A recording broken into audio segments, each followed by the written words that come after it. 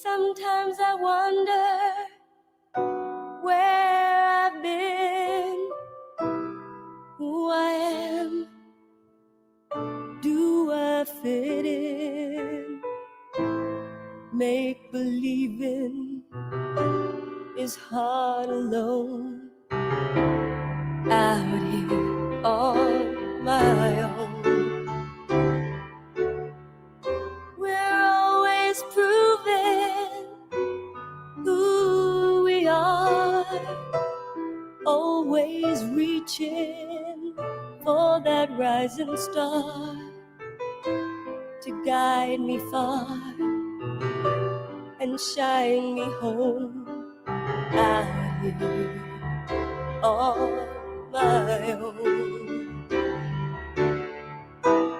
When I'm down and feeling blue, I close my eyes so I can be with you.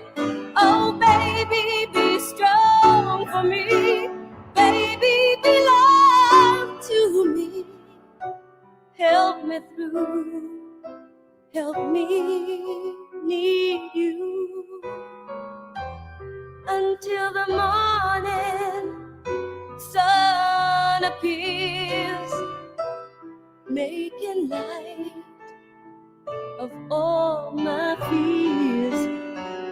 I dry the tears I've never shown, out here on my own.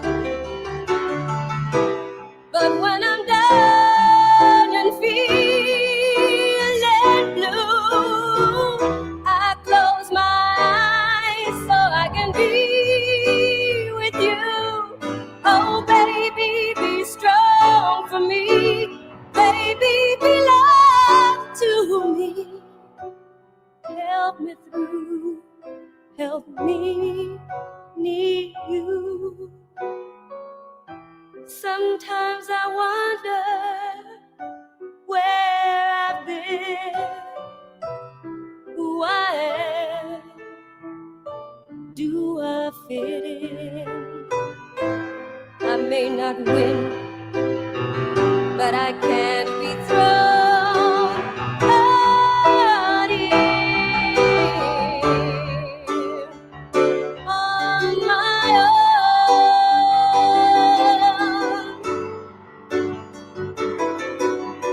out here on my own.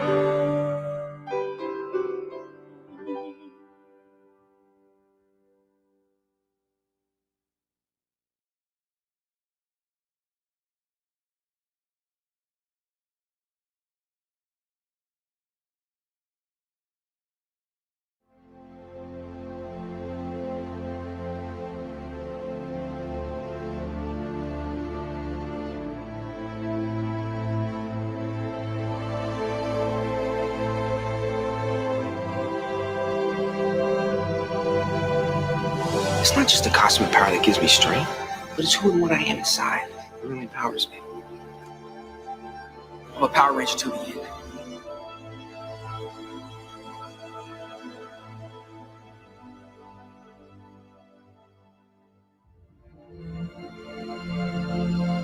It was great being a Ranger, Zordon.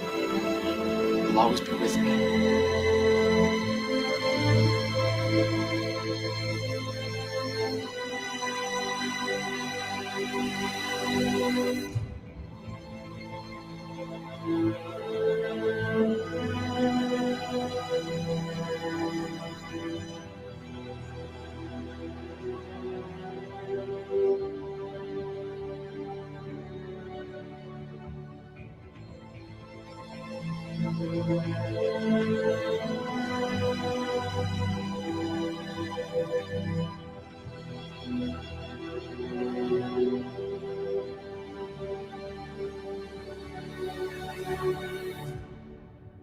We'll see each other again soon. Your friend, Tommy.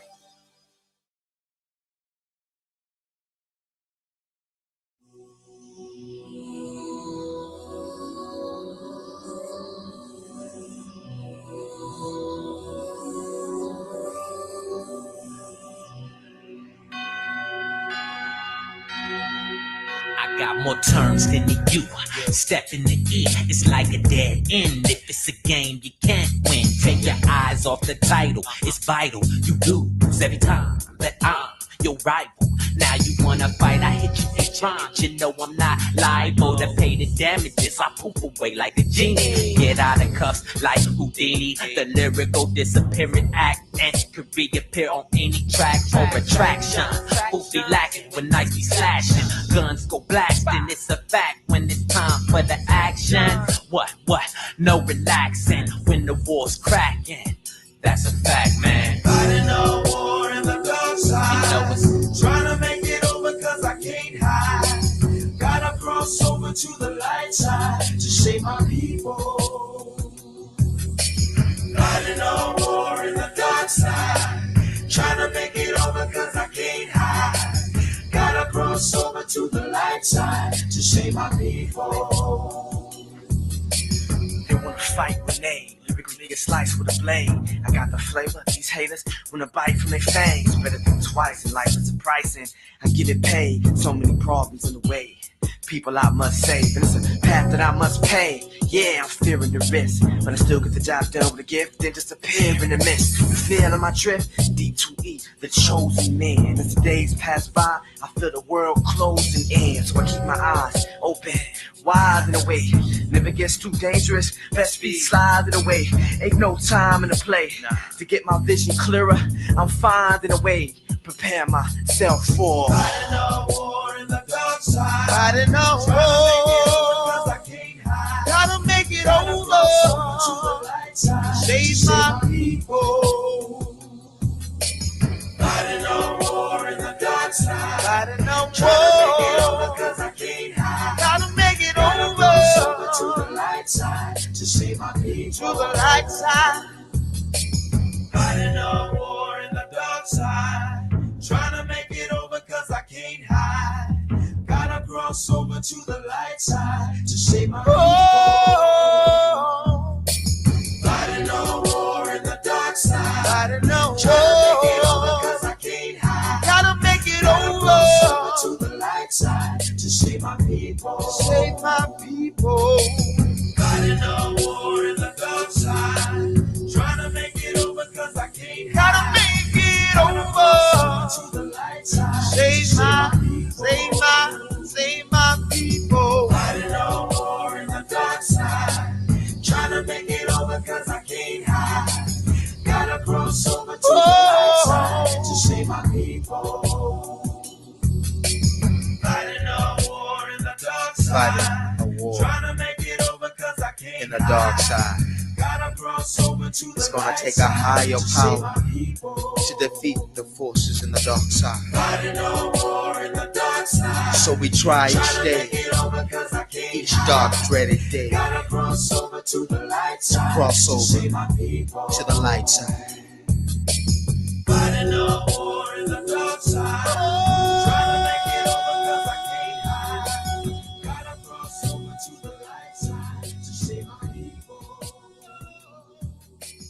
Fighting a war in the dark side.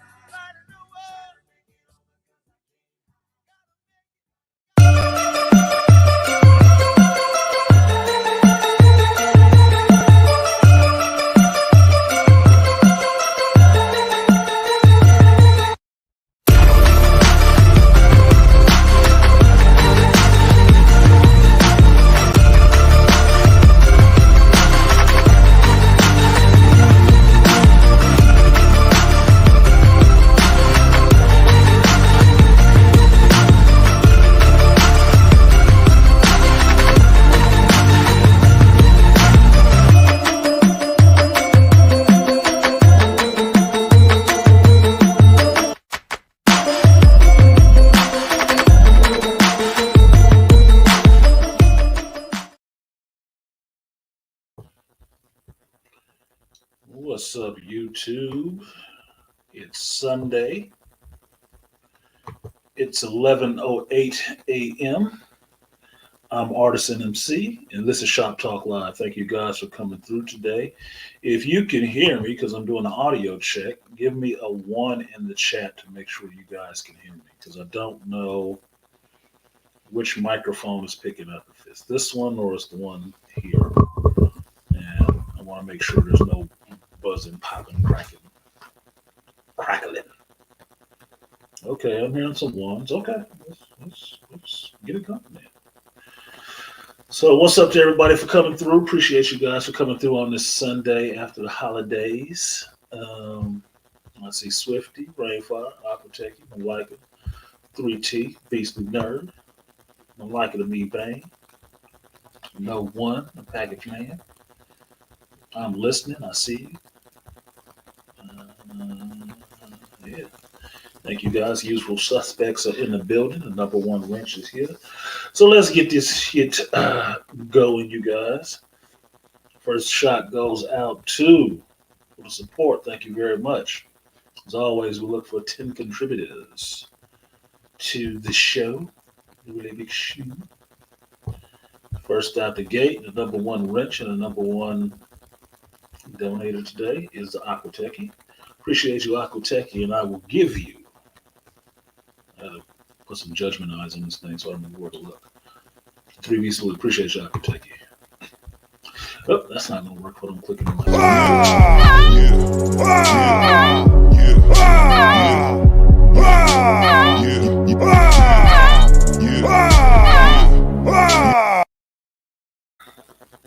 The next one goes out to Swift. He said for the Geek Sunday tribute. Appreciate you, Swift. I will also give you that 3B salute. Appreciate you.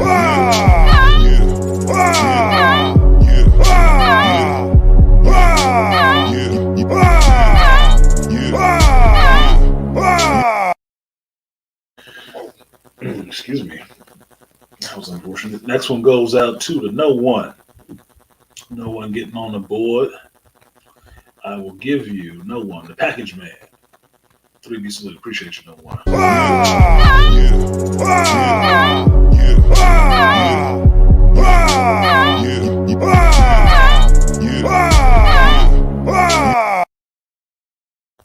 All right. So. What up, AB? Beaming in. That's the one thing I don't have here. I need to get that link together. I have to go home to link it together. Shout out to AB Media coming through. Appreciate you, AB.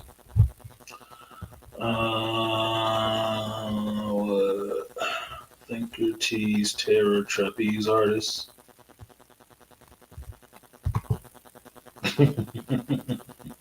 Yeah, Aquatechie, all of the above. Yeah, I buy that. T-shirt today. If you guess that one, you're an actual geek. If you know what it is, you're a geek. Just get over it. Just get over it. Tell yourself what it actually means. You're a fucking geek. I'll tell you if you're too afraid to admit it to yourself. So, what's good, everybody? It is Sunday. I'm here. A disclosed location, but got some stuff I need to do today, so I'm going to have to try to keep this to 3 and out. So I want to get out of here about 2:30 because going over to the grandma's house. So I'll head over to the West O and use some of my carpentry skills for the moment and fix her fence with my uncle. So I ain't seen my uncle in a minute, but my nana needs some work done on her fence because it is rotted. It is dry rotted, and one of the goofball neighbors broke through the fence. But she has special needs, like especially in need of an ass kicking. But this is my nana, so I told y'all about her before. She lost her husband during COVID. Her husband for 40-something years. And this is the first time in her life, she has lived alone. So when she calls and needs some help with something around the house, what's up, Herb?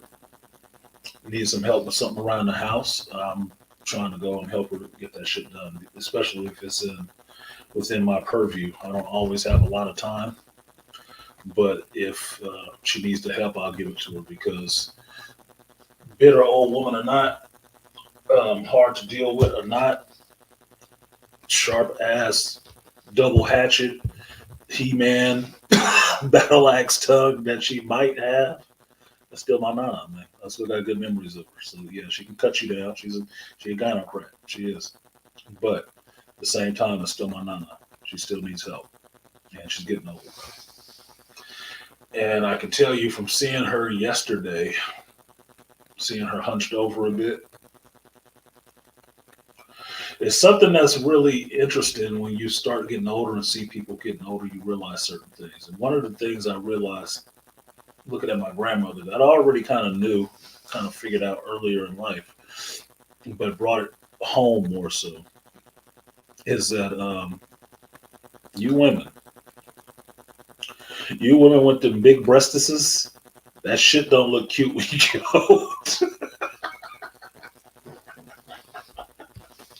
It may seem like a little thing. I'm not talking shit about my grandmother. She knows how she looked. But my grandmother always had big breasts, right? Short, big breasted, top heavy. That shit is not cute when you get old and that shit start hanging and hunching your back over. That's the problem. Age and the wall cannot be kind sometimes at all. And you deal with certain things as you get older. And one of those things, especially in females, women, when you get older, is them breasts gravity start to take a hold on the motherfuckers. And yeah, Toya said she got the reduction in college. Toya had the big triple D's. Yeah, it's a pain. That's why I never really got into. I've had chicks that had really big breasts, but I'm always looking down the road. Okay, I'm looking down the road further than this moment. Okay, so I understand what that means. It just means you got back problems coming in your future. It's just what it means.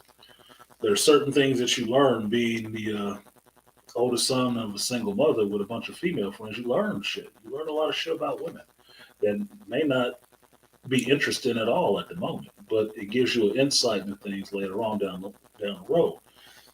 And big breasts are fun when they're young. And they're old, it's a pain in the ass.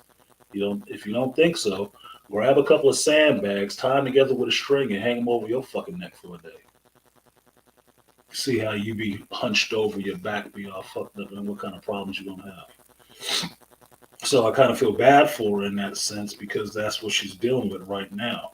It's not because she's just some old, unactive, enfeebled woman. It's not that at all. It's because motherfuckers is heavy and she's older. You can't carry all that weight. So the funny part is my mother is going to be right there with her soon. As much as she hates hearing that shit and she don't like hearing that, she's going to be right there with her ass. They already has scoliosis. Toya, yeah, that's a real thing. It's a real thing. If you're a dude that's with a woman for any long term, like you actually get married or actually have a long term relationship, you're going to deal with that shit sooner or later when they get up to their 60s. Maybe sooner. That's why I've never really liked women with bad posture. It's like, it's going to happen sooner or later. If you already fucked up, then it's going to be, you're going to walk around looking like a damn question mark. For a wheelbarrow to hold your breasticles in. So it's a real thing. So for any ladies in here, I think I'm a complete misogynist, which I'm not. A reduction is useful as you get later in life. A reduction is useful. So you always want to get out there and hey, chesticles up there trying to get men's attention. Understand that is a finite lifespan. That is a short amount of time. Better deal with it before then. Just saying. How you check in the old age is going to be on you completely. But that's also why I don't get into a lot of that cosmetic surgery shit. It's not interesting to me. It's not cute. I don't like it. Because you checking in that old age, you don't know who the fuck you got later on. Got hair growing out of the wrong spots on your face. And too much short-sightedness. I can only see what's in front of me. Yeah, that's usually what it is, no one. That's usually what it is. But women don't corner the market on that shit. But it happens more so with them. It's about immediacy. You, as a man, have to be more forward thinking and more long sighted instead of short sighted. It's not a benefit to you to be otherwise. And it's a natural biological adaptation in a sense. Because if you think back to the hunter and gatherer sense, what were men out there doing? You're out there on the plain hunting for prey. So family can eat. You can't be short sighted just looking at the bushes in front of you like, I don't see nothing. You got to be out there 1,000 yards staring at shit, being able to see what's on the horizon and adjust to it and track it so you can actually bring something home for the family that night. They might not know how you did it, but you did. That's the point. That's why you have to have a longer sight. Short sight is good for watching the village. It's not good for planning the rest of the future. So, like, share, subscribe, support streaming if you feel so inclined. Shout out to D. Anderson. I see you in here for supporting the stream. I will give you a 3B salute. Appreciate you. D.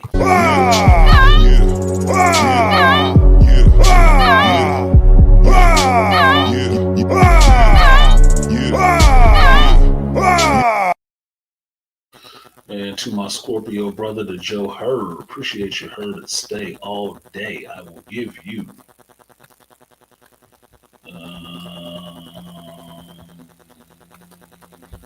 the double that. Appreciate you, Hurd. Money for the crowd, double that.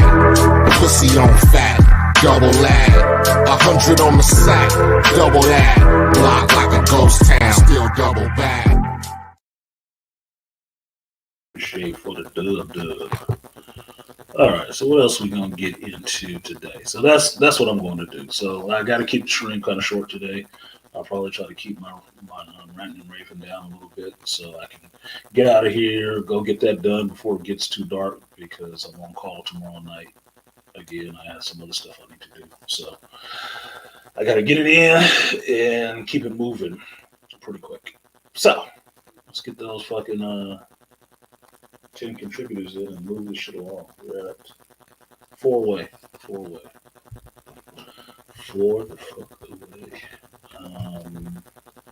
Got some other new stuff. But the Rainfire Design said busty women come with a lot of maintenance. You want $1 million back rubs and you might as well start pricing in lifts and reductions. Yeah, pretty much. So I said, I don't know if it's because I make the joke that it's because I was never breastfed, but I don't have that much of a big deal about breasts because I look at breasts on women like a dick on a dude, right? Or a penis on a man. You don't get to decide, what it comes out looking like. You don't. It just is what the fuck it is. They don't decide. The things just grow and they stop when they stop and they get as big as they gonna get big. I mean, we've all been in elementary school. Who was the big titty girl in elementary school that just hit puberty and she had a full rack of ribs sitting up there, and she didn't even know how to deal with the damn thing. She just wanted to be out there playing kickball and shit. God. Shit bouncing all over the place. She don't know how to deal with that shit. She didn't plan that. It's just hormones. It's just fucking hormones. So I never actually judged a woman on that necessarily, but I also knew that it can be problems later on in life. But okay, it is what it is. Toya said that was me. Yeah, the two little fists punching. Yeah, and the real thing is, if y'all know enough women, I don't know which one is worse for them because women do get judged on that by other women. How big or how small your shit is. They do. They get a lot of judgment on each other for that. I don't know which one is worse, to be super big breasted or super small breasted. Because you understand the super small breasted women sometimes don't even feel like women. They don't. Because men don't look at them the same way as they look at big breasted chicks. I'm like, look, man. Everybody like eye candy. It's not that big of a deal. And as far as I know, every woman has breasts. So it's not that big of a deal. I don't pick them anyway. Right? So what you have is just what you have. I don't give a shit about it necessarily. What am I gonna do with it? It's only two things you do with it. Big or small, that's about it. They're not for you anyway. If you really want to look at it, they're not for you. They're for babies. So anything after that is an ancillary benefit. That's about it. Look, the fuck. So I never got all gaga over that shit. It never. I had big breasted chicks since I was in elementary school. It doesn't make that big of a difference to me. It is what the hell it is. And like I said, they don't control it anyway until you get older, and then you start getting the surgeries and all that shit. It's like, ugh. I'm listening to say most small-breasted women have asses. Yeah, they do. They do. But yeah, I know now I got a hella ass. Little breast, a lot of ass. It's just what it is. Different nationalities or ethnicities of women will have those in proportions. Like, if you've ever dated a Latina with big boobs and big breasts and a flat stomach, that's an aberration. It is. Because usually they can have one or the other, depending on what part of Latin America they come from. They'll have one or the other. They could be completely big-breasted and have chicken legs hanging out the bottom of their body, which makes them look kind of awkward, but it is what the hell it is. I walked into Titty Talk. Yeah, Judge Zilla, you walked into Boob Talk. It's okay. We're in the shop, so we talk about what we talk about in the shop. But yeah, small-breasted women is like it's always in proportions for me. I'm listening. It's always proportional. Right? How your body is proportioned is always more interesting than just what's big here and what's small there. It's the proportions that matter. Because you can look like a whole weeble wobble out here and have a big ass and big titties, but you look like a whole weeble wobble. So what difference does it make? No. What up, Fracture? What up, JT? Talking about Titty Talk. Yeah, Titty Talk.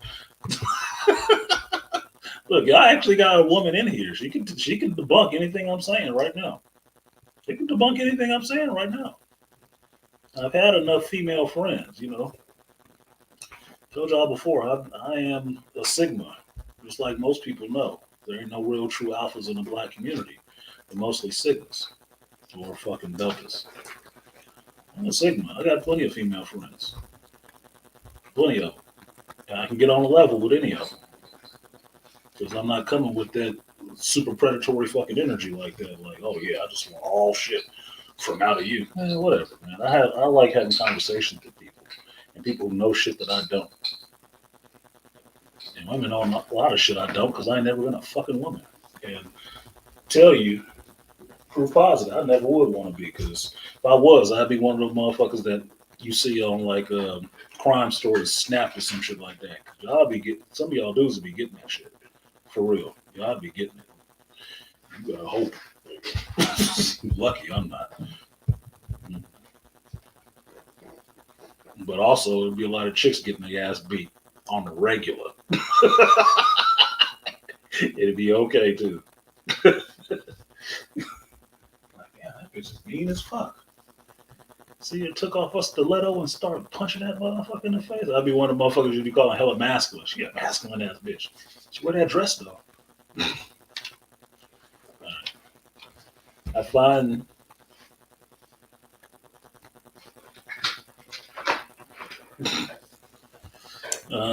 what up, BTU? Said my son asked, can you offer YouTube shorts of comics for newbies? Pay your knowledge. What does he want to know, BTM? BMT, excuse me, not BTM. BMT. My bad. Totally bad mistake. What does he want to know? Just tell me, because I'm trying to get into the shorts game, just like a lot of people, with understanding that shorts is a good way to blow up your channel. Because a lot of people see the shorts and it works for short attention span theater, which is how I look at it. So I'm kind of judgmental on it. But if it works, it works. And shorts in some ways for me can be kind of fun. If I have time to do some cool stuff with it, it can be fun. I really am not going towards my fucking TikTok. I really can't bring myself to do that. It's like being on fucking Twitter for me. Like, I'm not on Twitter. I can't. I understand there's a large portion of the audience that I don't have because I don't go on Twitter, and even still, I'm like, I don't give a fuck. I'm not going on Twitter. Like, just might not be my folks. They just might not be the people for me. I'm just saying, because I am almost patently against that shit. I'm listening Latinas and some black. Yeah, that's why I like Latinas. I figured this shit out in high school. Like in Richmond, there's a town in Richmond that's annexed by Richmond. Like Joe Hurd will know this, right? San Pablo is annexed by Richmond, which means San Pablo is in the middle and Richmond is around it, right? San Pablo was where all the Latinos usually stayed, where they were. So the high school that you had in Richmond was Richmond High, right? Richmond High was full of Latinos, right? Now, luckily for me, I went to Kennedy, right? So Kennedy was in the black neighborhoods. So luckily for me, I was in this program, which was a computer programming thing with ADP, right? Not ADP, CDC. Fucking hell. Yeah, Career Development Center. And it was advanced computer programming stuff that I would go to and work with my teacher, one of my favorite teachers, Mr. Radke, bless Radke, and got me into working with Sun Systems and stuff like that, Sun Microsystem computers, and doing programming and stuff like that. That's where I thought my job field was going to lead me to, that I would end up being a computer consultant, working on system administration and cleaning up computer systems and stuff like that. I got a lot of experience doing that stuff. I went to a lot of industry parties and stuff like that and conventions down in Silicon Valley and whatnot. It was fun until I got out of high school and was trying to get a job at doing that shit. So, be that as it may, one half of my day I would spend, the last 2 years of high school, I spent at Richmond High School. Spent at Richmond High. There ain't nothing but Latinas there, right? And what I've noticed about Latinas, especially young Latinas, is that Latinas are always built like sisters. They always are. The proportions are just different, right? You may have a Latina with big boobs and nice legs, but no ass. She'll be flat. She won't have any ass. Now, they always will have a sort of pretty face, right? Nice hair and shit like that. And they always smell nice. Shout out to Angry Man and Grinch. We know what we're talking about, right? They always smell nice. Either fucking Aquanet or whatever. It don't fucking matter. It always smell nice, right? The other thing, if they don't have big breasts, they'll have a big ass and nice legs. And a pretty face. So it's like, well, what do you want? Really? It's like you basically taking your pick. If you met one of those that had all three, the trifecta, pretty face, nice breasts, nice ass and legs, you're like, oh shit, I'm in there. Well, you probably wasn't getting those. you better be a man of some standing, because those are going to the Latino boys. Those are the ones that are going to be at the quinceañera getting married later on. Oh yeah, they get snatched up. But you can take your pick. And that's why I figured it out. Latinos are just like a proportion like black women. It's not that big of a difference, really.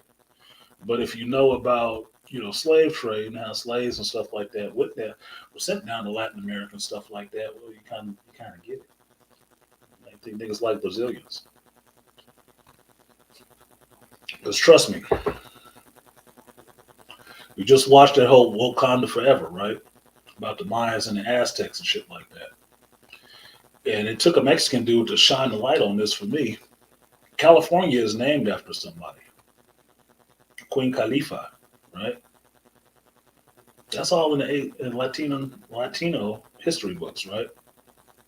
Who was she, though? This is a tall-ass Amazon. Where was she from?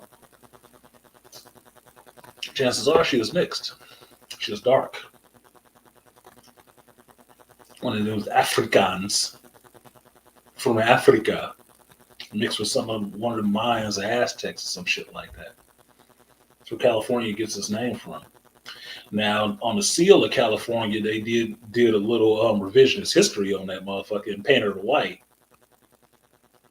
But you look at Latino cultures in their history, she black as fuck. Black as fuck.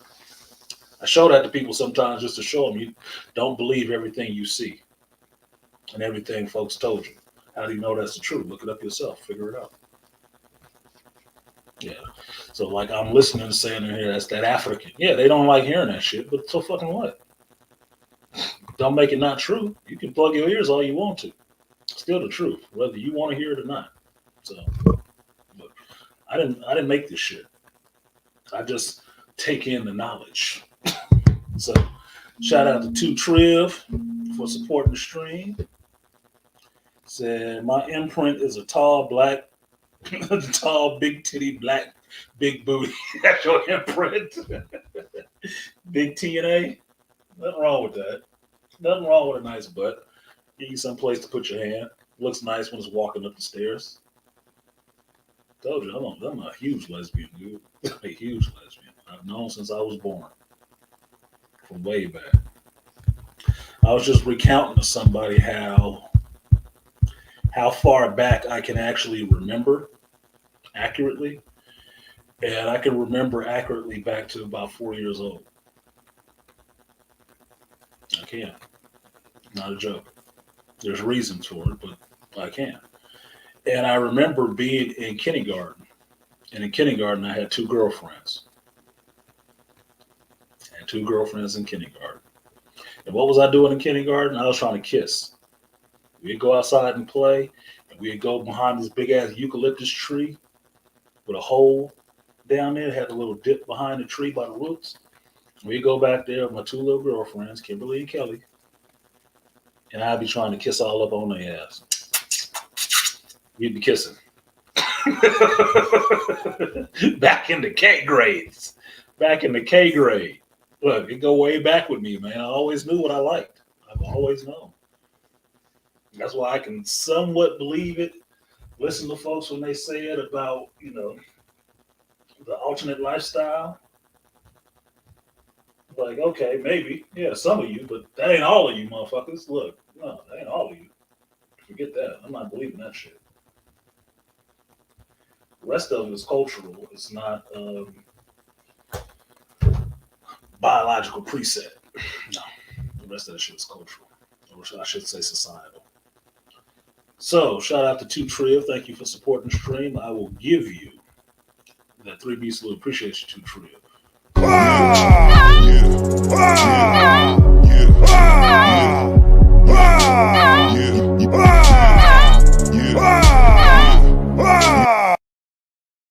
Actually had 3 girlfriends now that I think about it. I called her Blue Eyes, but because I can't remember what her name was. Kimberly Kelly and Blue Eyes. Latina, Caucasian, and another one. Probably a fucking Asian.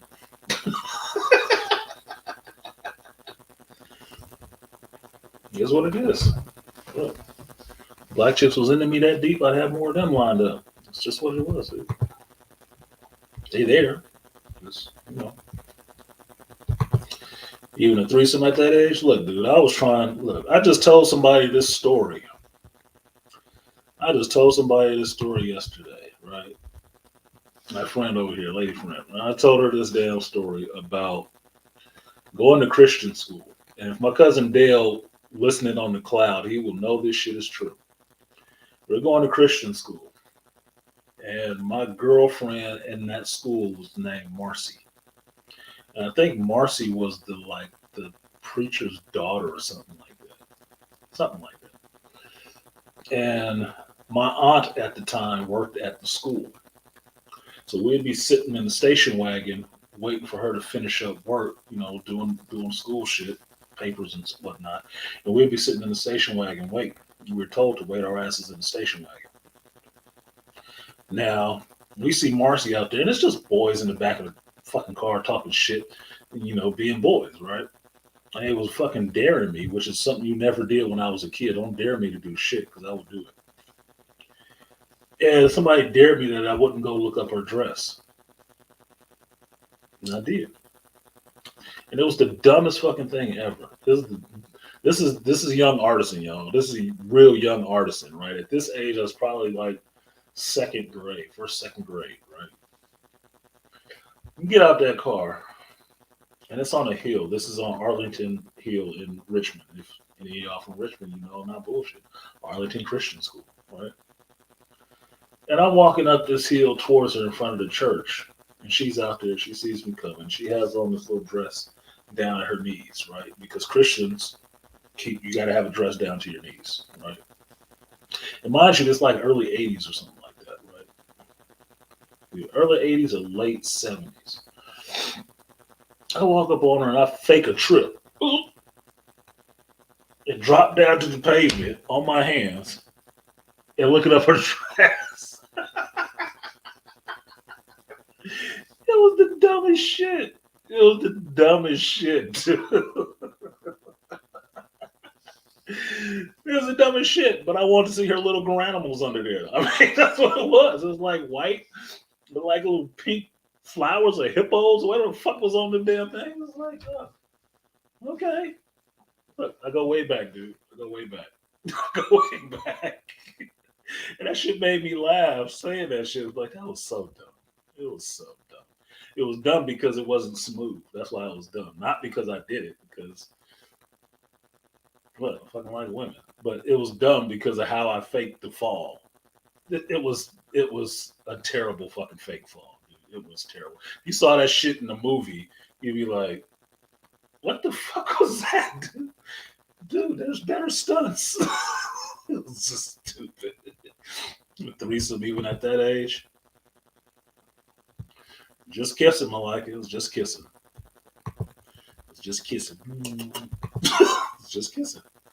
No tongue, just kissing. These young girls don't know about Aquanet. I went in on a hair store. I needed it for lacquer and no ass. 20-something clerk couldn't even pronounce it right.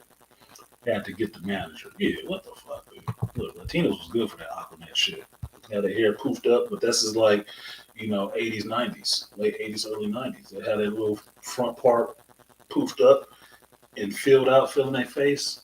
One I think of is Sheila Anderton. Sheila Anderton from Catholic school. Yeah, Sheila was nice. She was older too. I always liked older women. Sheila was nice. She had an Aquanet. She had the nice, perfect little curve over. I was like, did she smile? She had such a good smile. Yeah, fuck you. I'm in puberty. I'm horny enough to bust a crack of dawn, dude. Be glad Me Too didn't exist back then. Well, back then, there was no objectifying. It was okay for a young boy to be interested in a young girl. It was. It was totally fine. Nobody wanted to steer you away from that shit and tell you, no, you just need to be around boys and get into doing boy things. And tell you it's totally okay if you want to, bust your homeboy in the butt, but it's absolutely terrible if you want to have sex with a girl. Stay away from that shit. Nobody was doing that. The only thing my mother told me about girls is don't have them little heifers calling my house and not knowing how to talk on the phone. Because she worked phone service. So don't call her house being rude. Artisan there? Excuse me? Who are you calling for? Artisan don't pay no bills here. You better learn how to call correctly. Who are you? Be back at the school the next day. I told you not to call like that. Your mama mean. Don't call her house like that, motherfucker. Hello. May I speak to Artisan? Look, man, I gave you the script. Stick to the fucking script. You'll make it past the secretary. Okay? Fuck up is all on you. I can't save you after that. Can't save you after that. You wearing that glasses in the sand a lot, smooth and sneaky. Yeah, I wasn't Specs. Wasn't Specs. But I did have my Wendy Peppercorns back in the day. Shit, my Wendy Peppercorn back in the day, what was it, 3rd, 4th grade? Was fucking Michelle Lame. She looked like fucking little orphan Annie, red haired and everything. So I ain't never had a ginger, but I got an affinity for one. I ain't never had a ginger, but go way back with her. My mother was so mad at me about that. You like that little girl? Look like fucking little orphan Andy. She was clouded. My mother was on her. She was not cool with that shit. Not cool at all. That was way back when. So she knew I didn't give a fuck about color. I like the chick. I like the chick. As a kid, it didn't matter nothing to me. Chlorofluorocarbons. Yep. Aquanet caused the destruction of the ozone layer from the 70s to the 90s. Don't put that on Aquanet. Aquanet had them girls looking cute in their little dance pictures where they got the little pose and shit. Looking cute, their hair all poofed up. Yeah, don't call the house after a certain time either. Yeah, don't call the house. I think it was like 7 or 8. Call the house after that shit. She'd be hot. You'd never get me on the phone. I would have to call you. Because when you finally, this is old school shit for you young folks that got cell phones when you were young and stuff like that. But back in the day was the 80s and 90s. You were moving up in the world if you got to have a phone in your bedroom. And you got to have a little slimline phone and not the big rotary phone with the hand. No, you got to have a slimline in your room, on the wall where you shared the same phone line. So if somebody picked up the phone in the other room, they would hear your fucking conversation. Yeah. You'd have to be having some money if you got a separate line that your parents was going to pay for 2 separate lines. Because that's a whole nother goddamn bill. So I would have to call you, which means I got to pick up that slim line quietly, turn the volume down that bitch, and call you. And your ass better pick up the phone on the first ring. Do not let that shit ring longer. I do not want to talk to your daddy. I want to talk to your daddy or your mama. Why you calling here so late? I want to talk to your daughter. Why? What the fuck? How'd you get a mama? No, I don't want to talk to your daddy. First fucking ring. As soon as that shit go, you better pick it up. Yeah, be quiet. And be on the phone under the covers. With the cord hanging out from under the covers. I'm trying to get your adolescent Mac on. That shit was hilarious. But that's how you had to do when you talk to females. You had to talk to them. It wasn't no Instagram. It wasn't no Snapchat. It wasn't no fucking TikTok videos and none of that shit. There wasn't no instant thoughts. No, you actually had to talk to these motherfuckers for hours. Which means you had to have something to talk about. Or understand how to start a conversation and continue a conversation. Nowadays, the women can't even do that shit. Nowadays, a woman can't even have a conversation with you. And if y'all stressed about why the show ain't started yet, I ain't got 10 contributors yet. So we're going to keep waxing nostalgic until we do. Just saying. Come on, dude. Who am I missing? Did I get I'm Listening? Nope. Shout out to I'm Listening. Appreciate you for supporting the stream. I will give you that 3B salute. Appreciate you.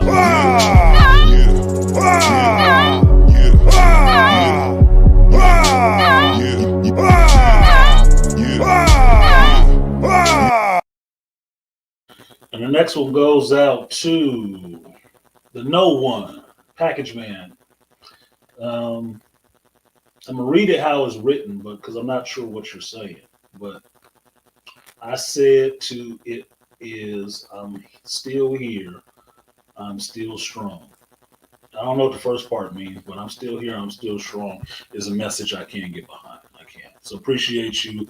No One, I will give you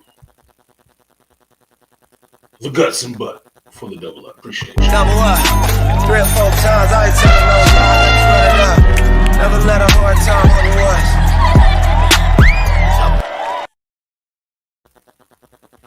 Appreciate you, no one, for the support. So we are one, two away. Beastly Nerd in the building. Appreciate you, Beastly. I hope you and the dojo is doing all right. I heard y'all was going to continue lessons and stuff like that after the holiday. So that's good. Shout out to the Angry Man for highlighting a little bit more on what was going on in the JDF situation. And man.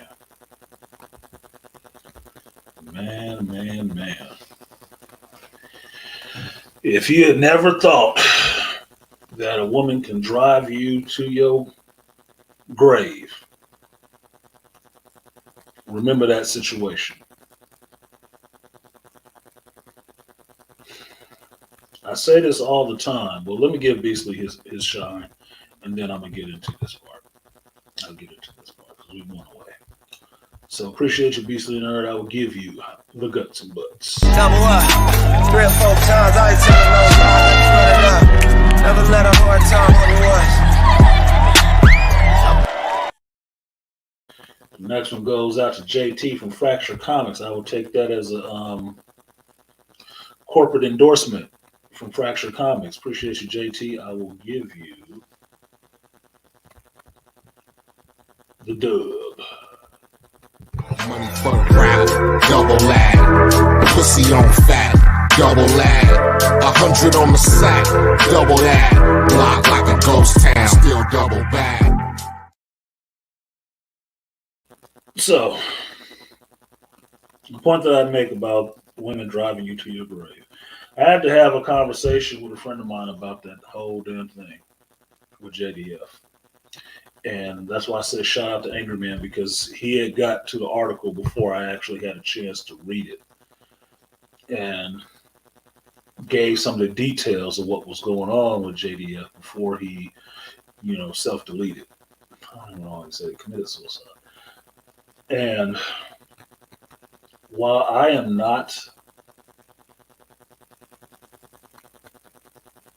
a fan of suicide, I'm not. I know it's a tough spot, and being to a situation, having been married and been to the point where I'm thinking I would choke her ass out in the street if it would make this fucking pain stop.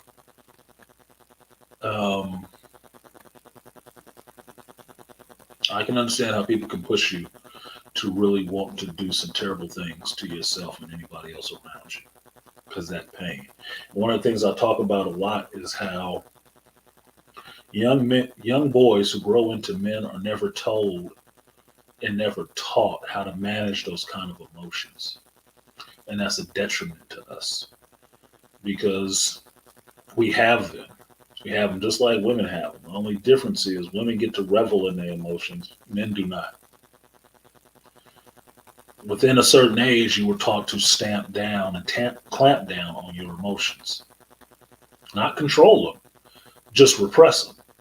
Well, that's the problem. That's why you have dudes popping off and going crazy one day, right? After a certain point, you were taught that you need to be in touch with your emotions, that you weren't a good man if you couldn't get in touch with your emotions and feel what the woman is feeling and understand when they're thirsty, you're thirsty too. All that bullshit. That was your 90s shit, right? Okay, that's good. Let men know that, yes, you do have emotions. You need to understand the difference between your thoughts and your emotions. What has yet to happen is the understanding on how to control your emotions, how to not let your emotions rule you. Because understand, a situation where you self-delete is your emotions ruling you. That's why you self-delete. Now, from what I've heard of the situation with JDF, having a heated argument with his second soon-to-be ex-wife, that's his emotions got the better of him. That's all it is. His emotions got the better of him. And this is the one thing in men that I feel that they cannot stop fully without being trained how to do that shit, which is controlling those dark emotions when things are going completely fucking bad. I can tell you, you look at somebody like JDF, mixed martial artist, fought in the ring, fought big dudes, little dudes, all kind of guys, right? Trained himself, all the rest of that shit. You would not worry about anything running up on him and being able to take him. But what took him out? Himself.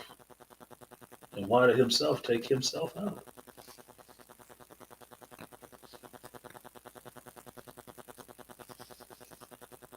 The pain here caused so much confusion here that was what he thought was the way out.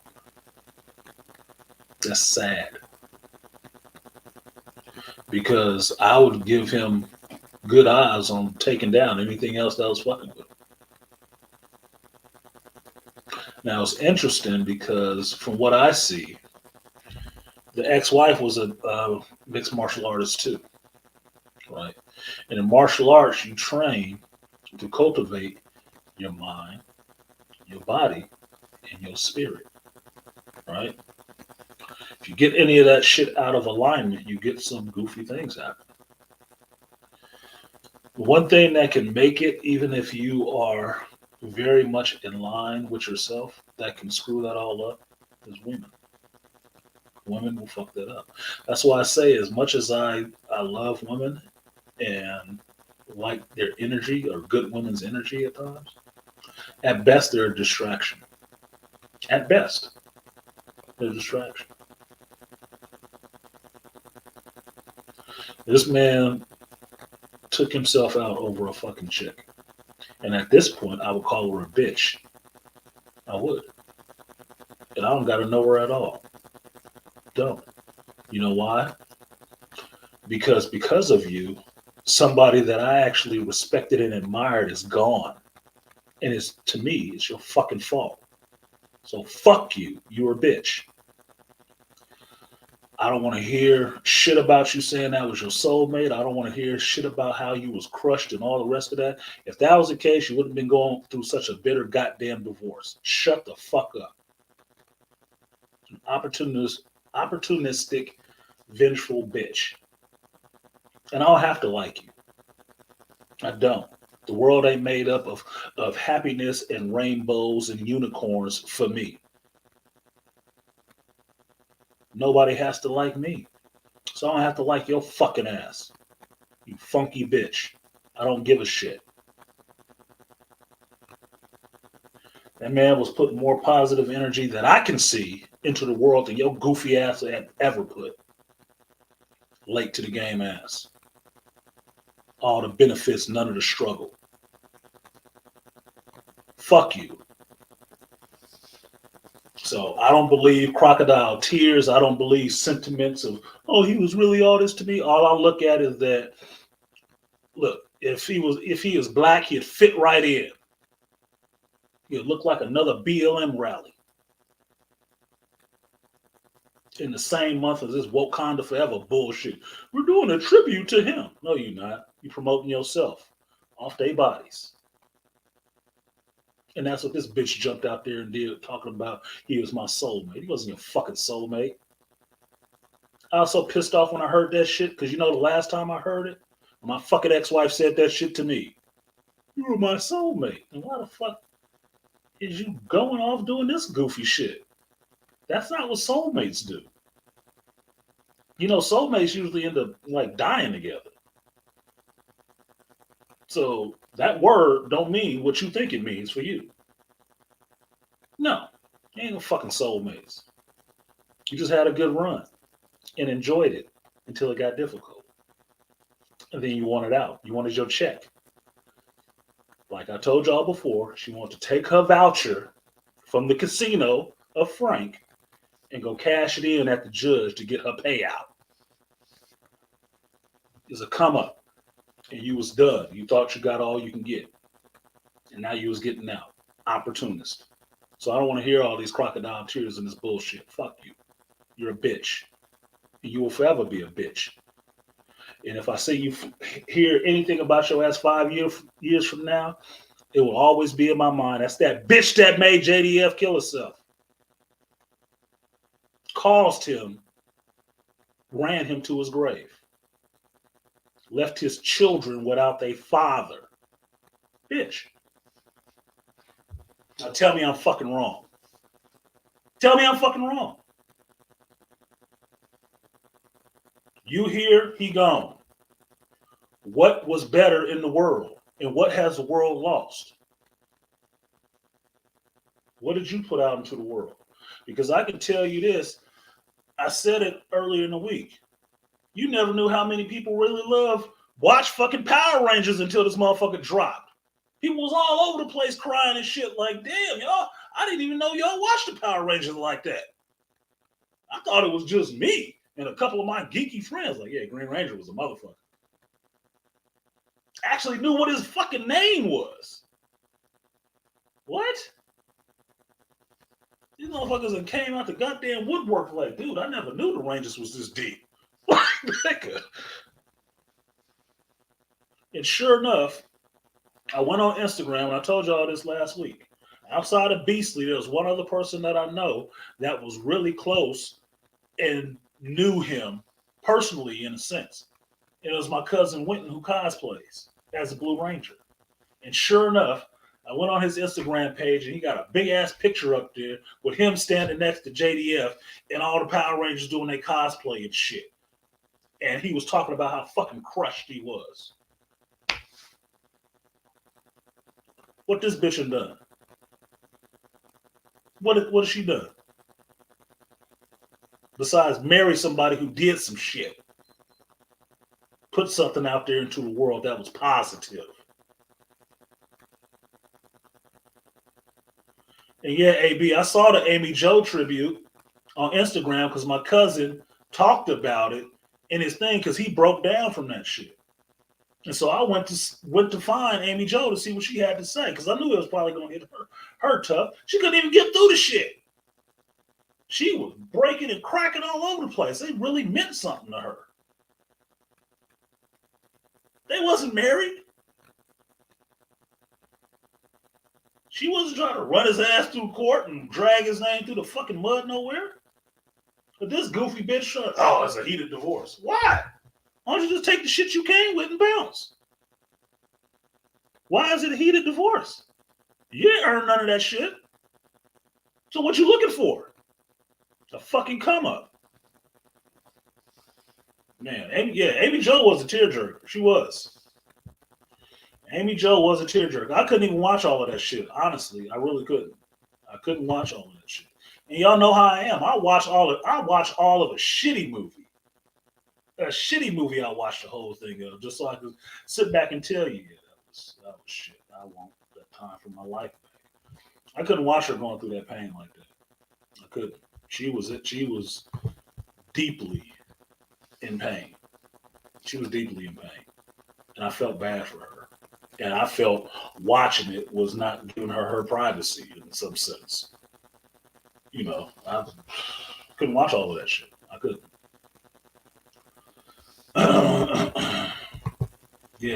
Yeah. Power Rangers always won the longest line because that's y'all generation.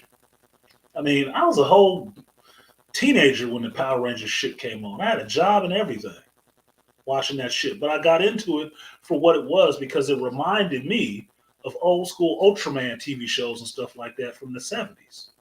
That's why I got into it. I said, dude, it's just Ultraman. I'm good with this. They're smaller, they get bigger, they got robots and shit. Let's fuck it. Cool.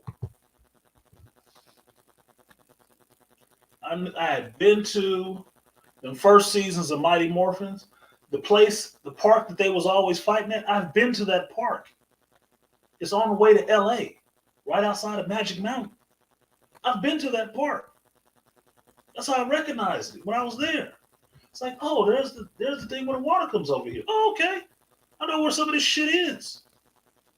So it was real in a sense for me with where they were filming and stuff. But, bro, I didn't even know how long it went on because the last time I checked in on Power Rangers, he was on it. It was Dr. Tommy. I was like, oh shit, he's still here? That's awesome.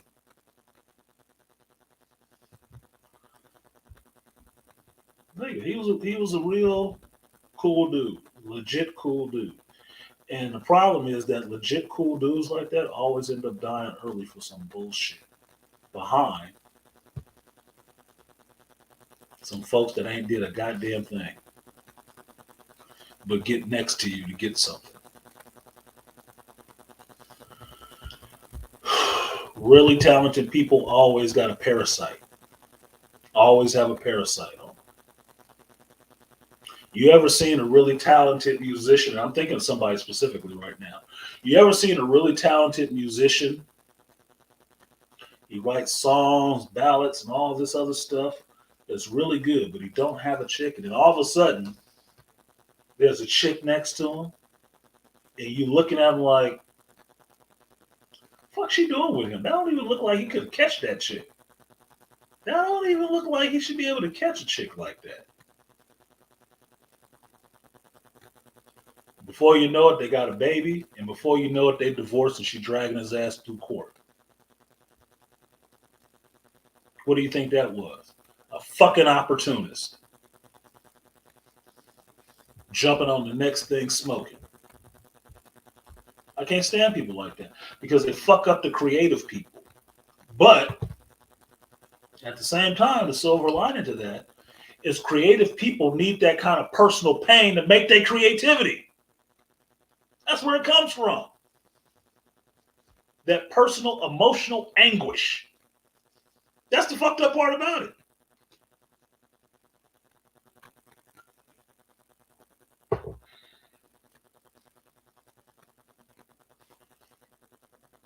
What's the guy I'm thinking of? Baldwin? I'm forgetting his first name right now. I'm a terrible Negro now because I'm forgetting somebody's name. Is it Charles Baldwin?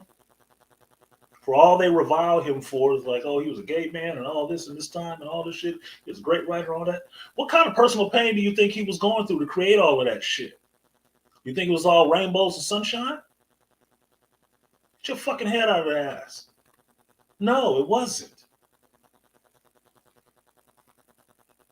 That's why innovation don't come from rich people. It usually comes from motherfuckers that are poor, struggling, destitute. Angry Man was just doing a whole stream talking about how he was hustling back in the early 90s with the computer and starting businesses and jobs that other people wasn't even thinking about because only broke folks and people who struggle have an innovative mind like that. They have that creativity to think outside the box because they're trying to make shit happen when it's make a way out of no way. Put it that way. How about that? Yeah, Beastly, that bitch that broke up the Beatles too. I don't even give a fuck about the Beatles. But yeah, it's always that. That's why I say, at best, a distraction. I can think of an artist I like right now, a whole group. Really creative brother, really good. I'm waiting for his wife to say she's divorcing his ass. I'm just waiting for that shit. Because I know it's going to come. Because seeing them together and seeing that bitch, I'm like, she ain't into him. She not into him. She into his celebrity. And he was making a shitload of money and no woman. Somebody gonna want a piece of that shit. Somebody's gonna come for a piece of that. And the only way she gonna get a piece is to pop out a baby. And that bitch will be there and gone and sucking and fucking the next dude for nothing. Off his checks. Yes, with necessity is the mother of invention. Exactly. That's why you don't see smart people thinking of hella creative ass ideas. It's not necessary for them. They have somebody to make it for them. Like, share, subscribe, support the stream if you feel so inclined.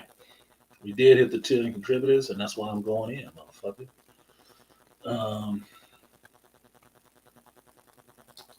I wouldn't even say it's demonic, Ray, but I will say it's very Lilith-like. It is. The more you know about who Lilith is, the more you can see this shit like, man, this is Lilith and Eve all day long. Narcissistic asses. Mother of chaos. And that's not saying that all women is like that. It's in them. It's just like all men have the propensity for violence. Even the meek and mild weenie, 100-pound dude. You push him the right way, that motherfucker will be the last face you see in this life. He'll be snatching your soul out of you, and you'll be wondering, how the hell did that happen? Because everybody got it in them. What up, AP? Everybody got it in them. It's just if you push them to that point. So seeing JDF go the way he went tells me that woman had a key into his mind. She was in his mind deeply. And something she said in that fucking argument flipped the switch on his ass. That was the only way he could prove something to her, I guess. I don't fucking know. And I'm angry over that. Not because I knew JDF personally. Not because I knew this chick personally. I don't. It's just a loss to the fucking world. It's just a loss to everybody else for somebody who ain't putting nothing in it. It's like, fuck. Look, man. Look. There is not enough people who try to put positive energy into the world. There is not. I try to be one of the people who does that. I try to put as much positive energy as I can out there into the world. Make the ripples on the pond that I can. No matter how big or how small. Make the ripples that I can. And hope it touches people and they can make ripples of their own. This motherfucker was doing it. Even if you didn't respect what the fuck he was doing, like, oh, you just dressing up like a superhero and dancing around in your little tights.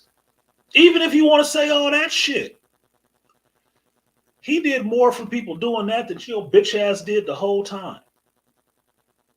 Whole time. And that's a Gen Xer. He was born in my year, 73, same age as me. What? 4 kids? No, fuck you. No. That bitch go and suffer somewhere. Die in a fire. Fuck you. No, don't. This is the message if I want to put a point on it and put a pin in it. It's hard for guys to get this, and all guys will go through it at some point when they really into a chick that deeply, right? It can be a scary thing. But never think your life is worth some bitches. Never. Never think taking yourself out is the answer to emotional pain that you have. It never is. It is not. It alleviates your immediate problem, but causes a cascade of others for everybody else that's still fucking here. Just get away from that bitch. Never, ever. There ain't really much of anything in this life you need to be taking yourself out over, except maybe your kids. Maybe. Because I've told my kids this and told them this for years. I'll kill or die for you. Woman, I don't know. You know why? Because they're too fucking fickle. Here 1 minute, gone the next. Not permanent. But you know what is permanent? The fact that I had these goddamn children. That is permanent. That is my legacy. Your ass ain't my legacy. The minute I'm dead, you the next nigga problem. And nowadays, you ain't even got to be dead for that shit to happen. You just got to, fuck up on one job or something. Be out of work for a little bit. Your ass will be out of there. She'll be on the next dick with $1 wrapped around it. Back to doing the same old thing. So, no. Never think that that's an option. I don't give a fuck how bad it is. I don't give a fuck what you're going through in court. Write that bitch off and call it a day. But never think that taking yourself out is the answer to dealing with some bitch that's on the emotional tirade in your brain. That's the worst thing you can fucking do. I ain't saying do anything to her either. No. The main thing you should do, and a shout out to my boy Pep for giving me this advice when I was going through my emotional turmoil. Stay the fuck away from her and stop talking to her. And just like a drug, you got to get it out your system. Get it out your system. The further you get away from her, the more clarity you'll have. The more she keeps trying to contact you and bait you into being back around her, that's more of a reason you should understand you need to stay the fuck away from that bitch. She's trying to have you fucked up. She's trying to have you fucked up. Look, misery loves company. If you want to understand what this means, if you at a club or a bar with your homeboys, do you all go to the bathroom together? Who does? Women. Misery loves company, even when they're taking a shit.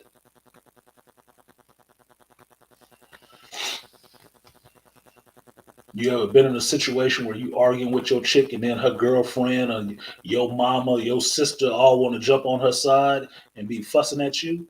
Misery loves company.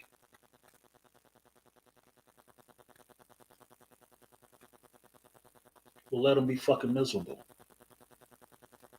And you go on, get over it, and move on with your life. And find you some other chick that ain't giving you that kind of bullshit. Not playing those kind of mental games. They out there. Tell you what, get your money right, get your passport updated, and get the fuck out of here and go see the world. Go find somebody. I'm sure they're out there. Maybe the pond you're fishing in is too fucking small. Maybe you need to pull up your line and make a beeline somewhere else. Fish in other waters. I'm sure what you catch will be different.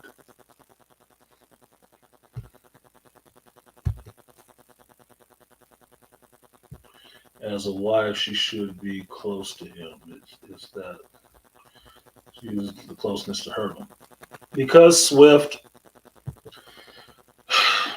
the only people that can hurt you as a man, really mentally and emotionally like that, is the person closest to you. That's it. That's the only person that can actually hurt you. That's why it's so detrimental for men when they get married and shit goes really foul and the woman gets on that, feminist, gynocrat, Lilith bullshit and wants to try to destroy you. That's why it's so hard. She knows your button to switch. We go through this in psychology all the time, talking about if you go into couples counseling or something like that. One of the things you'll be taught and told is that you know each other's triggers. You do. Especially the longer you've been together, the more you know each other's triggers and buttons. Now, what happens is you may know that, hey, she has these triggers, he has these triggers. With women, especially in relationships, it's when they choose to start flipping the motherfuckers. It's usually when they're angry at you. Because they can't physically dominate you, they have to try to mentally dominate you or emotionally dominate you, because they always want a charge from you some kind of way. They always want that emotional charge from you. That's what they live off of. That's their fucking electricity. You starve them out if you don't give them that emotional connection. They'll go nuts or more nuts, depending on the woman, right? They need that from you. So if she's pissed off at you, first thing she's gonna do is start pushing your buttons, because she know where the fuck they at. And she gonna keep pushing them to get the desired effect. Your mental anguish, your emotional reaction to her. The more you want to beat the shit out of her, the hornier she probably get. And that's facts. Because she get off on that shit. The more upset and irate you are and punching holes in walls, the more she excited by that shit. She can't wait to tell her girlfriend, girl, this motherfucker was over here punching holes in walls and shit. That crazy motherfucker. That's okay. I'm going to take pictures of that shit and show it to the police and say he was abusing me. They want you off your square and out of pocket.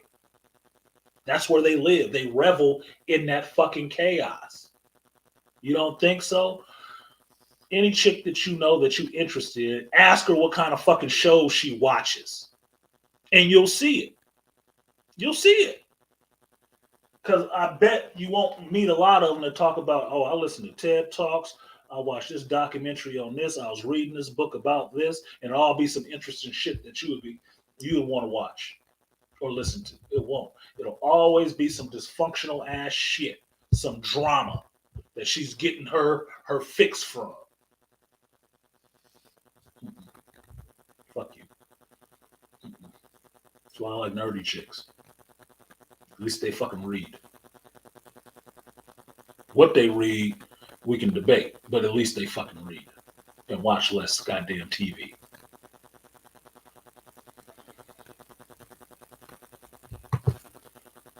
And that's why I never take a chick around my aunt's. Misery loves company. Yeah, they will reprogram that bitch in front of you. They'll get her own code. Look, if women stand around each other or live in the same house long enough, their bodies will get in sync with each other so they have cycles at the same time. You don't want them motherfuckers syncing up mentally too. Hell no. That Wi-Fi signal is too strong. No, my nigga. You better be a standalone complex like a motherfucker with your chick. That's why I don't like personally dating chicks with a big ass fucking group of female friends. Fuck no. No, I don't need to be dealing with all of y'all. She got more than 3 close friends? Fuck you. Fuck you. No. That's all we're going to be doing. I don't have the time. I don't have the patience. Listening to 4 other bitches' ideas on what they think a man, a relationship could be, and ain't none of them got one. Worth a fuck. And ain't none of them in a relationship with me. They don't know shit about me. You listen to them bitches, you might as well be with them. Congrats, y'all married. JDF now becomes one of many cautionary tales that I try to teach to young martial artists and fighters. My teachers and I say women can be the #1 killer of a fighter's career. They can be.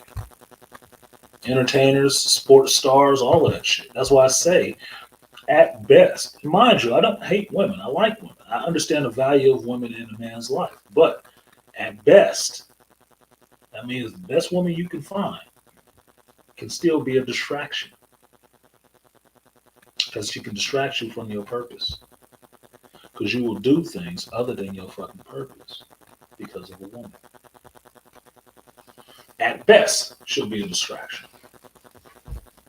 Why do you think you watch movies and stuff like that and the dude is fighting and he's really trying to get into a fight and win and he needs the woman or everybody else to go away from him, leave me alone so I can do this, go, run. Because she's going to be a distraction. His mind is always, even at 5%, is going to be thinking about what's happening with her. And because that focus is not there where it needs to be, he will get fucked up. Even a slight thing, like, is she okay? Bye! You can't be thinking about that shit. You have to be able to close that off and focus on the task. Women don't want you focused on your task. They want you focused on them. Because they don't have a task.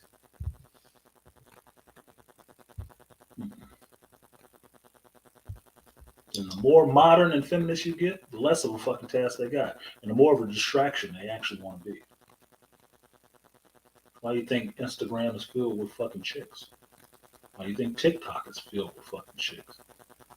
Because they don't just want your attention. They want everybody's attention. All the fucking time. And that's not me hating women. That's just pointing out fucking facts. It's nothing that you can't see yourself. Nothing that you can't look at and say, yeah, these motherfuckers do need a lot of goddamn attention.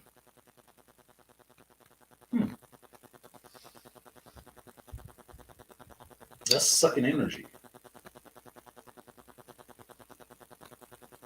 Artisan MC, you have no clue how much I appreciate you. I'm going to meet you one day. We'll have a drink.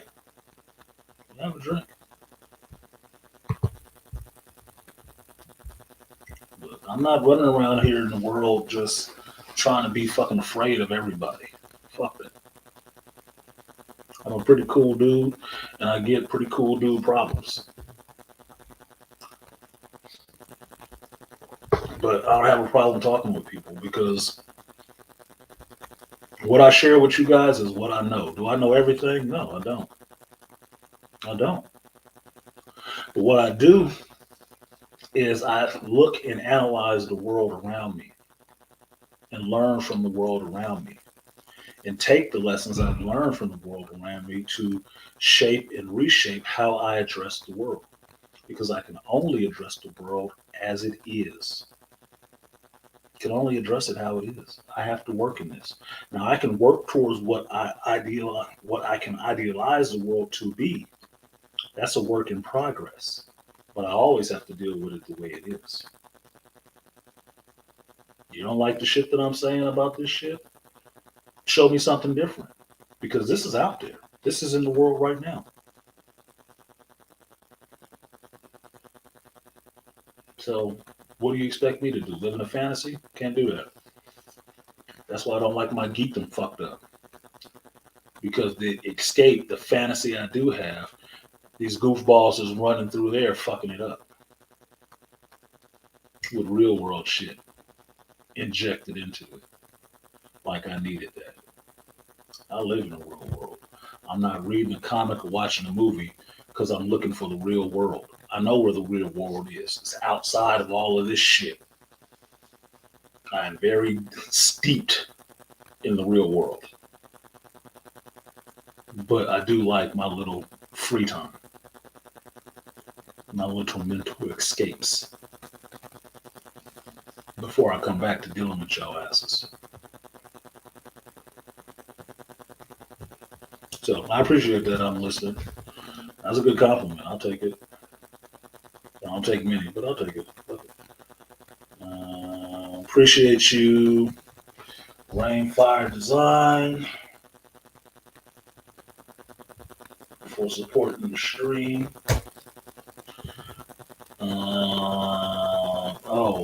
And Brent. I didn't see Brent. I'm sorry, you guys. On the PayPal side, I gotta remember to check the PayPal. So shout out to Brent first because he dropped it earlier and I didn't see it. I will give you that 3B salute. Appreciate you, Brent.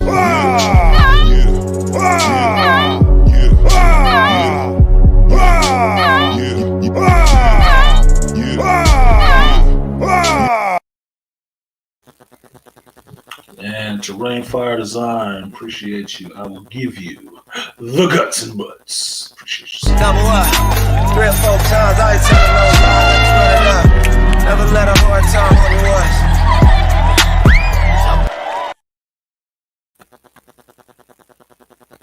There it goes. There it goes. Now there it goes. Okay. So I'm sad for JDF that he's gone because I don't like seeing good, positive people that put that positivity into the world, pull it out of here, and left with these fucking opportunists and fucking chaos mongers. I don't enjoy that at all. That bitch ain't about to do nothing with the rest of her fucking life. Anything in comparison to what he was doing with his.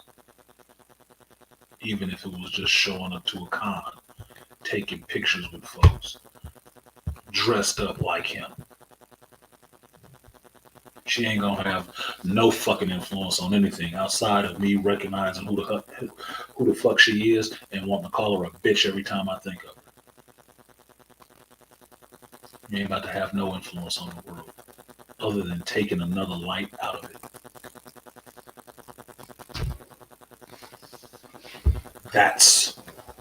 That is what I get disappointed and angry about. The loss of decent ass dudes. And the world left without them for other selfish ass motherfuckers. Because of other selfish ass people. Because they had no influence. They didn't try to either. So, like, share, subscribe, support the streaming if you feel so inclined. The other one that got me, and I know this is not sounding like a lot of geek shit to y'all, but whatever, fuck. It's my show. Irene Cara. I told BGS and Dr. T that this was my girl next door boo from way back. And Dr. T kind of surprised me because it reminded me that she was in DC Cab, and I remembered that. It was like, yeah, she was in DC Cab, wasn't she? I remember her from Fame. I always liked that Irene Cara. She's cute. She was cute as shit to me, right? So a little young boy crush. I remembered Fame because that's where I got onto her. In Fame the movie and then Fame the TV show. And that whole idea of a New York-based school of, repertory arts or whatever, dance, music and shit like that, really creative people all being together, following their dreams, even in the 80s. I like that. I like that shit. I like people who can sing and dance and act and shit like that. I did. Irene Cara was one of those people. And she put out some good songs. She had a great voice. Great voice. That's why I played that song in the beginning. Which is just her. Just her singing a ballad so you can hear what her voice sounded like, what the resonance was in her voice. Her sitting there playing the fucking piano. Talent, skill. That's stuff you have to have in you. That's what you should be aspiring to the whole time you fucking living. Developing talent and skill. And putting your voice out there. That's what she did. You don't have to think her music was the best in the world. Who gives a fuck? It's just like Olivia Newton-John when she died. You didn't have to like all that shit. You could have thought the Get Physical song was stupid as fuck. But you know what? She was putting more out into this motherfucker than your ass is critiquing. She was sharing her talent and her skill and doing it in a positive way. It's a far cry from, I guess, a bitch sitting up there giving you a whole porn show talking about WAP and wet ass pussy and all the rest of this goofy shit.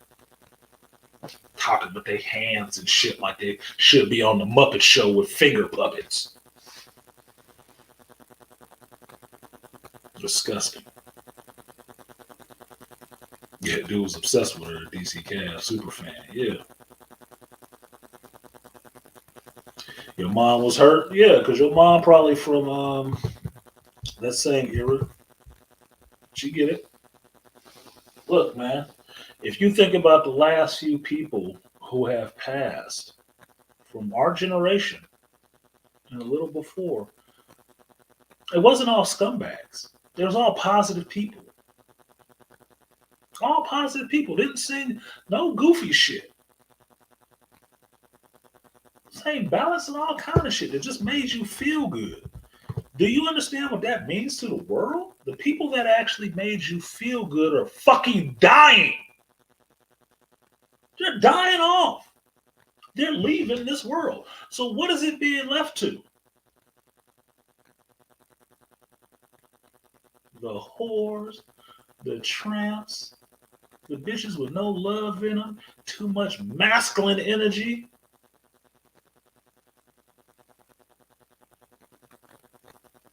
So I asked the question, okay, so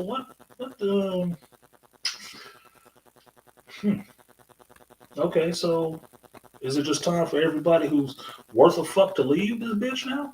Is that what it is? Because trust and believe, I can't see myself, I probably won't even be here, but 70 years from now, giving a fuck when a Megan Thee Stallion drop. I can't see somebody doing a retrospective on her and all this trash ass fucking songs coming up. I can't see somebody on stage doing a tribute to her singing WAP. You fucking kidding me? That's what you had to put into the world? Nigga, I could have saw that shit at a strip club. I don't need to see young kids doing that shit and twerking. What? No.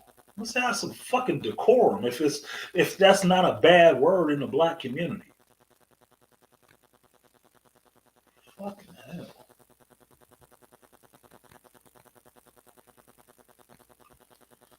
She did have an upbeat and positive attitude. And she did have a beautiful voice. Aaron. She did have a beautiful voice. Like most people, I think they forget about the Flashdance song. What a feeling. That's the kind of song she sung. Upbeat shit. Made you feel good. Bullshit now, dude. You don't feel like you want to do nothing but punch somebody in the face and fuck a hoe. Oh, I forgot. Take some drugs. We got a lot of that for you now. It's a far cry from people telling you about how racism was wrong and how to fight that shit in the same music genre. Far cry from a Public Enemy. Far cry from a Heavy D. We got our own thing. Far cry from that shit.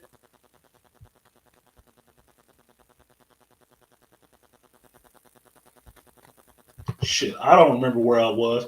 I just remember how I felt watching that video for the first time, Judge. And I think it was AB was the one who even mentioned that shit to me. And then I went and watched that video. I'm like,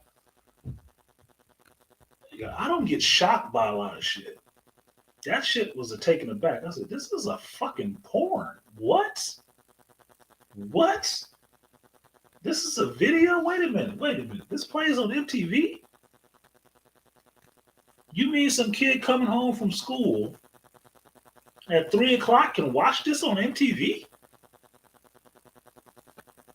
Not even at home. He could be on the bus on his smartphone watching this shit? What? I'm glad I ain't got no young children. I'm glad I don't have any young children. Because I'd be losing my goddamn mind. I'd be losing my goddamn mind. And be swinging like Cuba Gooding Jr. at culture. Not my kid. Fuck you.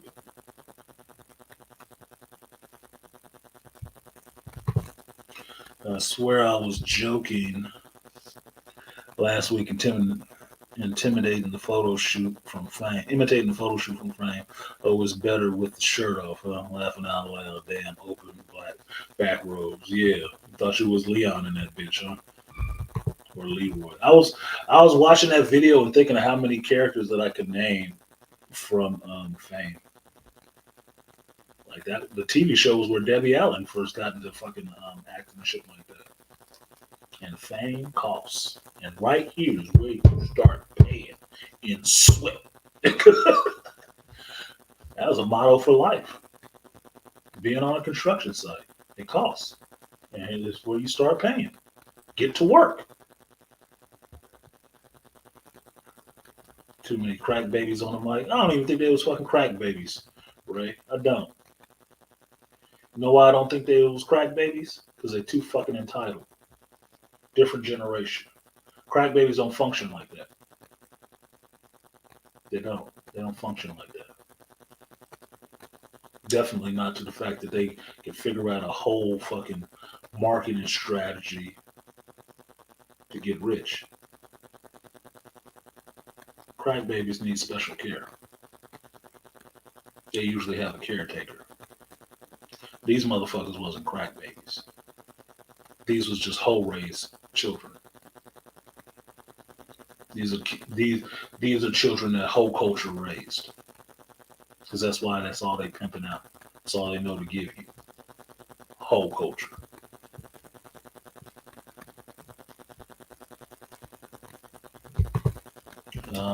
Irene Cara, Donna Summer never got over that disco fall, but still had great voices. Irene Cara wasn't even a disco star. Disco was over in the 80s. Irene Cara is the 80s. Donna Summer was the 70s and 80s. So Donna Summer didn't get over the disco too much. Irene Cara, she was rocking. That was after the disco era.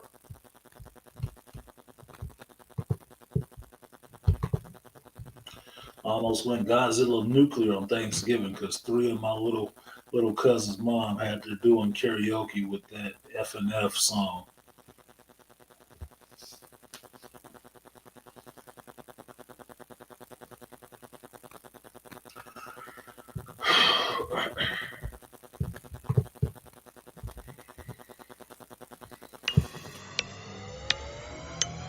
Grow up! Grow up! Grow up!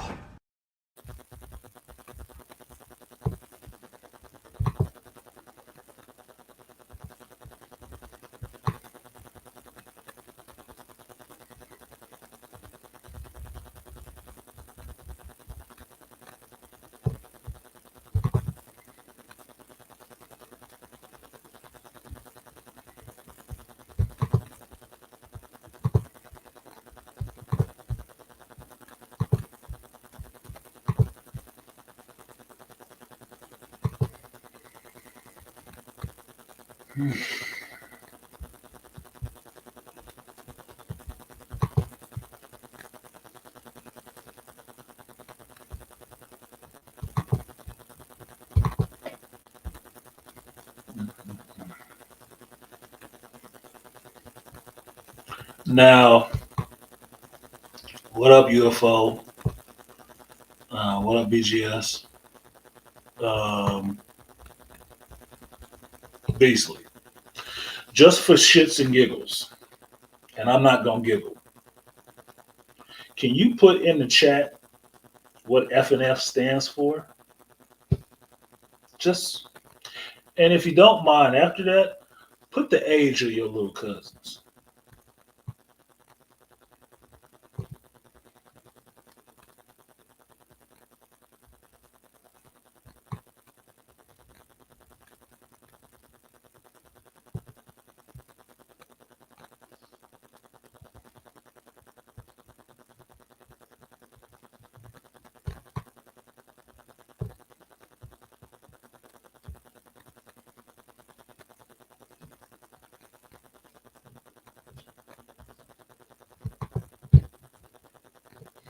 Now, do the rest of y'all see that? Thank you, Beasley. Do the rest of y'all see that? What that stands for, F&F? And how old was the child? And he said she's a she, so this is a little girl. This is what these little girls is getting programmed with. At 3, my dudes. At 3. Why do I say get your kids? If you fuck some strag and she running up on you with a grin on her face and some paperwork in her hand talking about she taking you to court and you having a baby, get your fucking kids. I don't even good goddamn if you living in a box, nigga. Get your fucking kids. Do not leave your fucking babies with these bitches. And I mean that shit. Do not. They are not built for this motherhood role. I don't give a fuck what pop out they goddamn pussy.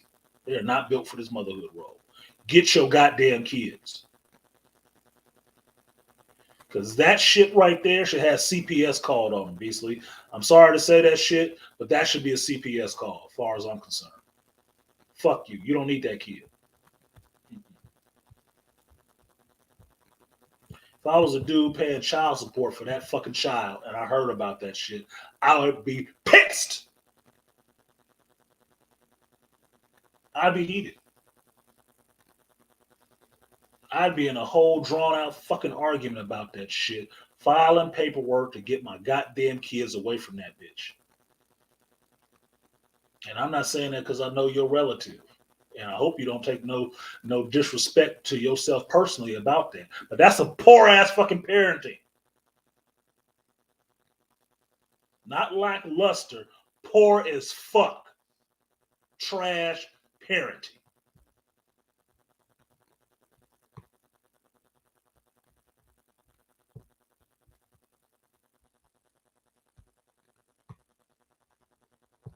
Yeah, BGS right. Like, I wish it was just drags. They all getting the same shit. They all getting the same shit. The boys and the girls. They all getting the same shit. Dysfunctional. Fucked up. No. And then want to look at you crazy when you don't want the motherfuckers around that shit. Like, hell nah. Oh, you just being stuck up. Bitch, you stupid. And you shouldn't feel no kind of way about saying that shit. Bitch, you dumb.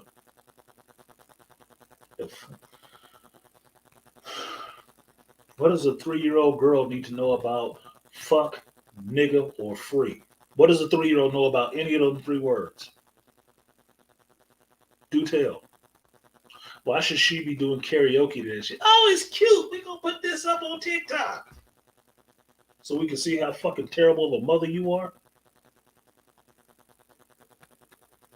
I don't think so. I do not fucking think so. I don't think so. If I found out my granddaughter was doing some shit like that, I'd be having some fucking words with my son and his girl. Fuck is wrong with y'all? Son, what the fuck? Are you fucking kidding me? Nigga, this is not what I raised. No fucking way. You better get active and involved. Parenthood is more than going to work. Fuck that.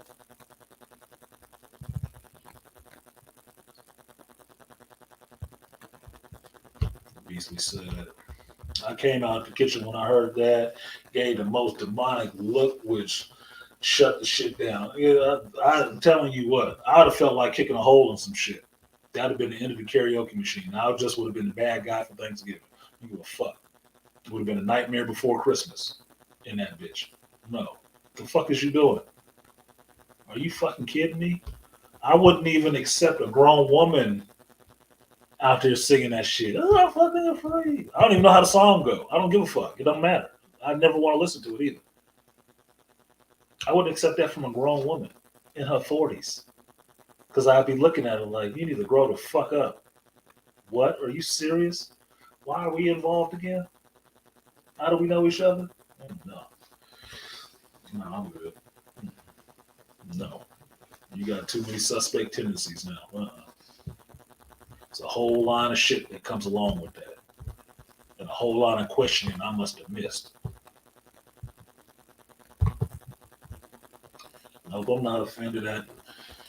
In fact, that's why she's always with us. My aunt makes sure that, especially since her mom is mean to her and doesn't want to parent half the time. I take it from her, dude. I take it from her. You know how you can take a child from a chick if you don't want to do it legally? Give her ass money every month, and she won't give a fuck about that child because that's all it is to her. I've seen that shit proven multiple times in life. Get that bitch some money. She won't care about that fucking kid. Only reason she want it is because it can bring her some fucking money. So cash her ass out. Give her ass $400 a month from the family. $500 a month from the family, and you never have to see her ass again. Never. She ain't gonna be looking for that kid. And the child will be better off with people who actually have some, say it with me, 3T, decorum about how a 3-year-old should be behaving and what they should and should not be listening to. She will be fuck mama free. FMF. Bitches. Oh, that shit makes me so crazy, dude. That shit makes me so fucking crazy.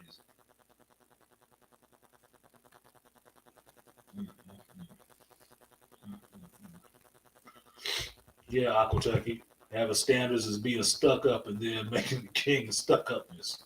Yeah, I have standards. Too fucking bad. If you can't reach them, good. Because I don't need your ass here anyway. Me and my homeboy had that conversation before about chick talking about they was scared of me because my standards was too high. Good, because I don't want no weak bitches around me. They're not supposed to be low. No. I don't need if and anybody coming around me trying to rub shoulders. Fuck you. Hell away from me. I had a talk with a chick yesterday at Home Depot buying this wood from my grandmother. And this bitch had kept walking back and forth around me, and I'm over in San Leandro, right? She kept walking back and forth this long ass goddamn line, but she don't want to get on the goddamn register. She finally get on the register when I get up there to the front of the line. I see some little yellow chick, right? Ghetto butt all out and everything else. And now she want to talk to me. And she trying to hit on me.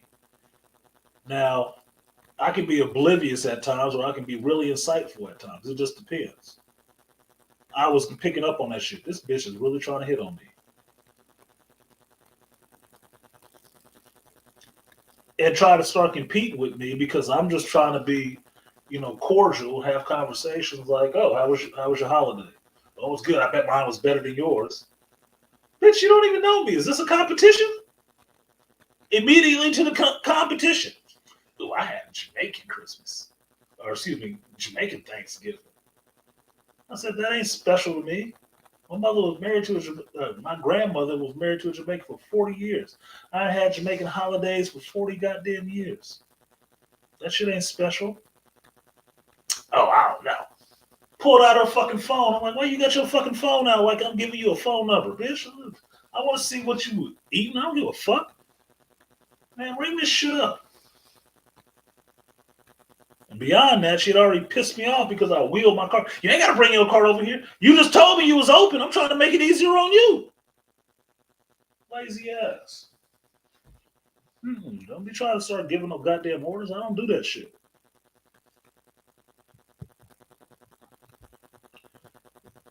Yeah, Beastly. Fuck a threat.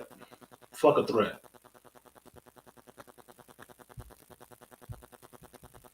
Fuck a threat. Because one thing about being a pimp and a parent, you have to understand. Fuck a threat. You leave a threat like that out there, you have to pull the trigger. Bishop Don Magic Wand said this shit for sure, and it's proof positive. If you say you gonna do something, if this bitch do this, best believe she's going to do it. Because it's in her nature to test you. To see if you stand on what you say. And when she does it, if you do not take that shit completely to the hilt, she gonna know you full of shit. That's why threats is garbage. Action speaks louder than words. That's why. Fuck a threat, follow through. Or don't make the threat. Don't make the threat. It's better off if you look at that motherfucker and say, you know you fucked up, and the next thing they see is some goddamn paperwork. Look at what you doing. I told you I was fucked up. I don't have to telegraph my punches. I don't have to warn you. You should know better. This is what it is. And we taking this child off your hands because she ain't been raised right. Yeah, stand on your word, BGS. Bishop Juan said, look, if you tell a bitch, I will beat your ass if you do that again. Best believe she's going to do it again. And you're going to have to beat her ass. Now, you ain't got to, what he said, you ain't got to kill her. But you got to stand on that shit like a rock and make her believe that she was probably within an inch of her life. And after that, you got a good bitch because she know you serious about what you say. Otherwise, all the rest of that shit is smoke and mirrors. You want to know where that shit came from? Watch American Pimp. And if it wasn't on American Pimp, watch Pimps Up and Hoes Down. I'm sure it's on YouTube. You can watch that shit for free. Shoot, niggas. And see them Bishop Don Magic Wand stand on that shit. And tell you flat out what it is. And then after you hear that shit and you feel some kind of way about it, oh, that's misogynist, that's abusive women. Understand that he a fucking pimp. That's his life. It ain't yours.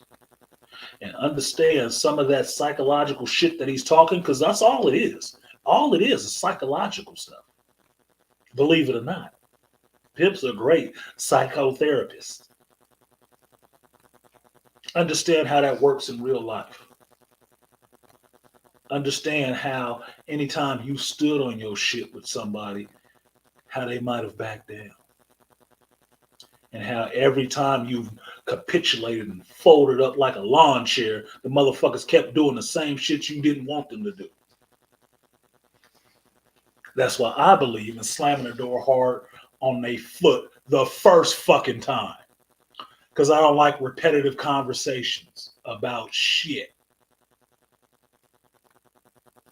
You got one time to talk about this shit. Cut it the fuck out. I'm not threatening. I'm telling you, cut it the fuck out. Try it and find out. What you gonna do? Don't worry about the fuck I'm gonna do. Just don't do that shit again. How about that? Then you ain't even gotta find out. But if you want to play stupid games, you win some dumbass prizes. Don't be mad at me. Don't be mad at me. Because I try to be a man of my word.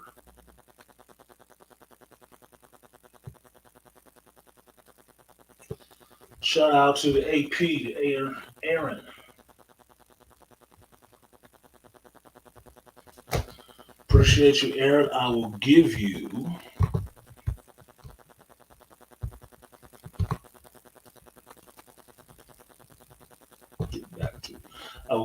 that guts and butts. Appreciate you. Double up, 3 or 4 times. I ain't telling no lies. Run it up. Never let a hard time on you once.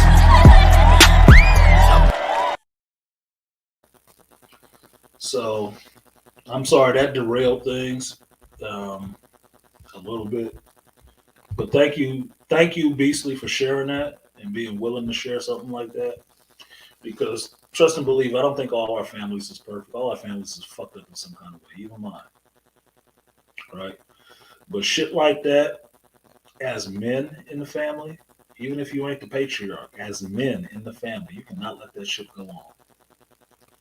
You have to try to do something to correct that shit, especially if it's your younger generation. That's the legacy of your fucking family, idiots. That's the legacy of your family. That's what's gonna be there after these other goofy motherfuckers have tripped off the earth. That's what your family is gonna be. Is that what you want to see represented? Your kids are not. Look, man, you got to think about the further outcome. Fuck all this momentary bullshit. Yeah, it was funny in the moment. It's fucked up for the rest of the life.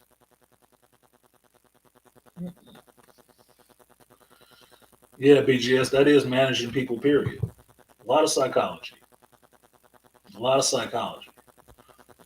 That's why chicks get into it, and that's why chicks run away from it. Because they get into it to try to figure out how to game the system. And they run from it because they don't want nobody calling them on their shit. You think you know better than me? I do. Now what? Feelings hurt? Learn more, dumb motherfucker.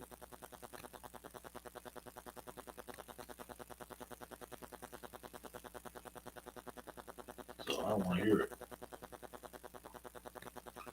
You spend the time I spend learning shit, then you would know more. And you would do better. And since you don't, that's why you get the fuck you get. Don't be mad at me. Your hatred and your anger at me ain't helping you no kind of way. None. It just proves how lacking your ass is.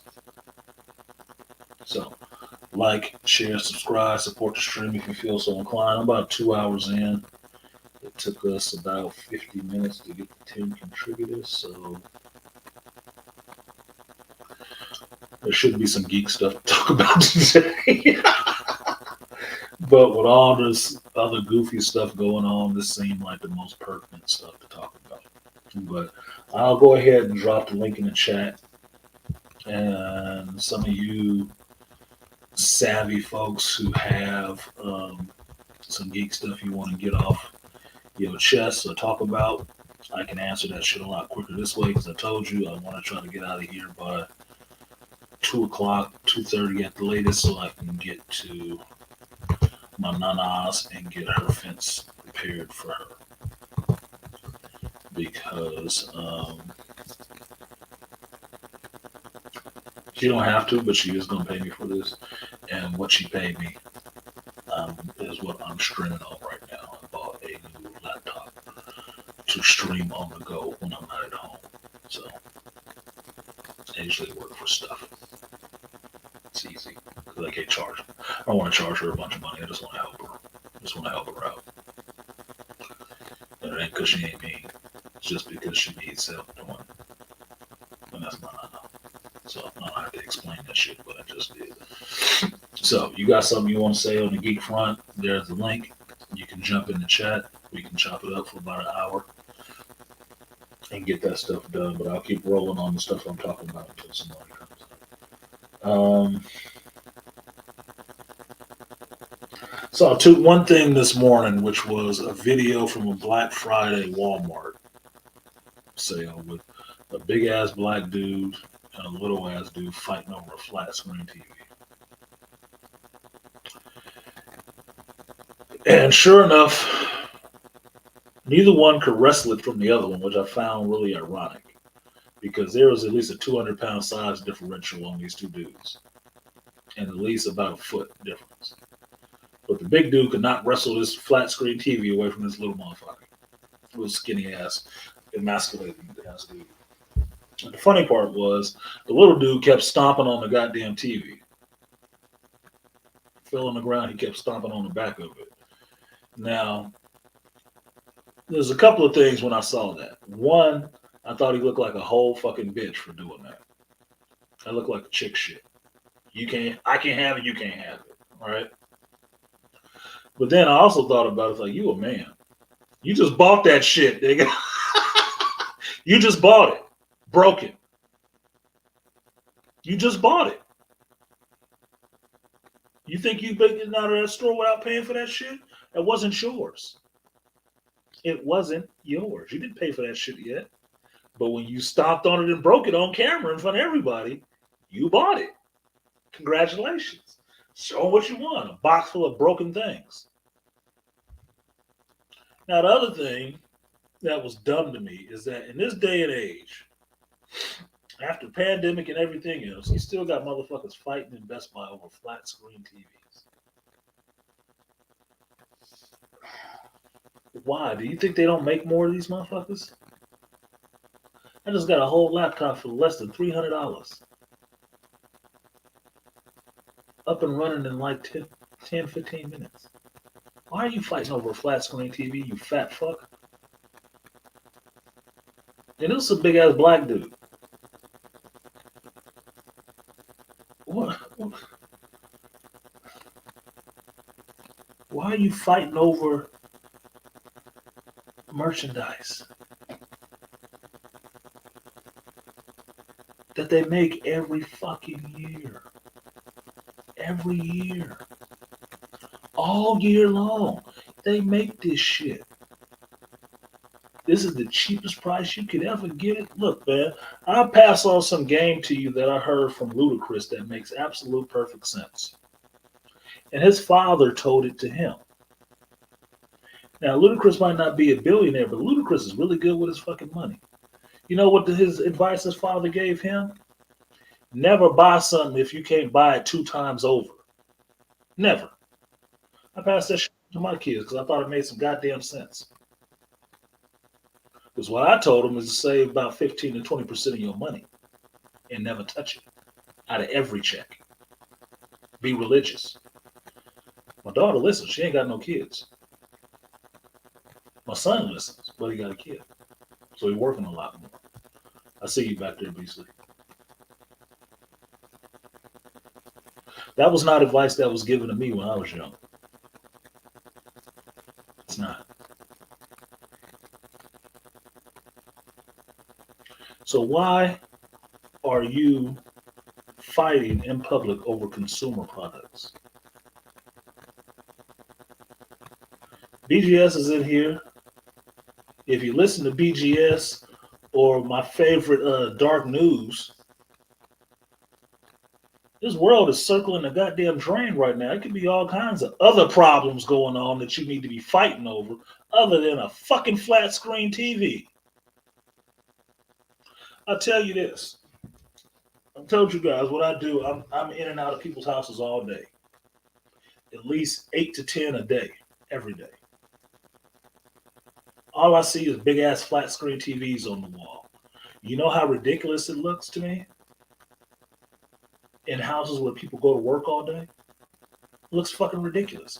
What is the house watching the goddamn TV?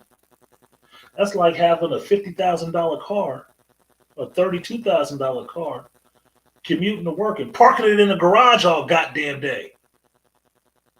So you can take the train, the bus, the ferry, whatever the fuck, to actually go to work. You drive that motherfucker for an hour every day to and from where you commute to home. Then why'd you spend all that goddamn money on the car? So it looks nice? This shit don't matter. It doesn't. Look, man, I'm a really functional person, right? Really functional. The stuff that I buy has to function. If it functions the way I want it to and does what I need it to do, I give a fuck about how it look and how much it costed. Because I'm not trying to impress anybody with a price tag. You know what you look like that way? A broke idiot. When I see rappers talking about I spent this much on this chain, they look like assholes to me. So you spent somebody's whole yearly wage on a bracelet. That's like broke nigga thinking. But you don't own none of your fucking masters. They don't have no investments in anything. Yeah, that make a lot of goddamn sense to me. No, it makes a lot of no goddamn sense to me. And if one of these ignorant assholes take you out in the street, you ain't leaving shit for your kids. Yeah, and then want people to feel bad for them when somebody do run up on them and try to hit a lick off their ass. Oh, it was so bad, I got my chain snatched. Nigga, you should have got your chain snatched. What you mean? I'm supposed to feel bad for you? You look stupid. Ice-T said it way back in the 90s in his book, The Ice-T Opinion. You cannot stay in the neighborhood that you was raised in and have money where everybody else is broke. Nigga, you gonna get robbed. Possibly by your best friend. You need to leave. Stop going on there dangling the raw meat next to the hungry animals, you idiot. Well, no, just stop trying to keep it real. That ain't keeping it real. Yeah. That's keeping it real ignorant. I'll never try to do that. Real ignorant. You're trying to rub broke people's faces and shit because that's how they take it. What you got your rich ass down here for? Fuck you, nigga. Are we supposed to kiss your ass because you came back through the hood? You got all this money now? Fuck you. I didn't like you when you was broke, nigga. Coming through like we supposed to. You God. Oh, fuck you. My mom told me the truth. She said, "Nuh-uh." She said the first chance we get some money, when she did get some money, when she started her own business, she was in the suburbs. She said, we ain't moving around here. I don't play that shit. You can talk on the virtues of the hood if you fucking want to. Look, there are some virtues, but there's a lot of non-virtues. Okay. Look, the whole point in life, as far as I knew in the capitalistic system, was to move up from wherever the fuck you started. Not to move up to stay where you are. That's just ignorant thinking to me. I mean, how am I ever gonna have a bond villain layer in the hood? How am I gonna ever have that? I can't have a Bond villain layer in the hood. I can't. Yeah, I can have a Nino Brown Carter, I guess, maybe, but I ain't a drug dealer. Yeah. The Bond villains always live in a damn island somewhere, isolated, alone. Yes, on a whole volcanic crater. Like, nigga, you could buy that? Yes. With a big ass piranha tank. Yeah, I put in Wi-Fi. Big ass tank of piranhas and sharks and all kind of predators. I'm like, how the hell you get that? What's up, AB? I'm sorry, I don't have the stream deck on. It's all good. It's all good. Yeah. No, don't worry, man. Look, you got an intro, you got to use that shit. Yeah, no, nigga, you can't do that there. Look, my mother wasn't working her ass off to climb, to be middle class or upper middle class just so she can go back down to the hood. She wasn't feeling that shit, and I don't blame her. Nobody I know who was broke trying to stay there. Everybody's trying to move up somewhere. Right. No matter how long they've been in the fucking hood, if they had the opportunity to leave this bitch with money, they out quickly. That is not the virtue. Like I don't get that shit. Look at all these goofy motherfuckers that do try to get rich and talking about they rappers and stuff like that. I keep it real with the hood. Then why you trying to get rich, nigga? Mm-hmm. Why don't you just be poor with your homies, with your girls? What's the problem? I thought it was all sweet. I thought you was good down there. Mm-hmm. Yeah, you can give away your music for free. Yeah, no shit. You sure can. You can stream it for free. SoundCloud is there. You can put it all out for free. You don't never have to collect nothing for it. You can stay in the same fucking struggle. So stop selling me that bullshit. That poverty paradise shit. No, nigga. You get all them hookups. You know, black folk love to ask you for the hookup. Man, anybody I know that was in the life and in the streets and stuff like that, even hustling, they wanted the day where they didn't have to be looking over their shoulder a little bit. Even if they was good, they don't want to have to be doing that shit. Ask Jay-Z why he became a billionaire in the rap game and didn't think he was going to do it selling drugs. You don't want to keep living like that. Get the fuck out of here. Otherwise, he would still be there. You see him getting arrested for moving keys or some shit. Like, come on, man. Stop being stupid. Artisan Villain Lair is possibly the only thorough generational wealth. Yeah, it is. Villain Lair is always generational wealth. You know why? Because they amass a lot of it. And what do you see with the villain? They might have a chick, maybe a kid. If not, it's just them. They have grinded. The villains have grinded hard, nigga. Like, hard. Blofeld was on it. Scaramanga was on it. That's why they don't give a fuck about a chick, dude. They was on a grind. Yeah, that's why you gotta love the Bond villains, man. They all was like on hustle. Hold up, the Die Another Day, dude. What's his name? We changed his whole facial feature, became a billionaire, invented a satellite that can shoot the power of the sun. I was like, yeah, that Korean dude, turned into a whole British motherfucker on you. Out of his way, just I never sleep. I never sleep. How don't you not sleep?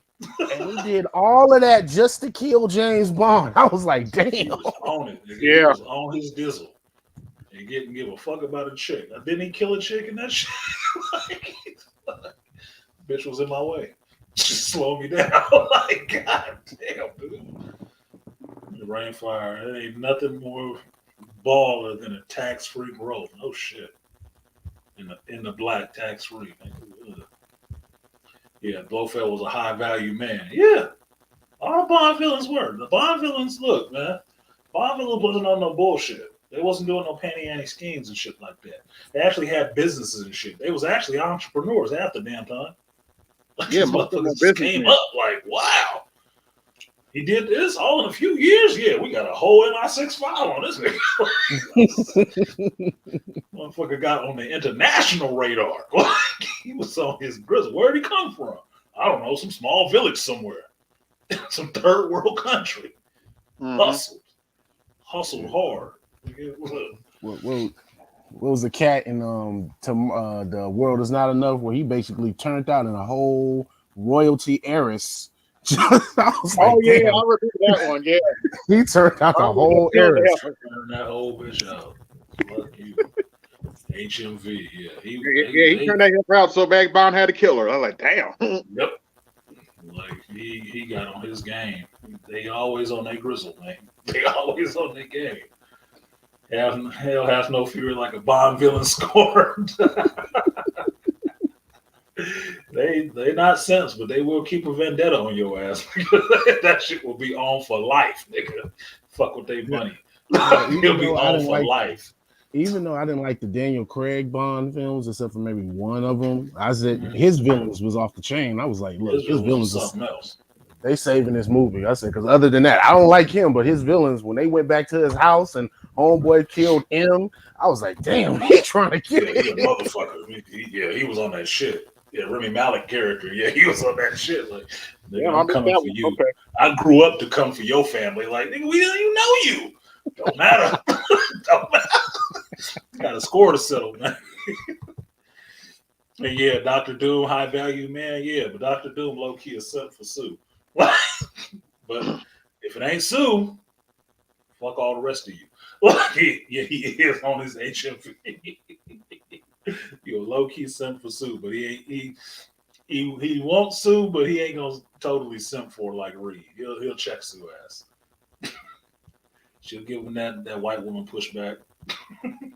Literally. With her Gucci boots on, her Fantastic Four unstable molecule Gucci boots.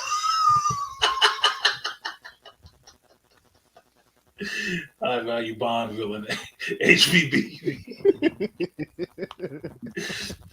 Man, I'm just telling you. This is real shit. This is real shit. I always try to move up, no matter where the hell I am. If I get in the job, I'm trying to move up. If I'm doing something with somebody else, I'm trying to move up. I like progression. I do not like stagnation. Stagnation gets you nothing but a cesspool. Yes, Hence, sir. the black community in some ways. Just what it is. There's people that climb out of the cesspool. There's black folks from the BC. But the majority of y'all is getting ashamed of staying in the pool with the toxic waste and everything else. Like, oh, why you getting out? We all here. We all together. That's the problem. Y'all pissing in the water too. No, I gotta get out of this shit. Unfortunately, BGS had it right. We're in the abyss now.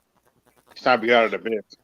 Yeah, I would say that. If I think about all the good people that have passed and gone, and think of it in a religious sense, why would the Creator call all these good people home? You don't need them down here putting out that positive energy?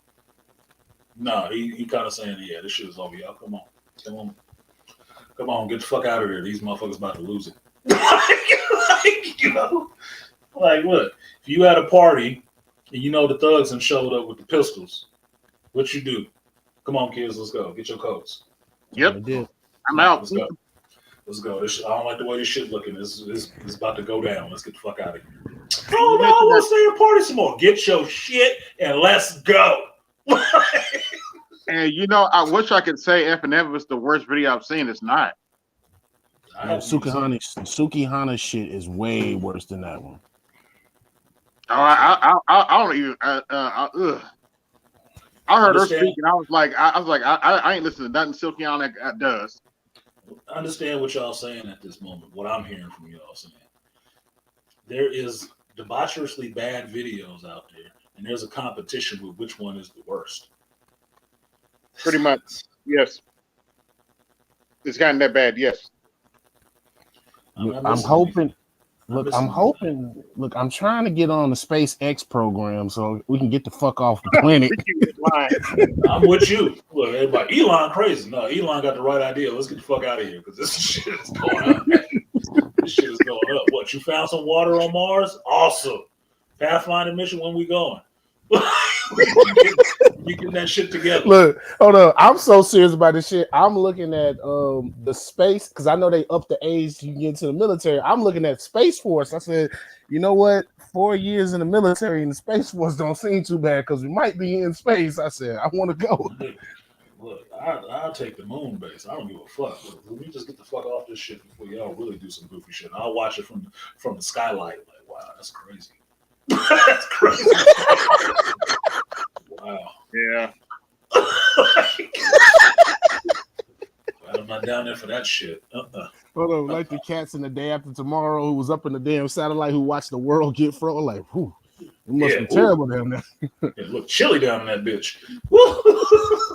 Taking pictures of the damn eye of the storm. Yeah. No. I like Earth, but I go on the Babylon 5 thing. We were supposed to leave this cradle before we get blown the fuck up. So anything that's progressing us that way to getting, hopefully not taking our bullshit out into the universe, but further out, I'm all for it. I'm all for it. My only issue is that I probably won't live long enough to see that shit happen. That's the only thing I would want out of an immortality. It's so I can leave this goddamn planet. I would want to be immortal, so stay on this piece of shit. No. Fuck you. Dealing with y'all asses. No fucking way. What if you had a superpower? I'd be off this bitch. Superman's an idiot for staying here. What's up, BGS? Man, at this point, I'm like, oh, boy, from an Invincible.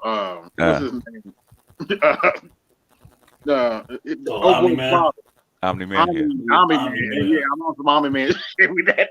That's what he had right now. That's the order. He's a fucking No, order. I told you. God damn. Albert, I'd be on some Dr. Manhattan shit. I'd be the fuck out of here. Don't give me no powers like that. I'd be the fuck gone. I identified with Dr. Manhattan way too much before they made him a black dude. I didn't give a fuck. Like, no, dude, I'd be the fuck out of here because you come to the point that you understand these people is fucking stupid down here. You know what? I'll go make some life somewhere else. Fuck it. You notice, be out. You notice they had to make him a black dude before they could sacrifice him. Yeah, they had to make him a black dude so they could try to limit his powers. Like, no. They remember they sacrificed him. Yeah, they sacrificed him. Yeah, like Jesus. Yeah. Make him black now because we're gonna kill this nigga. Yeah. Niggas gets killed in the end, right? Yeah. That's why they used to ask me that's why they used to ask me what my superpower was. I said teleportation. Like, why? Because I can teleport the fuck out of here if I need to. On some Nightcrawler shit. Yeah, I just said flight. So like, get the fuck away. I look down on you, and I won't piss on you. I just get away from that shit. Like, I'll be out. I just be out. I look at it like this. If I got some flight, that means I got a little bit of invulnerability. So I might be able to make it outside the atmosphere. Fuck it. I'm gone. There are some places that people ain't been able to reach yet. I'll find it. Yeah, Skillmark is gonna be like Ice Cube and Ghost to Mars. Yeah, an Escape from LA. Like horrible looking fucking people, plastic surgeries going wrong, cannibalizing each other. Mass hysteria. It's gonna be wild. Now that I'm thinking about it, that movie is actually starting to look like Earth. Make a lot of sense. Starting to make a lot of sense now. Yeah. I'm like, yeah, because I just watched that movie. I was like, this shit kind of remind me of start people. Looking another 10 years. John Carpenter gonna start looking like a futurist. Like, well, yeah, go back and look at Blade Runner again. I have. Then I thought, this is the original Blade Runner. If you or read the book. Yeah, because a lot of the stuff is coming. I say what? Isn't that on Disney Plus? What Blade Runner? No, it's on HBO Max. I'm sorry, I'm thinking on HBO Max. Blade Runner in 2040 or whatever is on. It should be on HBO Max. Okay. Yeah, about how they altered people and cloned people and stuff like that for different. Fucking robots out in space and came hostile. I had to go back as a 40-year-old dude, 48, 49-year-old dude. I had to go back and watch that Blade Runner shit because I never really watched it. I thought the shit was boring when I was younger, but I really went back and actually watched that shit and got into it and got what was going on with it. Because it was all that shit about the Tannhauser Gate, the little Easter eggs they put in the WandaVision show about that shit. Like, what's the big deal about that? Let me go watch this shit again just to see. Because I saw 2040 and I fell asleep halfway through it because that dude's directing style was making me go to sleep. But after Doom came out, I found out it was the same director. I'm like, oh well, I like Doom. Let me go back and give this motherfucker another, go through. So I went back and watched the original Blade Runner. And then that was really.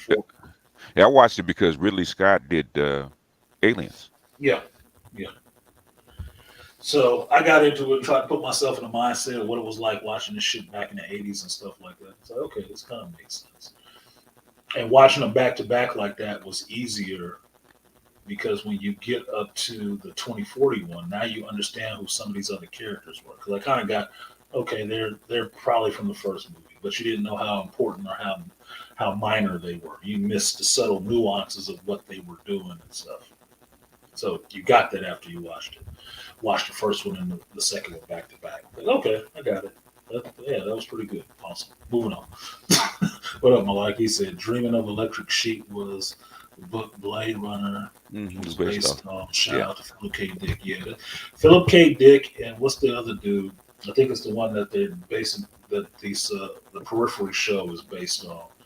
They just use all they shit, don't they? That's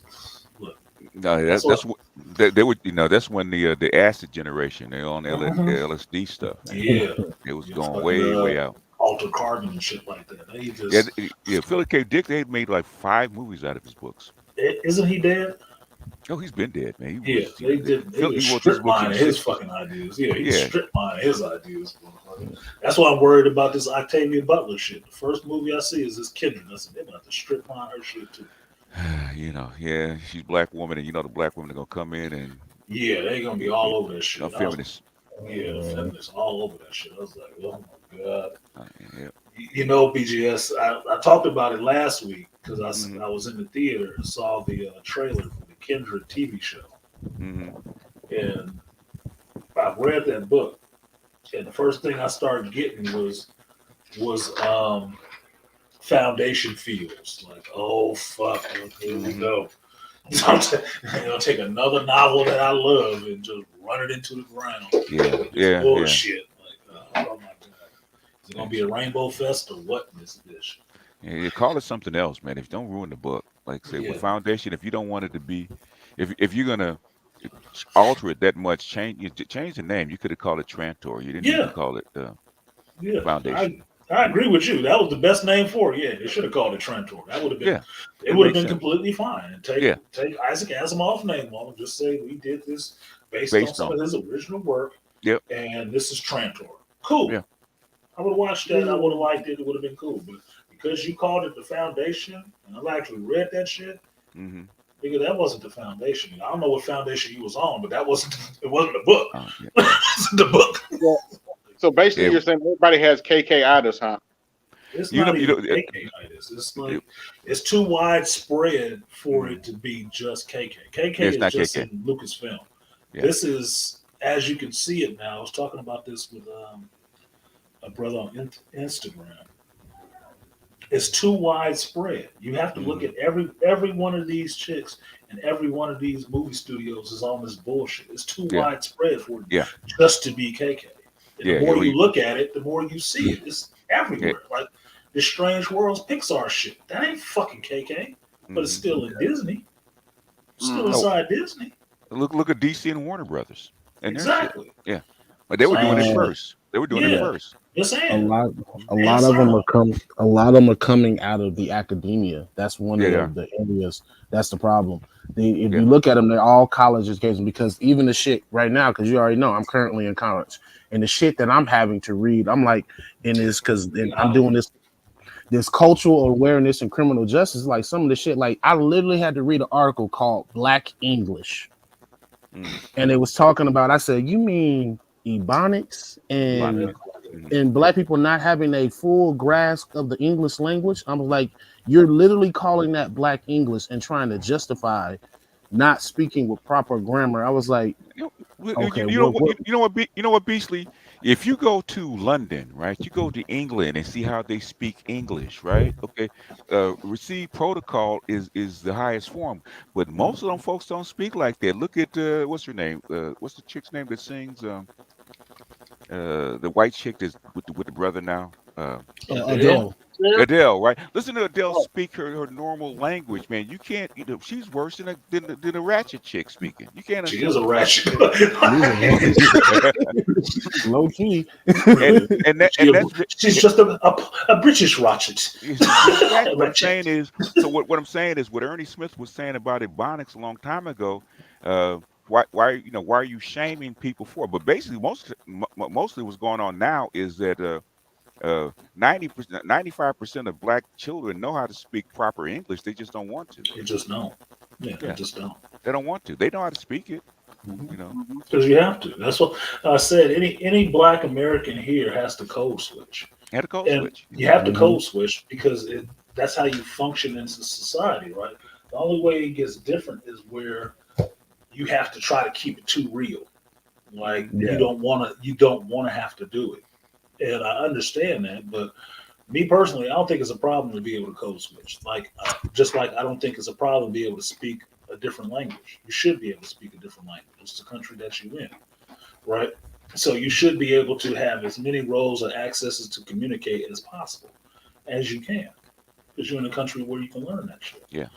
But speaking just regular English, that just makes it more clear of the ideas you're trying to get across. It's uniform. Yeah, uniform what they call a standard American English. In other Yeah. words, to Yeah. standardize it, like you do on a broadcaster. Okay. Same. They do the same thing with Ernie Smith said the same thing. He said the way they want you to speak is like they want you to speak in Britain, right? We receive Mhm. protocol, which is the BBC English. Okay. Correct. Where it's certain the cadence, certain pronunciation, right? But you go to the common folks, they don't talk like that, man. No. They don't talk like that. So No, the common folks have their own dialect. excuse me. Yeah, their own dialect, just like we have our own Yeah. dialect. Because how you would talk in court is not the same way you would talk just regular common folks on the street. That's just Yeah. understanding language. Is that language is another tool. It's Yeah. another tool to be used. But for Black people, the less you speak actual proper English, the more they use that as a barrier to keep your ass Right. Yeah, out. that's true. Yeah. It's, Yeah, that's it's a what. way of marginalizing you really quickly, just like calling you crazy or something like that. Yeah. That's Yeah. all that stuff is for.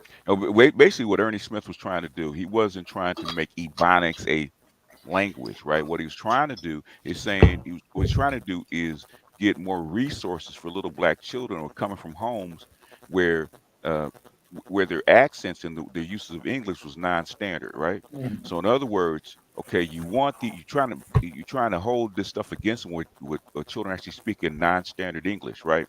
Mhm. So, Mhm. but the thing is, you should treat them just like an ESL student.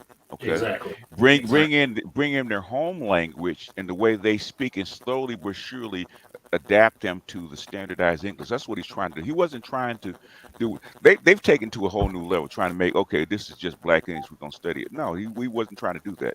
No, Because I remember him Yeah. talking about this like 20 when I meet Ernie Smith. Um, 1992. Okay, and I interviewed him. I've interviewed Ernie Smith twice.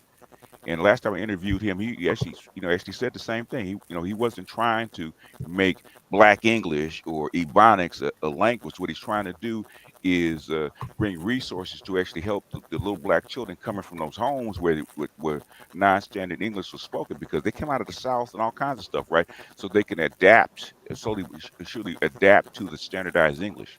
That's what he's trying to do. He wasn't trying to make a whole language. Yeah, well, that's what they were trying to do in this article. They trying to make it because their justification was they were saying how some of these prosecutors will use that against a Black person if they're in like court. Like if they say something like the example they use, how the dude said, "Well, just give me my lawyer, dog," and they was like saying they tried to use it and say, "Oh, well, he asked for a lawyer, dog," and that wasn't. I say, first off, both of y'all, I was saying, okay, both the prosecutors. Grow up!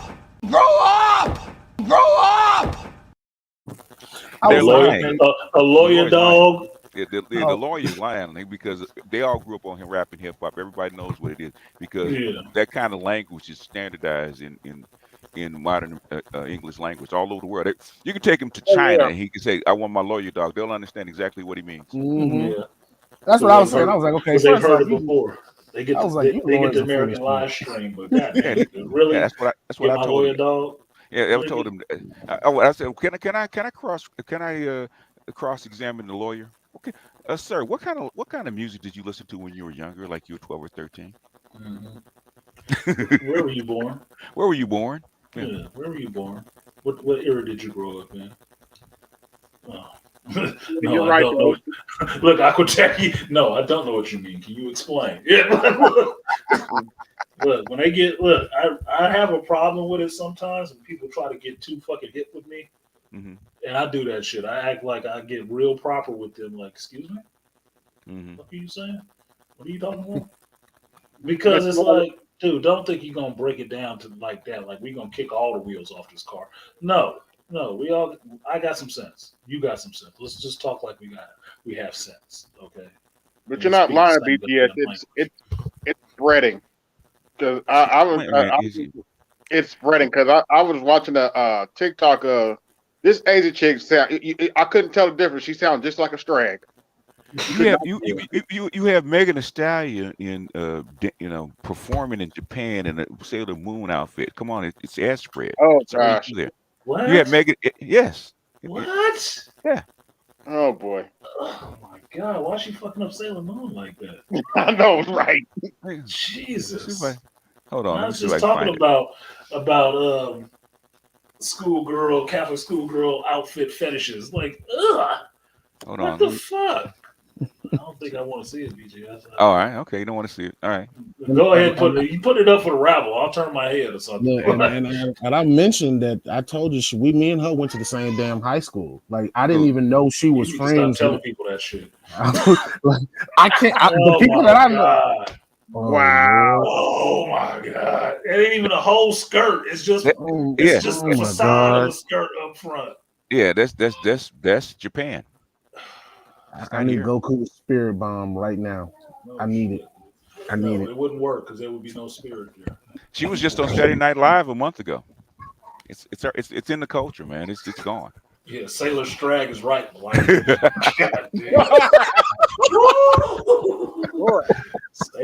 a great, right on the money.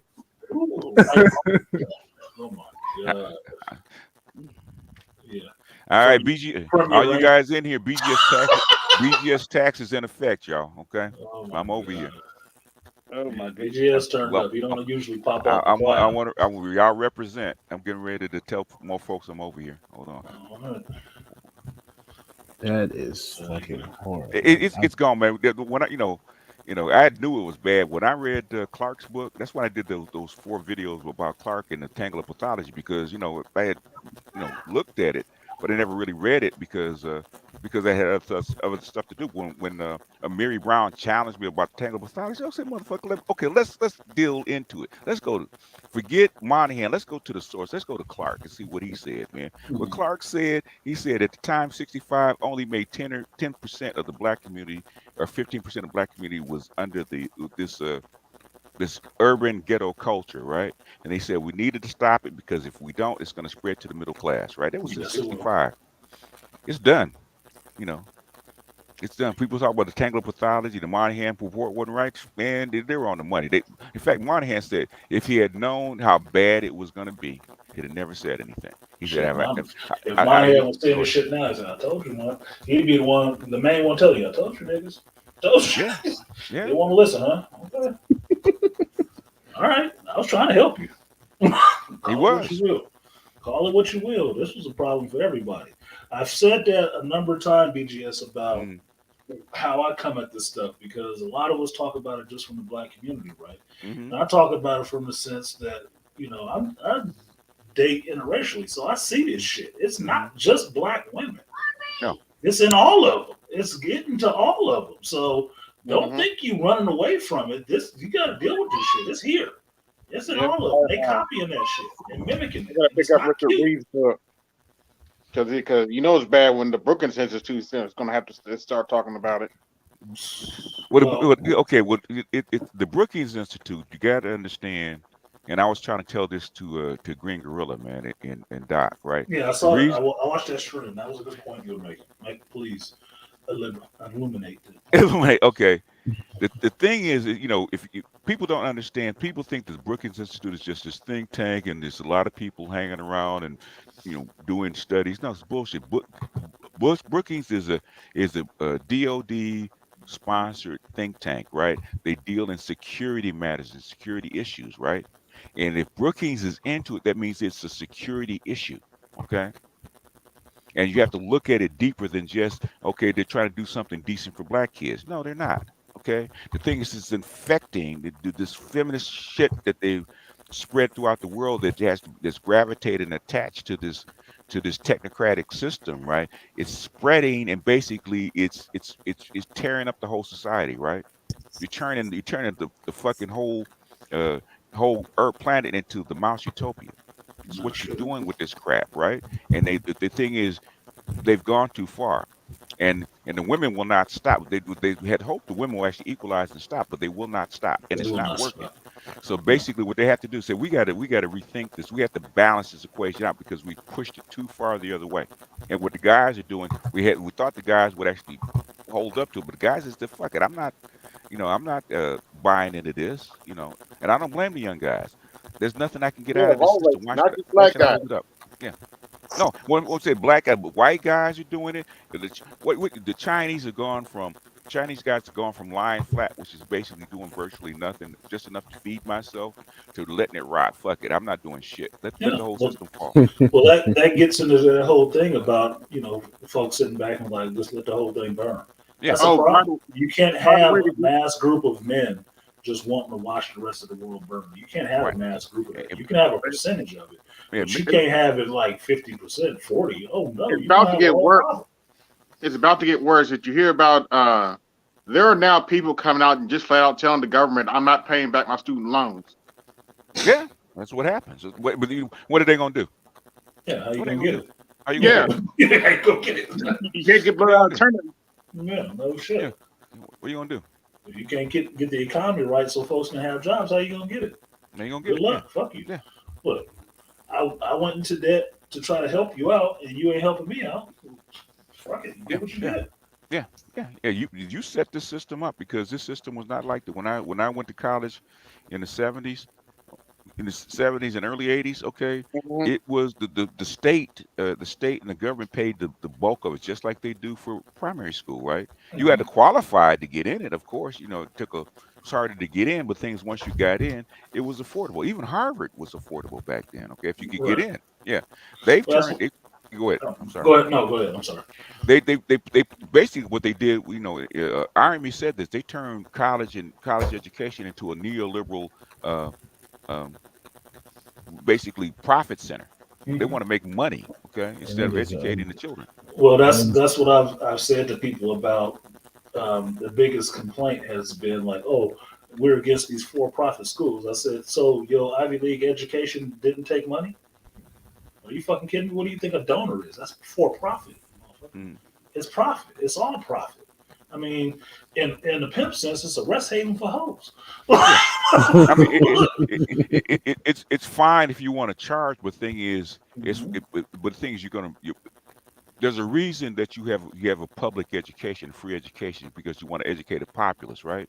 No other country does this shit, and there's a reason for it. There's certain things that you cannot turn over to the private sector, and education is one of them. And that's why I say that nowadays they do not want to educate populace anymore. That's why they keep raising the prices on all this stuff. Because you have a better sense of history than I do, BGS. You understand that back in the day, a large amount of people wasn't educated at all. No. And they didn't really want them educated if it wasn't for the Industrial Revolution, where you need to be smart enough not to throw your hand into this damn machine. Right. Okay, so they need you to be smart enough to operate this motherfucker. Yeah. Well, what is automation? It's another industrial revolution, right? And the machines are operating themselves. So we don't need you motherfuckers to be smart anymore. We need you to have a smartphone and dumb people. So we'll stop educating. Yeah, the thing is, college, really not right now, college is, it's mostly about certification, okay? And basically, the model that we're working off was invented the freshman school system was actually invented in 1760 something, okay? So we basically have a 300-year-old model, okay? Yeah. Okay. And for 21st century, right, there's other ways to educate and certify people. And the thing is, the stuff they try to do online this is shit they should have done like 15, 20 years ago because they saw it behind the curve. They're way behind the curve. And the only reason we're getting it this much is because COVID pushed them into it. COVID pushed people into online learning. Okay, we got to figure this out. We've had these models for 20 years. It's okay. We've resisted them. A lot of teachers have resisted this stuff because they didn't want to learn. They didn't want to go on their own learning curve. But now they push these teachers to push these institutions into this learning curve. So now we have to figure out what works and what doesn't, and how can we educate people without the why are you spending what's it $40,000, $100,000 a kid a kid when you can actually do this shit online for virtually nothing. Okay, right. The same lectures, the same teachers, and if you need help, money. Go ahead. I'm sorry. For less money sometimes, and they still won't do it. Man, you can okay. The thing is, and this is something that I noticed I had to find out with my kids, but also when I was when I took college courses, right? Unless you go to the teacher's office hours, right? The teacher's only going to spend 2 or 3 minutes with you, okay? One-on-one time, okay? Got as much time as your doctor with you. Your doctor spends more time with you. Okay, the thing is, What's and wrong? What hurts? What do you want? Okay, yeah, fine. See you. yeah, Gotta get to the basically, next one. I'm on yeah, the timer. yeah. But the thing is, the thing is that if you put the lectures online, you put the courses online, you can teach people how to break it down and find resources, how to find alternative explanations of the same thing, right? They can learn faster. And if you do need help, you got billions of people all over the world, right, that teach the same subject. Hire a dude in India or Brazil or Mexico or Pakistan, man, that's a PhD in your subject. Hire him for an hour, okay? $15, $20 an hour, right? He'll take that, right? He'll be with you for an hour.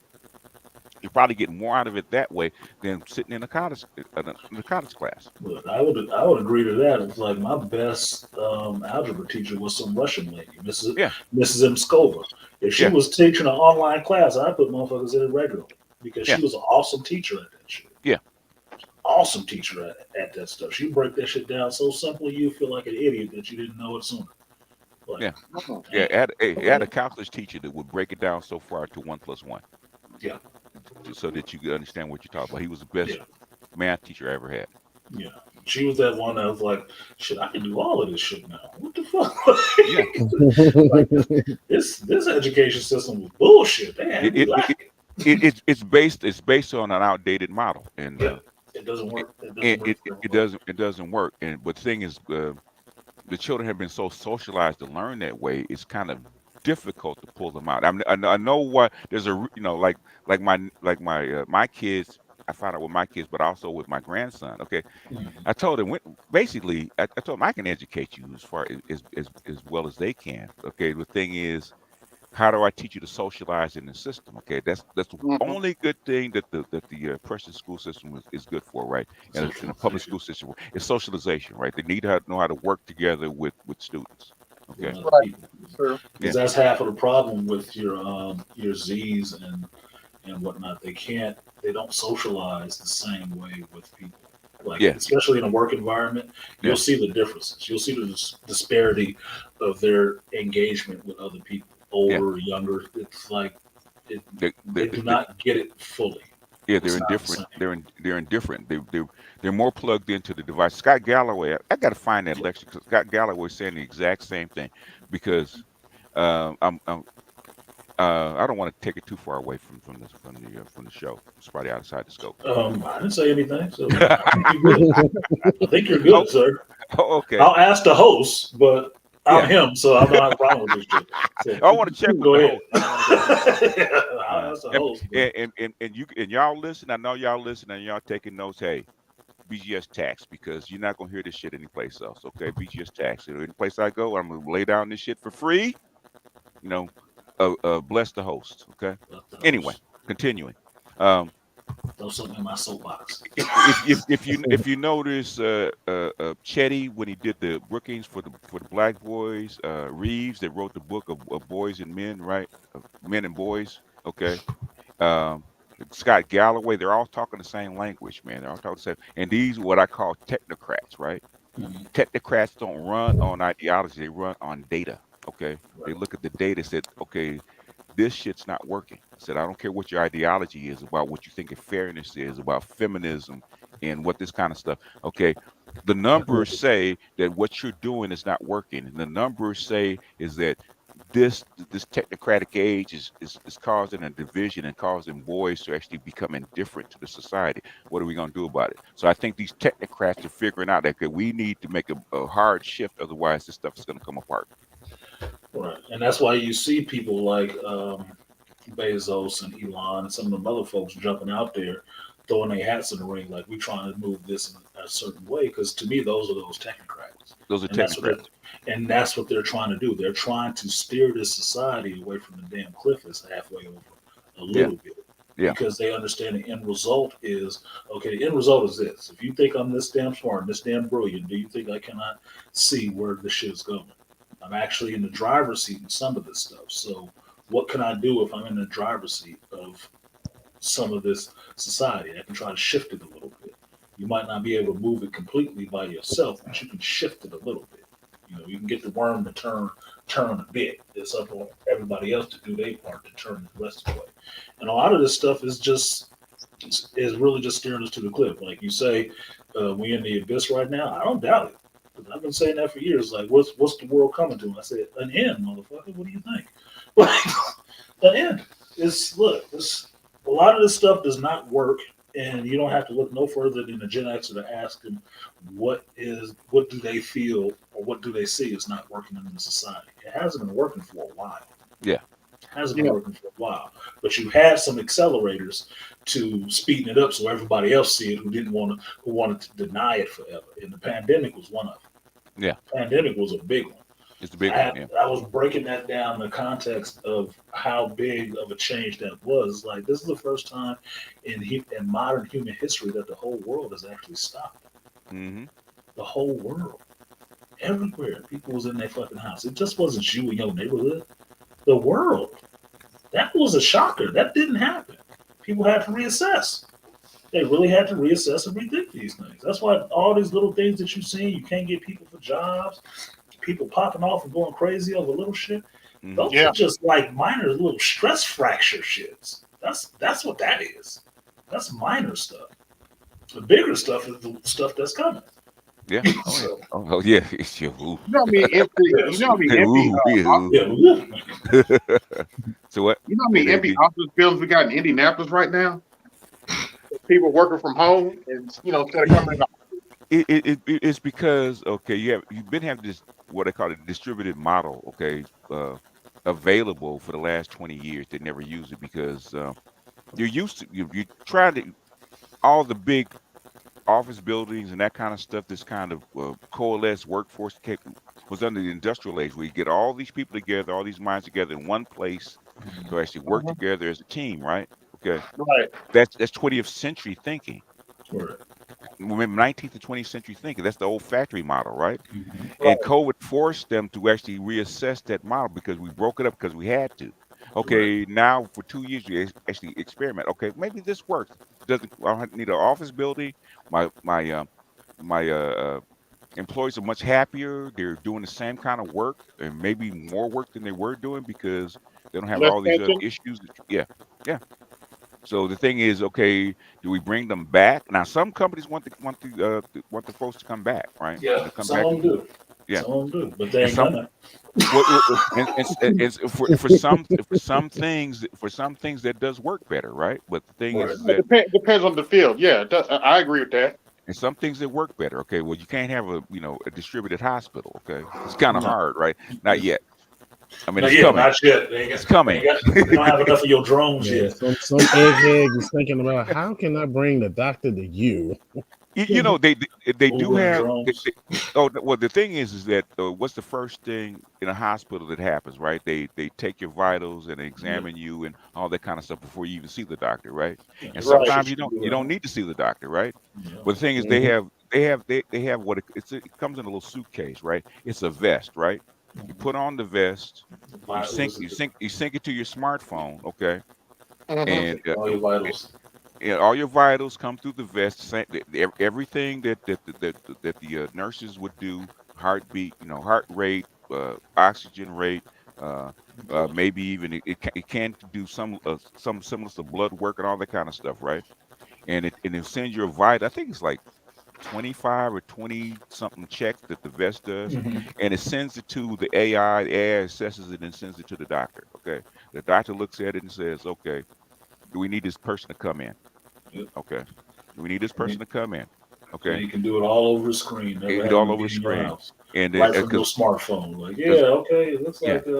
I'm using Mr. MC. We need to bring you in. So can you get here pretty quickly? We're gonna send the automated ambulance to come get you. You literally could. What I'm saying, I had a couple people that had COVID, right?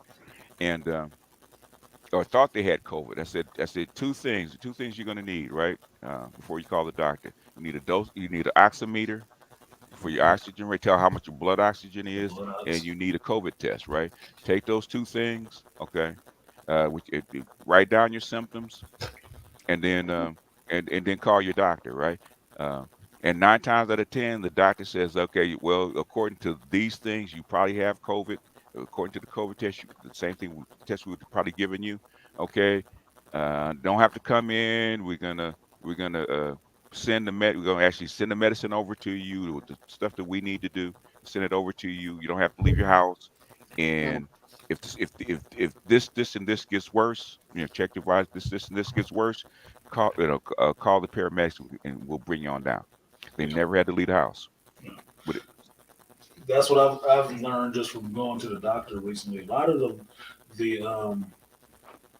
the actual data, the diagnostic stuff, you basically can do that shit yourself. Like you basically do it yourself when you go now. Because the doctor's not in. Really, he's not in there that much time. I like my doctor, right? My doctor is a saint, right? I like him, but I'm not seeing him that damn much. I see the nurse more than I see his ass. Yeah, his ass is in there on an egg timer. I swear to God, we in there real quick. Like, what's going on? I'm telling him. He just giving me the diagnosis and the script. I'm giving him everything else. Yeah. So at this point, why am I showing up in here? I could stay at home and lay in the bed with this. Like, just send my medication or something. The tricorder is all these little things built into one, right? Exactly. And, that's all it is. but basically, you have the vest is a semblance of the beginning of what they call the tricorder. It takes your vitals, okay, until you get into the. I mean, basically, if they could figure out how to do the magnetic resonance MRIs in the house, okay, then that's essentially what a tricorder does, okay. When they put you on a medical bed in Star Trek, okay, that's a MRI machine, magnetic resonance. It's actually seeing inside you. Yeah, Wakanda.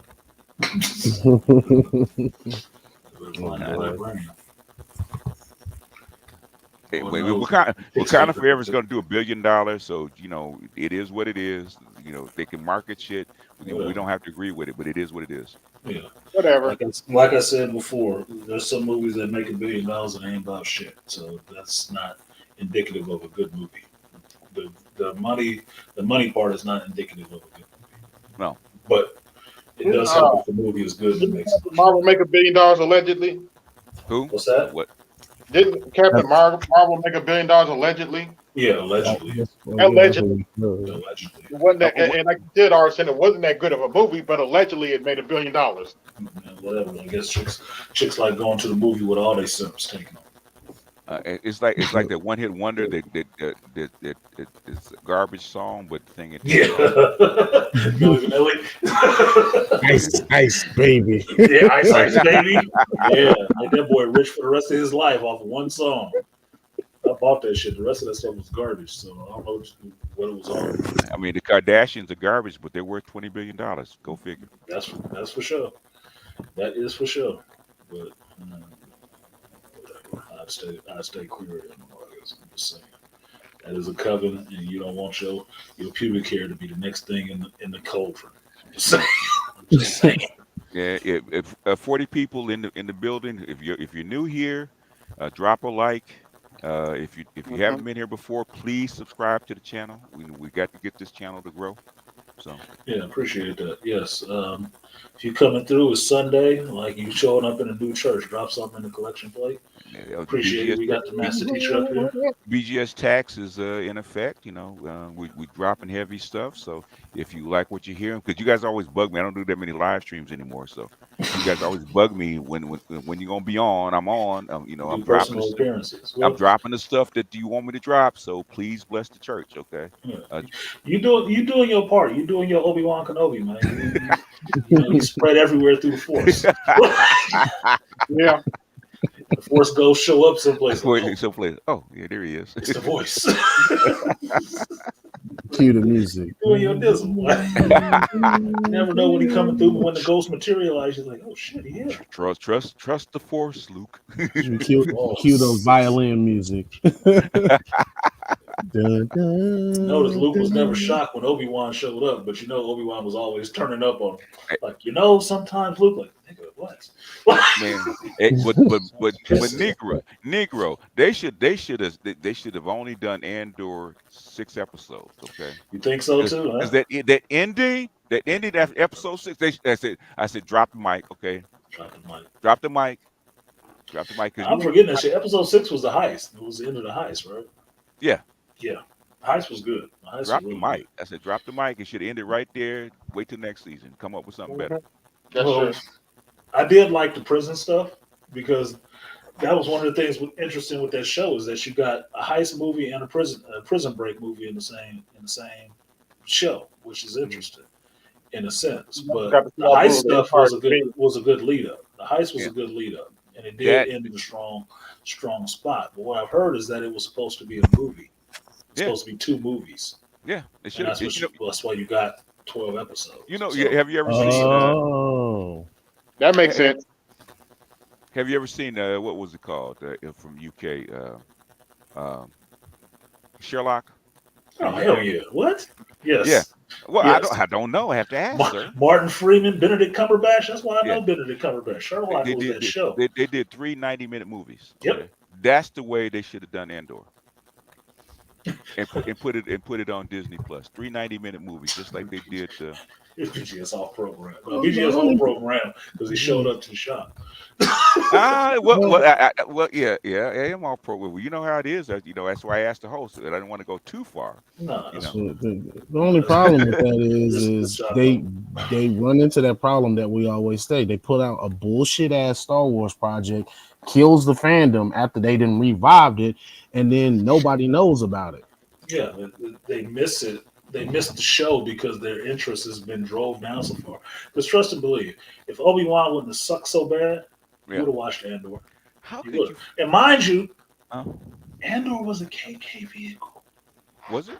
Yes. Yeah. That was the one show of that hers. she was pushing. That was the character that she was pushing. So how could she mess everything else up if that was decent? Because she didn't write the shit. Tony Gilroy got to do his own thing. He was so much of an artist, she left his ass the fuck alone so he could do what he wanted to. Oh. But he wasn't a guy who really knew Star Wars backwards and forwards. He just wanted to tell a story in this universe. But he actually respected the universe a bit. Yeah. And she was out of it. Now, the most parts you can see that she had a hand on it. Mm. Who's the rest of the main characters in this shit outside of Andor? The female. Vix, Female. Vale, Cinta, Mon Mothma, Kayla. Dude, it's all chicks. Andor and Melshi is like the only dudes, and what's his name, Borson or whatever his name. They're the only dudes in the shit. But they're good characters. But they're good characters. That's the whole. Nobody point. cares. They're good characters. She had her push in it, but she didn't have as much of a push as she did with say Obi-Wan.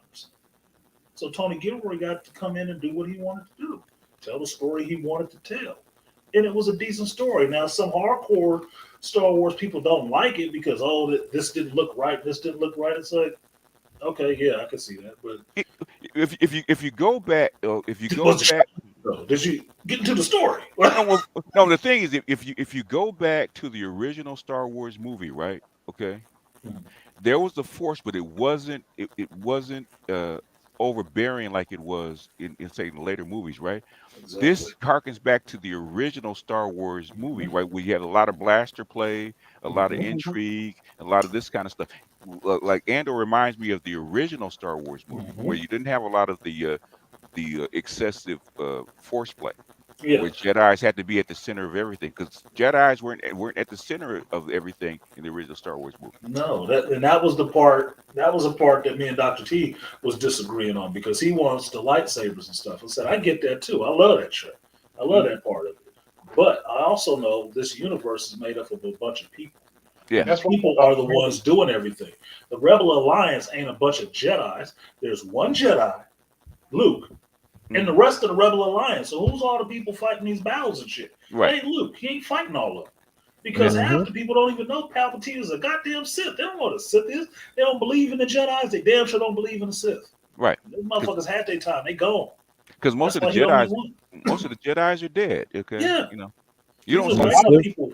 These are regular people fighting for their fucking freedom. The only lightsaber battle you had was between Darth Vader and Obi-Wan. Yeah. That was it. That was like 5 minutes. Yeah, they standing around like modern day people with the Instagram. Like, what the fuck is going on over there? What is they doing? Yeah, yeah, basically. Go see what Lord Vader doing over here with this sword shit. What is this? Like they standing around looking. They don't know what the hell they watching. Never seen it in action up until this point. Never seen it in action. Like, who is this dude? That's a Jedi? You look old. Right. What, he disappeared? They go down pretty easy, I guess. Huh, anyway. Yeah, we got these rebels out here in these ships. Let's go kill them. But I think they should have done it just like they did Sherlock, right? In 90-minute movies, right? Because like they said, they basically did, each 3 episodes is basically a movie. Like the first one, which is the origin story, and then him escaping. What ends with him escaping with away from the guards and stuff like that. They cuts that off, and then you go into the next phase, which is the heist. Yep. Yeah. The next phase is the heist, and then after the heist is what happens after a heist. You get into that whole prison thing. Because I thought that was actually, to me, the most. I like the heist part because I like the fighting against the overwhelming powers and the ingenuity of figuring out how to do something that most people think is impossible. That's what the heist gets into for me. Is there's always a way. You have to think yourself through it, but there's always a way, right? The prison part is about how do you still escape? How do you fight when you are reduced? You still, the important part of the prison thing is not that they in prison. It's how hard people actually want to fight for their fucking freedom. How hard do you want to fight for it? With nothing. Stripped down to your bare feet and just a jumpsuit. Do you still resist or do you bend over and lay down? Yeah. Well, some people will still resist. They will still resist. You cannot, that's part of your human spirit. That's part of your human spirit. You have to have that in you. Otherwise, you'd still be there on program waiting for the table like, I'm just waiting for them to drop the next piece. What these motherfuckers doing? Come on. Yeah, the prison stuff was about how what is your will to fight when you're just literally just a cog in the machine to the empire. Yeah. When you mean nothing, what do? Do you accept it or do you fight against it? Which goes people still fought against it. Which goes back to the French Revolution that started in the Bastille.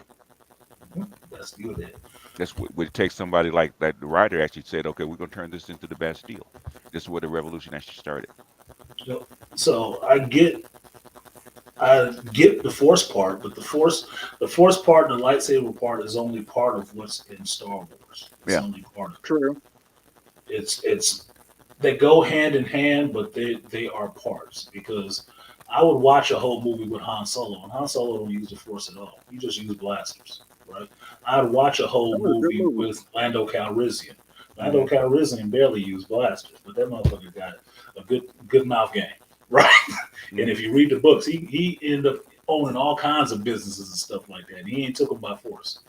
He just silver tongue devil, right? Old player. So it's a lot of other stuff going on here, even in the Senate and stuff like that. It don't have nothing to do with people pulling out a lightsaber. That's a special sect of people who do that. And that may be the pivotal thing for the rest of everything else. But all the rest of that main fight is undergirded by all the rest of these people doing what they're doing, having this rebellion, fighting against these overwhelming odds and power, right? To actually have their own freedom and self-determination.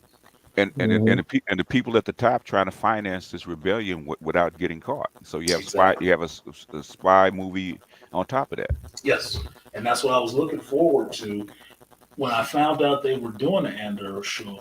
That's what I was looking for. Why I was interested in the characters. Like I would watch a movie to see how he became this spy. That was interesting. I thought I'd watch that. I mean, I don't care too much. It's like KK doing it, so it might be some bullshit. But I'll be interested. I want to see that how I became a spy show. I'll watch that. Fuck it. The guy died. So okay, when I heard it was KK's thing, that's how when it took me so long. Now I don't want to watch it. That's why I'm watching it with a skeptical eye and a hell knows. Like, I don't know. Oh no, I don't know. Let me see what this is. I took the head off the nose. Like, this is okay. I'm getting into this. Okay, this is kind of good. That's why I was trying to. I knew everybody wasn't going to get on board with it, but I was just trying to tell you from my perspective. This is actually kind of good. It's actually kind of good. So you can like it or not like it. It don't matter to me because I'm deciding on what I like or dislike for myself. That's actually what I saw this season. Out of the shit that you got is like Andor, House of the Dragon, 2 dark horses. Yeah. Two dark horses. And but these are the things that people are gonna keep watching over and over again because it's it's so detailed and interesting. So it's got legs. Yeah, I could watch that whole, like you said, the first 6 episodes. I could watch the whole first 6 episodes again like it was a movie. Yeah, it'd be a Sunday binge all day. I'm gonna just watch Andor 6 episodes of this and get up to that heist and be like, oh, that's good. Let me go get a drink or something. I can watch something else now. And then come back to it later. Yeah. The only I know they had to do it because they had to set up the next, the next series, right? Mm-hmm. Motherfucker, you just got paid, okay? Everybody in the fucking galaxy is looking for your ass, right? Everybody, they're looking for you for killing the guards and stuff like that. They're looking for you for stealing the bankroll, and you show up at home. Okay, and everybody asks you, "What are you doing here?" Yeah, they didn't know he took it, but that was dumb. It was dumb. That was dumb. That was. Look, I said it in my review. That was tactically stupid. Yeah, that's the last place you should be showing. You just broke out of prison. Now, true enough, you were under a fake name. Yeah, but why would you show back up to your house? No, dummy. That's how they always get you. What's wrong with you? First place they're gonna look. First place to look. That's what the first spot of the stakeout. That's the command center. Yeah. Yeah. Come on, man. You don't go there. I'm a PI. I'm gonna go to your damn place of residence first, and then if you're not there, I'm gonna go somewhere else. You go the family and friends first. Contact them first. Look, there was a line in a 50 Cent song when he said he didn't want to look for the dude. He said, "I'll spray your mama's house and let you look for me." That's why. That's why. That's gonna draw you out. Oh, something happening with his mama. Oh, he gonna show up for mama. Oh, funeral. Oh yeah, he gonna show up for mama funeral. He can't miss mama funeral because that would be so wrong. It'd be so wrong. The simp chip is activated. A nigga like me be on a tower with the scope. Yeah, waiting for you. Waiting for you to show up. I know he's gonna show. I know he's gonna show. Where would he show up to try to hide? Take that motherfucker off. Yeah, that was dumb. I could give it to him being emotional. That's the first thing, because that's why I pointed out how long it had been since he had been on Ferrix. It had been months. He had been in prison for months, right? So for us, it's just an episode, but he had been gone for months, and he didn't know what was happening with it. He thought he was coming back sooner. He did it right after the heist. When the block was, he met you, nigga. You had you killed 7 guards. The Empire is down there trying to figure out what the fuck went wrong, and you show up right after a heist. Okay, the block is hot. He showed radioactive. He showed up after a heist with money. Like, with money. Did you trying to tell everybody you was part of this? It's like, goddamn. Hold on. He did all my debts right now. He did right some now. typical. Paying all the debts. He did some typical rapper shit. He did, didn't he? Though he did some typical rap. Now I just came home, got my record deal, off a tour, album just dropped. Yeah, what's up? I'm good. I got to buy my mama a house and go get my girl. Look at these fur coats and stuff. What's that Goodfellas thing? Like, dude, what you doing? What's with the Cadillac and the fur coat? No, get this shit out of here. We just did this heist. Everybody looking for this stuff. Yeah, they were brand new stuff. We being watched. What's wrong with you? Get out of here. What's wrong with you? Get out of here. Did he have some Migos playing when he showed up on the block? Yeah, no shit. Imperial March on Speedo with Dubs dipping through Ferris. Cass, get your stupid ass out of here. I don't know what you did, but you need to get out of here, whatever it was. Come on, man. Yeah, that was dumb. That was dumb to me, but like you said, B, just understand how you gotta move the story and set up new things. So you gotta have a reason to move from there. That was a weak one, but how you got in prison in the first place? You walking around like nothing's going on. Well, he walking around like he did something, because that's why the guard got the trooper got on. Was like, you looking around a lot. Like, yeah. What are you doing? You walk around looking suspicious as hell. You look a suspect. Like, no, I'm just walking. Yeah, but you're looking around a lot. Like, you're supposed to be on vacation. You're supposed to be oblivious. Yes. Oblivious and stuff like, oh. No, you're supposed to be underground. That's weird. They running. You you got 1 million credits because I know you took more than 200,000. You got 1 million credits. You're supposed to be underground somewhere. Yeah. Wait for things to cool off. Went to the tourist capital and acted suspect. No, dude, you don't shut up. I like Malika's comment. What's Malika's comment? Let's see. Artisan Andor did some dumb nigga shit trying to be hood rich in the galaxy.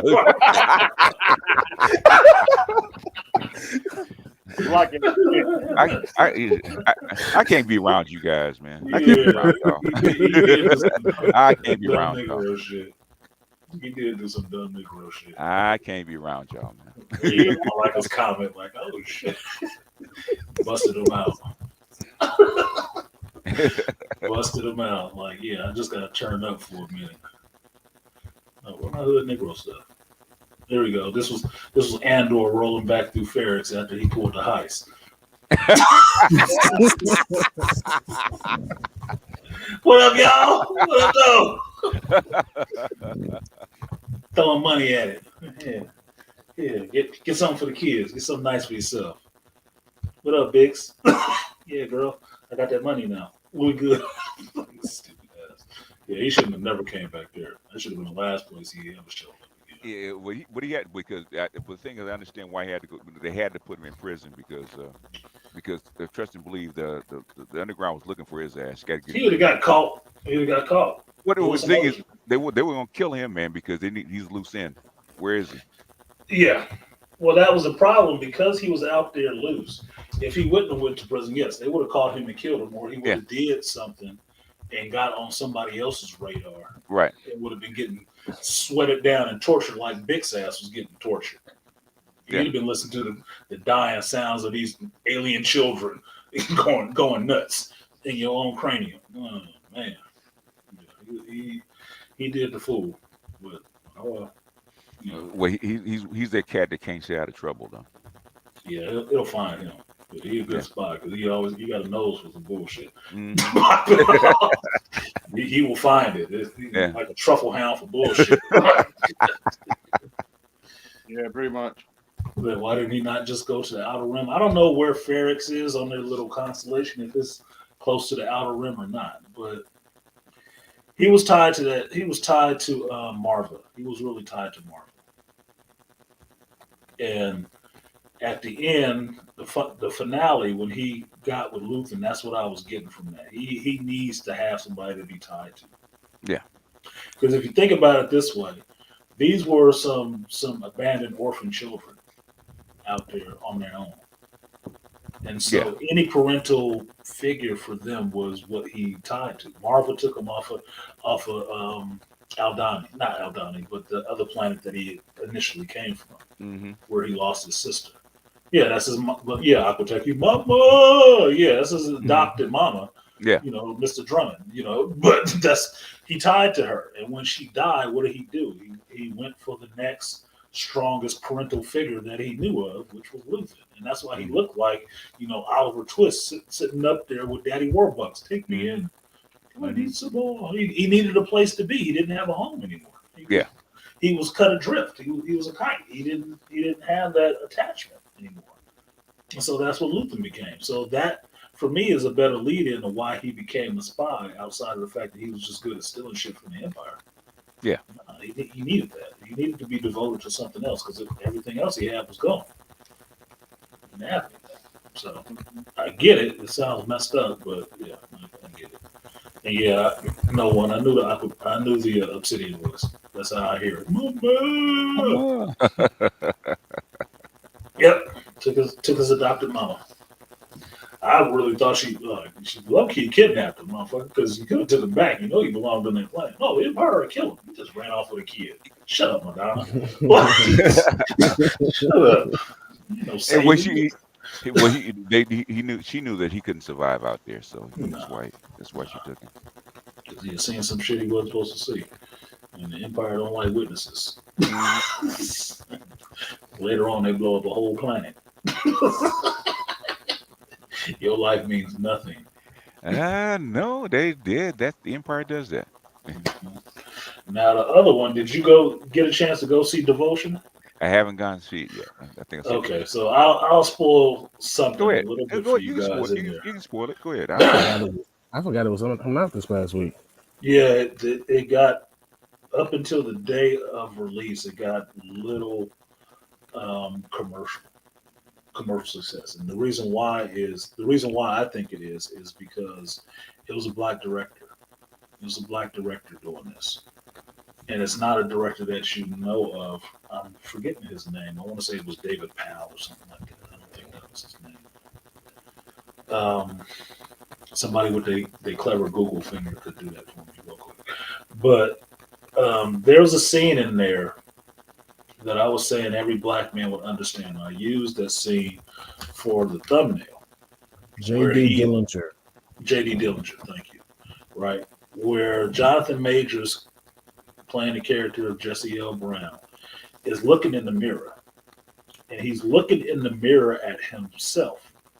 And he keeps saying all this stuff out loud. You're a dumb nigga. You don't have no business in the plane. You know, you can't swim. And not all this hateful ass shit to himself in the mirror. And I was breaking it down why he was doing it, because in the movie you find out he keeps a book. It's like this thick. It's like a journal. And it's every hateful thing he has ever been told about being black, being a male, and what he can and cannot do. And he's kept that shit since he was a boy. And writes it. And when he's in this flight school program and ends up on the aircraft carrier and stuff like that, he's saying this shit to himself. And I was explaining lady, right, why he was saying this stuff to himself. Because I recognize it because I've done that shit. I said, he's stealing himself. He's desensitizing himself to hearing that shit. Because it's all the racist shit people have said to him. Even up to that moment. It's all the racist shit people have said to him. He's taking that fucking hatred and channeling that shit into his skill. What he is good at. And he's using it to desensitize himself to hearing that shit. So at different points in the movie, people are giving him shit. Still giving him shit. Being black, he the only black dude on this whole fucking ship. The only aviator on this whole ship when they roll into France and stuff like that, rolling the cans, and they giving him salty, turned up, cheese eating bullshit. And he just kind of shining it on. It don't seem like it phases him. Now his homeboy, who is his wingman, ends up being really offended by this stuff. But he's like, nah, it's cool, don't worry about it. Well, why could he have that mentality? He can have that mentality because he uses it. He desensitizes himself to it. It didn't matter. He didn't want to be out there on camera and stuff like that. Oh, how's it feel to be the only brother out here? I don't give a fuck about that, dude. I'm here to be an aviator. I'm not here for that. The rest of that shit y'all trying to put in Life magazine. He wasn't there for that. He's there to be the best at what he's trying to do. Now, everybody else on that ship, the other seamen and stuff like that, the brothers that was on that ship, they really revered him. They really looked up to him as an idol. And what they did was that while they were in Cannes in France, they took up an offering of all those brothers because it was a big deal to them to see him there. They took up an offering in 1950s money and bought that man a Rolex.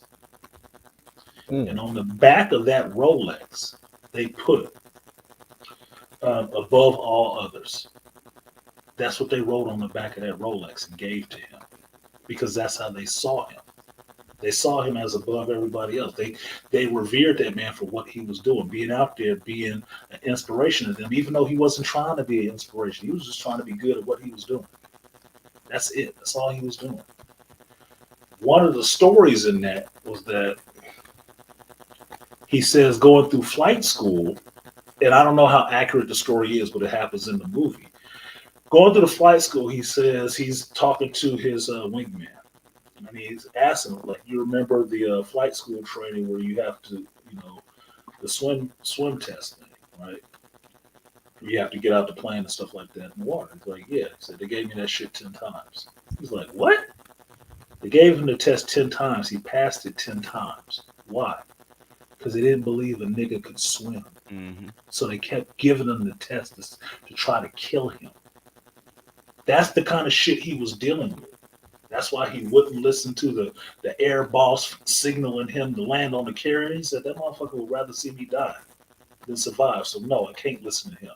And he's really explaining to his wingman how a black man has to operate in this field where nobody wants your ass. They don't want you there. You can't really trust them. So it's not the same deal. We ain't fighting the same war. We're not dealing with the same shit. It don't matter if we're wearing the same uniform. It's a whole different situation.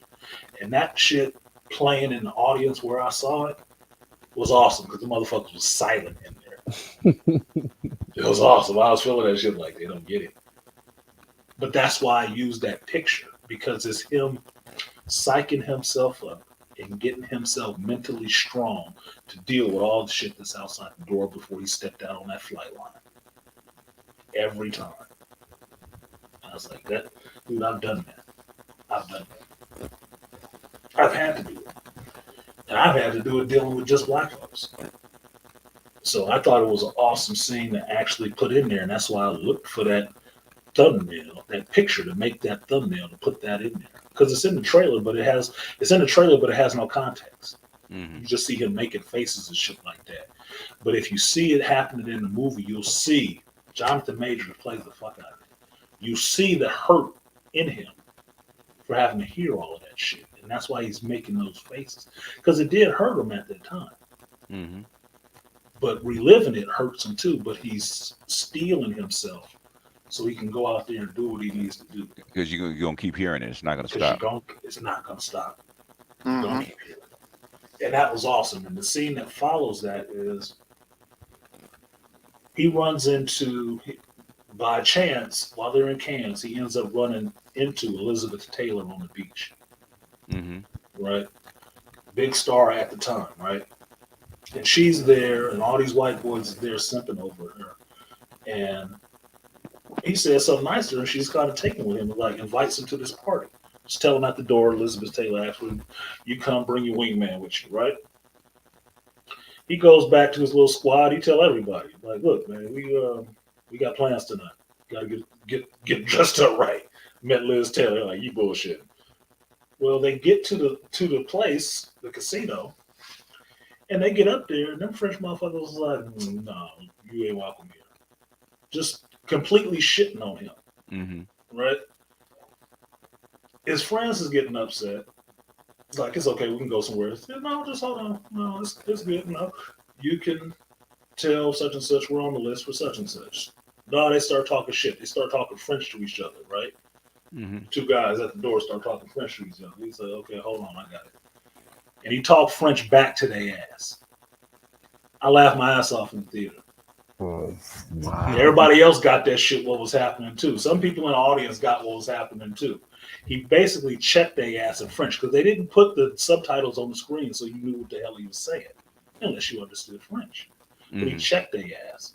And then they went back and looked on the sheet. Saw he was on there. Please come in. Yeah. Now, all the white boys didn't know he knew how to speak French. Didn't know that shit at all.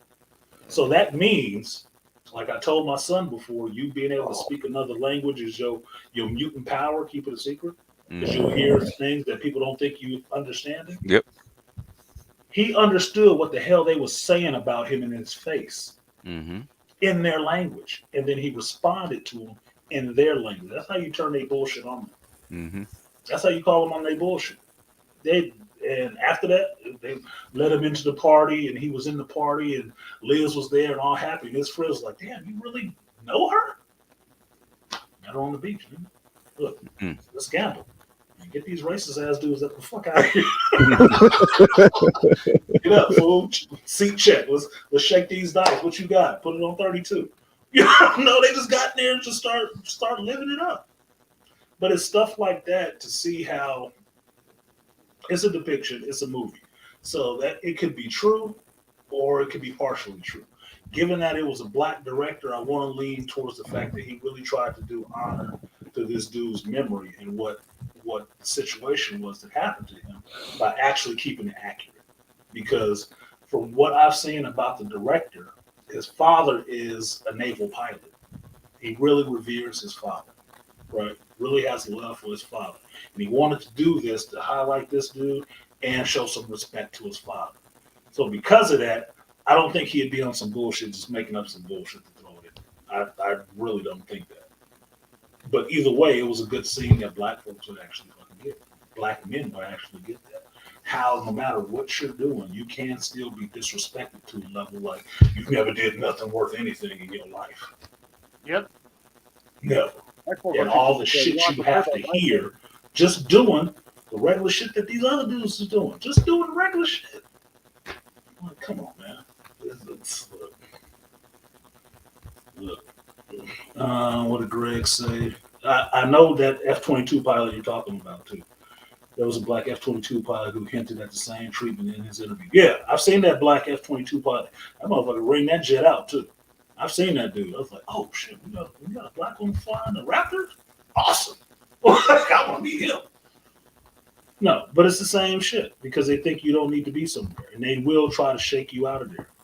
One of the ways to try to shake you out of there, like we were talking about earlier, is language. You're used to the English language. Another way to discount you. Mm-hmm. It's the easiest way to discount you. The other way is to say you emotional and angry and intimidating.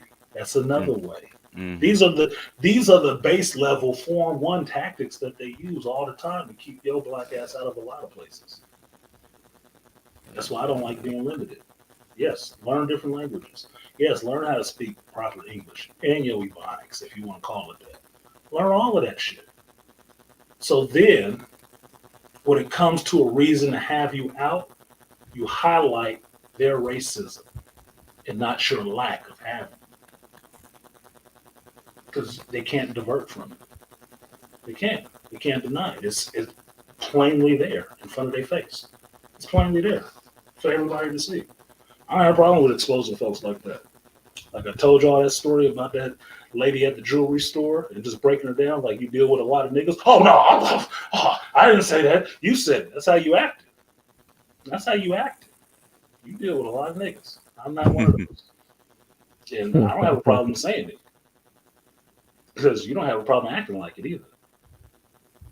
So fuck you. Call it what it is. That's that bullshit. Mm-hmm. That's some aggressive shit. So it was really good to me. And truth be told, I was with my lady and she was in there crying after the movie was ended. I didn't really think she was over there sniffling. I thought she was just having something with her allergies and shit like that. And I asked her, "Were you really crying?" She's like, "The fuck were you looking at?" I was looking at you. I'm looking at the screen. Like, I didn't know you was really crying. She was really felt some kind of way about that movie. It really affected her.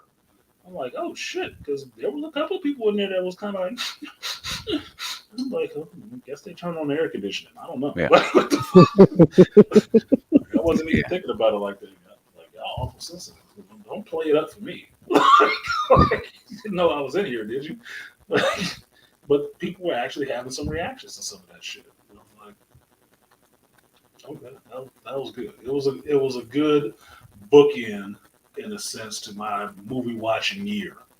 And I'm not even counting Way of Water because I'm not even sure what the hell that's going to be or not. I'm not even looking at that as something deep or entertaining or anything. It's just a visual feast as far as I can see. And I'm going and watching it in IMAX so I can just get my visual spectacle done. Okay, Humpback Whales, awesome. More blue people. Be done with it. Get it over with. Hopefully it's not what they did with the Matrix, where they just threw so much money at him. Why'd you say that out loud, BGS? Okay, I'm sorry. Say that out loud. Now that's out there. Now that's out there. I'm going to edit that part out. That does not exist. There's only 3 Matrix movies that Matrix movie does not exist. Yeah, I'm worried, BGS. I'm kind of worried in a sense that it could just be some bullshit. But you know, James Cameron, a little salty old bastard right now. Yeah, a little salty. Salty. But he spent a lot of time working on this movie, so maybe. I don't know. I still have never seen Dark Fate that he put his name on. Yeah, James Cameron coming back to the franchise. It was like, I have heard nothing good about Dark Fate. Please tell me you just did that name only. You never will. Yeah. That's not a good sign. I allegedly saw a movie called Dark Fate. I got that movie for free, and I still want my money back.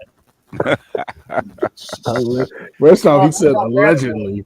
He saw Allegedly saw it. I still ain't seen it. It's popped up on some of my streaming services. I went past that shit like, oh no, I've heard. Like, I must have got a racial memory or something. It's like, no, don't watch that. I think Eddie Murphy did a movie called The Best Defense where he had was the tank driver, right? Yep. And he said he first read the script. And he said he told him this script sucks, and they wrote him a check. He said, how much? Okay, let's go. Yeah, Eddie Murphy and Dudley Moore. Best Defense. Yep. Yeah, that was a bullshit movie too. It's bullshit. He said Eddie Murphy said so. He said, yeah. Do the Michael Jackson. It was funny. Chief Rocket said, I haven't seen the movie yet, but did they reference Eugene Dullard? I can't say for sure because I wasn't looking out for that. I don't think they did. But I could be wrong. You have to see it for yourself and see. But I don't think so. It was more so, and that's why I tried to point it out when I did my reaction. It was more so about Jesse and the guy that became his wingman and his friend, Tom Hubbard. And the movie ends showing that those families are still connected to this day. They are still friends to this day. Both of the men's gone, but the families are still tight to this day. That means a lot to me, right?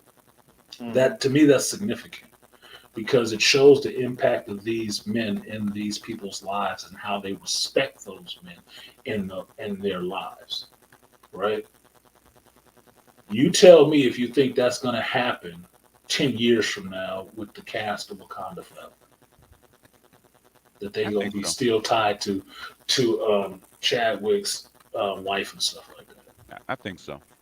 Yeah, they might, but Disney ain't gonna give a fuck. Oh, well, we know about the mouse, man. Victoria Alonso ain't gonna give a shit. No. That to me, this movie was more of a send off for somebody who lived a life that you respected than what was reported to be in Wakanda Forever. That's why this is standing out so much to me. It's like, nah, this movie actually shows that somebody cared about this person. This one does not. No matter how much they said it, no, you don't give a fuck. You used it, but you don't care. Now, I'm not saying that the actors don't care, but studio heads, they didn't give a fuck. I'm sure about that. They did not give a fuck now. Yeah, they held. I keep telling people that the only reason Black Panther got made in the first place is because there was Stan Lee's dying wish. He wanted to see Black Panther get made. Yeah, that was it. That was it. That was it. And that's why I put it back on Wesley wanting to do it initially, and them not wanting to do it with Wesley, and then Disney needing that black character out there. They needed a black character out there because they want to hit that audience. And Stan wanted it. He created the character. He wanted that out there. He was an advocate. He was an advocate. That's how he got made. And they gave it to a radical, Ryan Coogler. Yeah, they gave him money and the keys and told him, yeah, just go ahead and knock it out. Whatever you want to do, we cool with it. We cool with it, yeah. And he turned it into $1 billion franchise. Which I keep pointing out to people, their first $1 billion movie for the MCU. Then second movie, everybody want to jump in. Oh, pigs to the trough. Wait a minute, no, we got some ideas on the second one. You didn't have any on the first one. Why you need them on the second one? Let him do what you did the first time. Let the cast take pay cuts because they understand how important this movie is, and let them go and do what they're gonna do and write the script they want to write without your bullshit involved. The cast was gonna take a pay cut on the first one. They wouldn't. They earned $1 billion. Oh no. We get paid. You can pay me now. Yeah, pay me now. You can give me everything I asked for on this one, but a lot of them people ain't getting multi movie contracts. So you good. Pay Angela her money. That's why Angela had to die too, because Angela cost a lot. It's expensive. So she gave you a money's worth performance. She did. And now she out of there. You ain't got to pay her again. The only way you see a Ramonda is in a seance. What is it? On the astral plane. plane. What, ancestral plane? That shit costs. Ancestral That's plane. expensive. Ain't doing that. She show up and don't do nothing but nod at a motherfucker. That's expensive. It's expensive, yeah. You better not have her say her name. What? I know Michael B got paid, for that. Yeah, he got paid too because Michael His B 30 star is seconds. still on the rise. He ain't set yet. So yeah, shit, he getting what? Creed 3, he getting director credit. Yeah. You think that made his paycheck go down or up? And I think it made it go up, and if it comes out with some money, he's gonna further his career. Yeah, so I wanted to make some money. I don't know if it'll be that damn good, but I want to make some money. Yeah. Lori Harvey is your loss. Yeah, he gonna get that back. Beat it. She for the streets. Leave her for the streets. Yeah, it's much better out there for him. F that chick. Yeah, well, she's there because they said he wasn't into black chicks, so. Whatever. Apparently he was into one. Look, if you want to be picky about it, she ain't all that damn black in her damn self. So Kind of, sort of. Look, man. As far as I know, brothers, like most males, is into chicks, no matter what color they are. So if that's an issue for you, you should have been with his ass anyway. Because there's nothing that you can hang over him. Well, you're not into black chicks. Shut the hell up. Like you give a fuck. Yeah, BGS, what is Tia Mallory's problem? She's a modern woman. Mm-hmm. Yeah, That's not a problem. And she's okay. You gotta remember, I keep saying this, man. Let's talk about my show, The Stats, right? The average black marriage lasts 5 years. Okay. Okay. Yeah. Black women get twice the number of divorces than they do marriages. Okay, there's a reason for that. Black women really don't like to be married, man. They really don't, No. and they get bored. And if you ain't one of them guys that can actually keep up that kind of excitement, okay, then she's modern and she's black. Okay. Yeah, my thing on that, they don't like to be married and they don't actually like men. We talked about this with my mother, the gynocrat. They don't actually like. She even believed it. They don't actually like men. I said, yeah, I'd say you're right, Mama. Mm-hmm. They don't. They don't actually like dudes.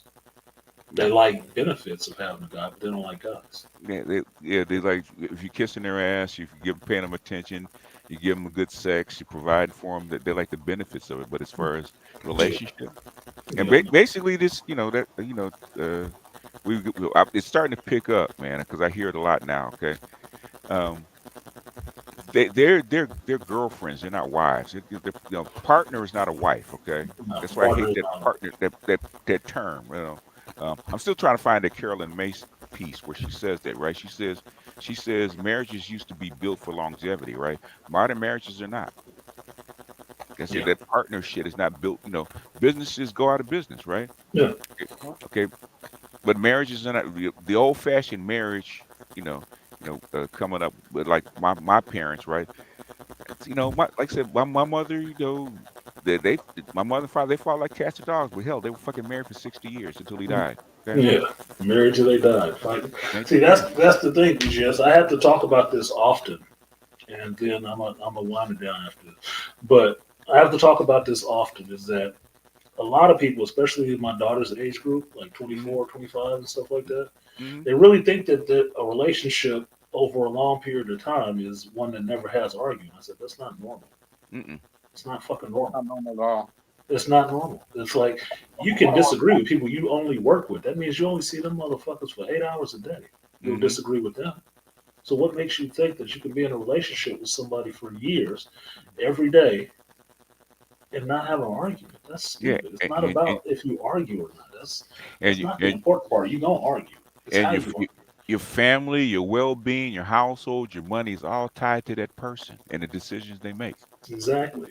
You can't be in a situation where the two of you are tied together and the other person doing dumb shit. You're going to have an argument. You'll have an argument. You're going to have an argument. I've seen a couple married more than 20 years that did not argue. Me either. That's an oxymoron. Me either. See a couple that's been married that long or longer not argue. I'm sorry. No, that's what I actually counsel my daughter on more than anything, because that's one of the things she's kind of afraid of.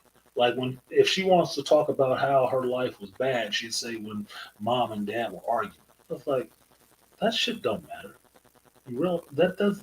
Look, man, it's how we argue. It's not the fact that we did argue, because you don't argue. Fuck, I argue with my daughter. I had to tell her to get her little bummy ass in the car, and like, I'm not your damn boyfriend. I'm your father. Get your ass in the car and finish eating your food and get in the car. Fuck you talking to? No. But I argue with her. Love her to death. Yeah. But I had to argue with her. Yeah. So do you think you about to be in a relationship where you never have an argument with nobody? That's not normal. That's not how shit works. I had to check my daughter like a few months ago. We talked about my grandson. She had an argument with my sister with my grandson, right? And she came in and she, I said, whoa. Breathing fire. Oh yeah, whoa, time out. Okay, who you think you're talking to? Yeah, maintain low tones. Who the hell you talking to? Yeah. Who you talking to? Okay. I said, I ain't your man. Okay, I'm your father. Yeah. Now, rethink that and start again. No, my daughter, we had that conversation. We was out eating. We were out having dinner or something like that. And I had to tell her that shit. And I had to hit her with the one BGS. We are not equals. That kind of hurt her little soul for a minute. Like, whoa, we ain't. No, we're not. I'm not your peer. You are not my peer. Nope. We are not equals. I've done everything I can for you. You ain't done shit for me yet. So I don't want to hear that shit. Calm your ass down. Finish your food. We are not on the same level. level. I'll tell you what you are gonna do, because I got the patience of Godzilla, and that's why I say don't nobody call me until if some BS is going down. I say, look, if I show up, shit and getting burned down, don't call me. Look, we got y'all sure? Y'all sure? Do you need me? No, we got it. Y'all got this worked out.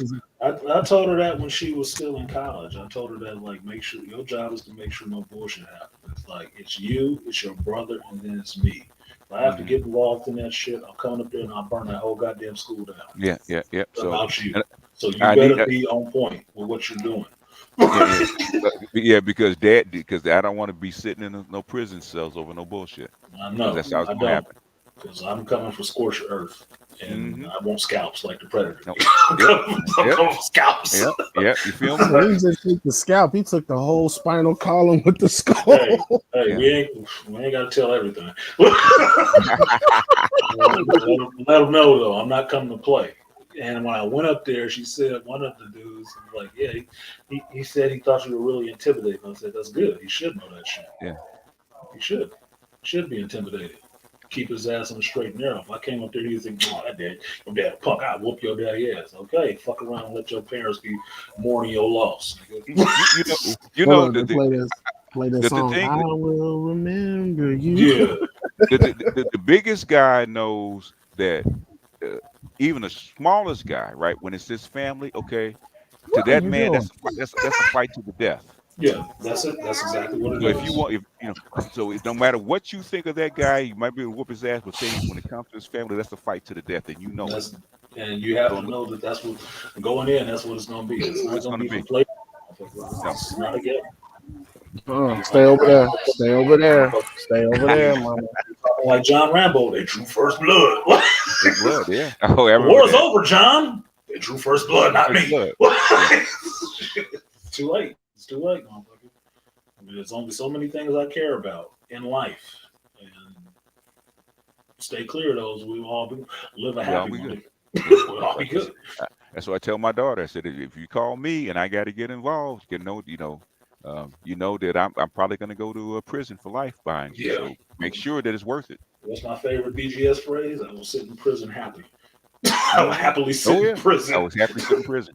Happily sit in prison. And I'm sitting there thinking, with your blood on my hands, fuck around. Hey, it is. It is what it is. Yeah, look. So my kids, motherfucker, look. Take that mug shot with a smile.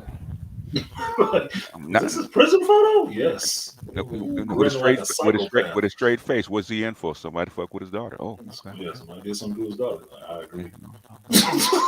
Let him build his wood in the corner and carve his shit up and leave him the hell alone. Yeah. So let me get these next couple of donations out the way real quick. Go ahead, sir. Shout out to shout out to the No One, the package man. He said, BGS ain't shit. Never claimed to be, sir. Never claimed to be shit. I claim to be shit. Well, also, I ain't shit, never been shit, ain't gonna be shit. Shout out to the No One for tripling up. I don't know which one I should give you for tripling up, but I'll give you that 3B salute. Appreciate you.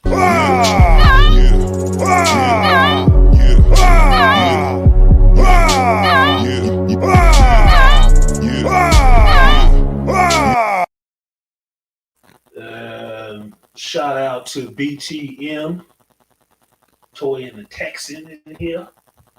Strolled on through with the thighs, saying hashtag BGS tax, hashtag Black Lips and Thighs Matter. Oh, don't do it to me, girl. There you go. There you go. See, Toy, Yeah. You better be glad I'm an old dude, Toy.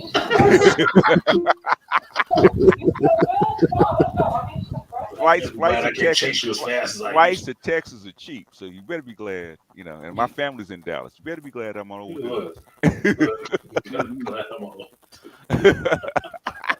Shout out to the 3T, the Leo in the building. I'll give you that 3B salute.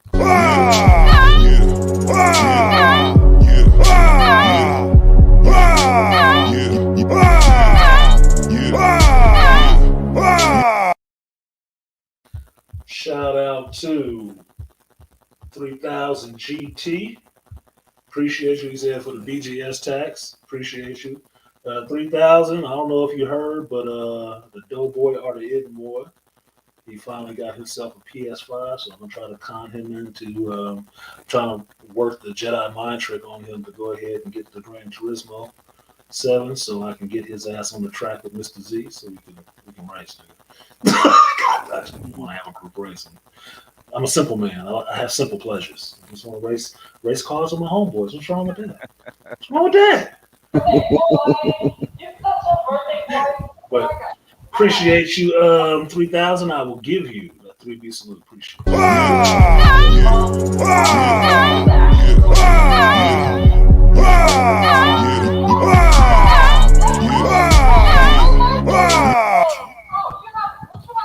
And the last one goes out to somebody gonna get that kid. Beastly, like, what y'all doing over there, man? Don't make me bring out this belt, girl. Yeah, don't make me get out that belt. I'm waiting for somebody to get their hands put on.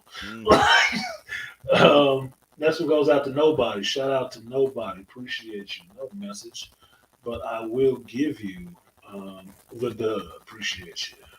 Money for the crowd, double lag. Pussy on fat, double lag. 100 on the sack, double that. Block like a ghost town, still double bag. Malika still ain't shit. What do you say? BGS new name is Darth Dirty O'Manus. I tell them, don't try me. Don't believe the hype. Don't try me. Don't try me. Look, I'll walk down there. Get all of you. That's right, exactly. Yeah, hold up, he's like Uriah, man, from the Perfect Stage. I'm gonna walk down this hill. Make me walk down this hill. Yeah. Come down, there's gonna be trouble for all of you. All you. Y'all have to watch. I don't know if y'all know the joke or not, but y'all have to watch Colors for that one. Watch Colors for that one. Yeah. With the old bull and the young bull up on the hill, trying to get one of them cows down in the pasture. Run down there and get one of them cows. How about we walk down there, get them all? I like your thinking, old man. Might as well. I'm a young bull. I got the stamina. Let's get it. So, I will say thank you to BGS for coming through today. I'm past my little cutoff point that I need to get out of here and get to my Nana's house and work on her fence, get that done, so I can link up with my uncle. But I do appreciate you popping off the cloud, coming down, and throwing some wisdom in here, and actually touching on that point that you were mentioning on with Dr. T and Gigi, because I thought that was a good point about the Brookings in the defense, that it's a defense issue. if this person is coming out saying something about it from this backed by this institute, it is a defense issue. So you have to understand how people are thinking. It's non-linear thinking. It's outside the box thinking, but you have to understand this all works together in some form or fashion. So don't just focus on what you see and hear at the hood level. Right.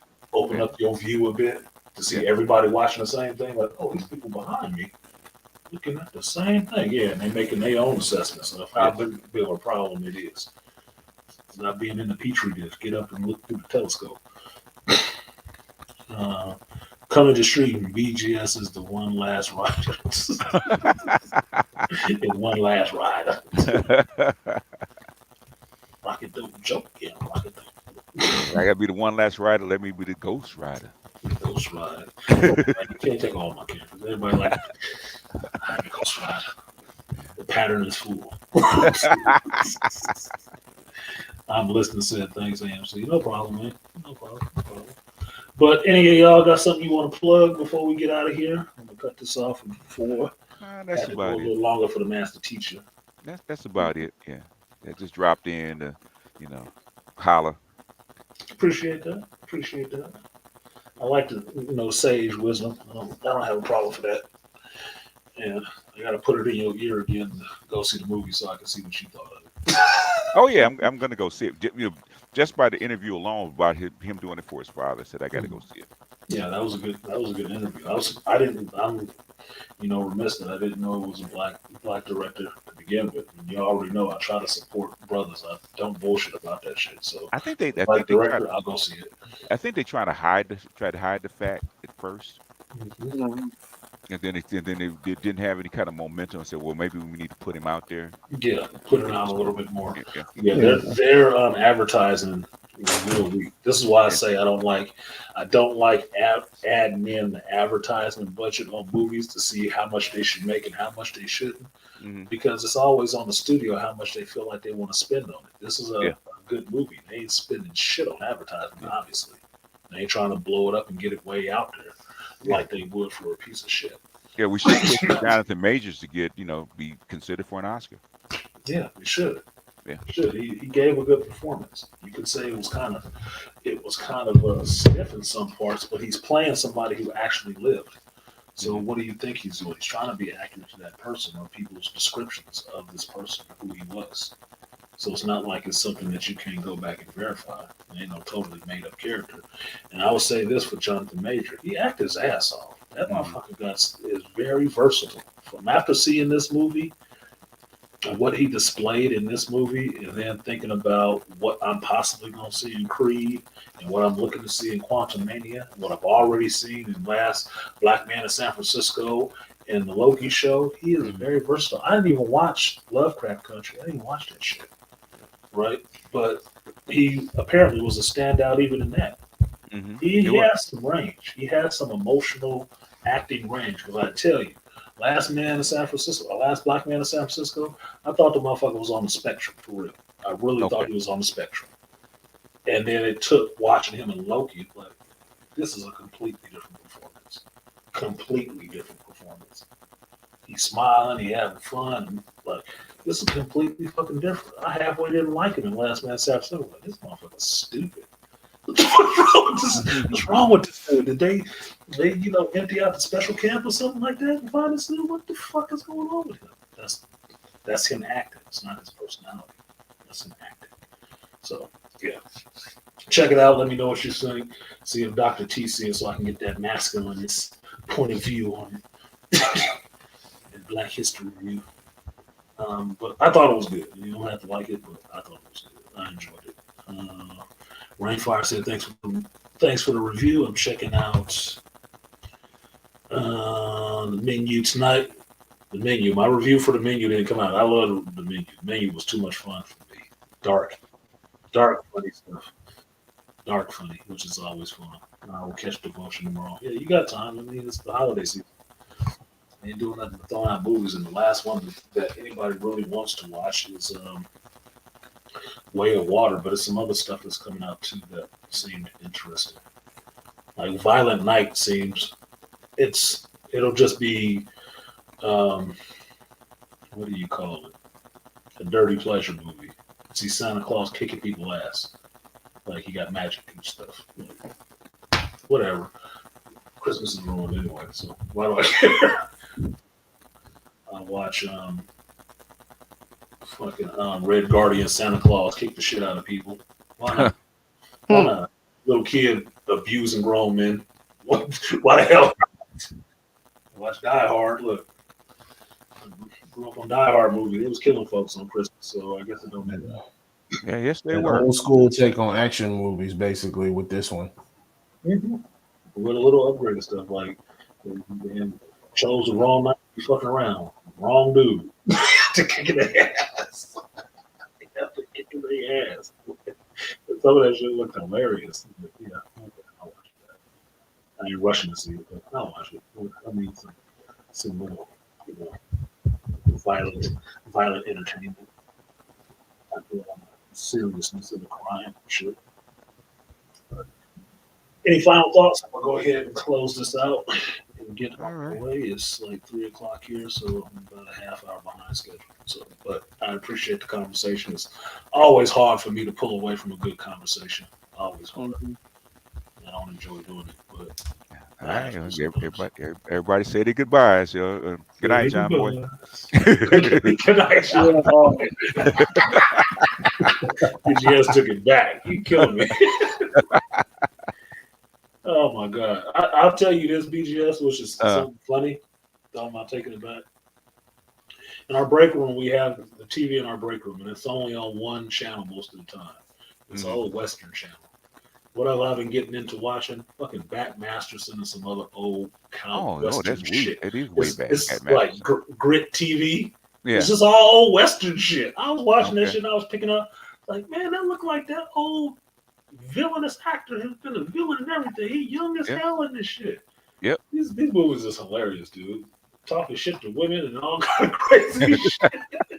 Oh, stuff that would get canceled today. Oh my gosh, shoe polish Indians and stuff, like shoe polish Native Americans. Yeah.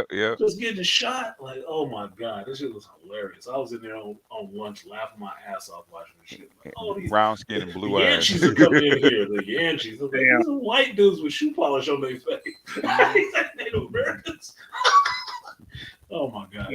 Some blackface, huh? Mm-hmm. Yeah, it was hilarious. But these dudes ain't tough. This dude still carried that same attitude all the way when I was watching him. He really thought he was a cowboy, didn't he? Get the hell out of here. That shit was hilarious. My final thoughts is keep it grinding, keep it pushing, keep it moving. Leave these modern heifers where you found them. I'm out. Beaming out. AB beaming back to the neutral zone. BGS is poofed out. See, told you that was a Force Ghost. He was just disappeared. What you got, Beasley? Nothing much. About to get ready to go to work and finish up some stuff and then watch this Guardians of the Galaxy special while I'm at work. Since I ain't gonna be doing shit. I haven't watched it yet. I forgot what day it came out, but I'll check it out. James Gunn's swan song to the MCU. Watch it be good, and they be mad as hell. Like, he ain't coming back for a while. You know that, right? Mm-hmm. You got 10 years on the bench, motherfuckers. It's like too bad. And then, like I said in the chat, if y'all have been following on social media, the service for JDF is gonna be on Facebook. They're gonna live stream it for everybody tomorrow at 10:30 a.m. Central Time. If you got the link for that, throw it in the chat because you got a wrench. Yeah, if you got the link for that, throw that in the chat because I won't want to see that. The JDF funeral. It's like his JDF fan page. Let me see if I can pull up my Facebook on here. Mm-hmm. Definitely throw that in there. I'm not a fan of good brothers going down at all. And I say brothers in the sense that brothers in arms, they all got to look like you. But if you out there doing some positive change, that make you a brother of mine. Aaron Peters said, check the PayPal. Not bad. Let me see, AP. I got you earlier. Did you double up or something? Well, I guess you did double up. Yeah, you did. My bad, Aaron. Let me give Aaron a double up. Appreciate you, Aaron. I see that in there. And I will give you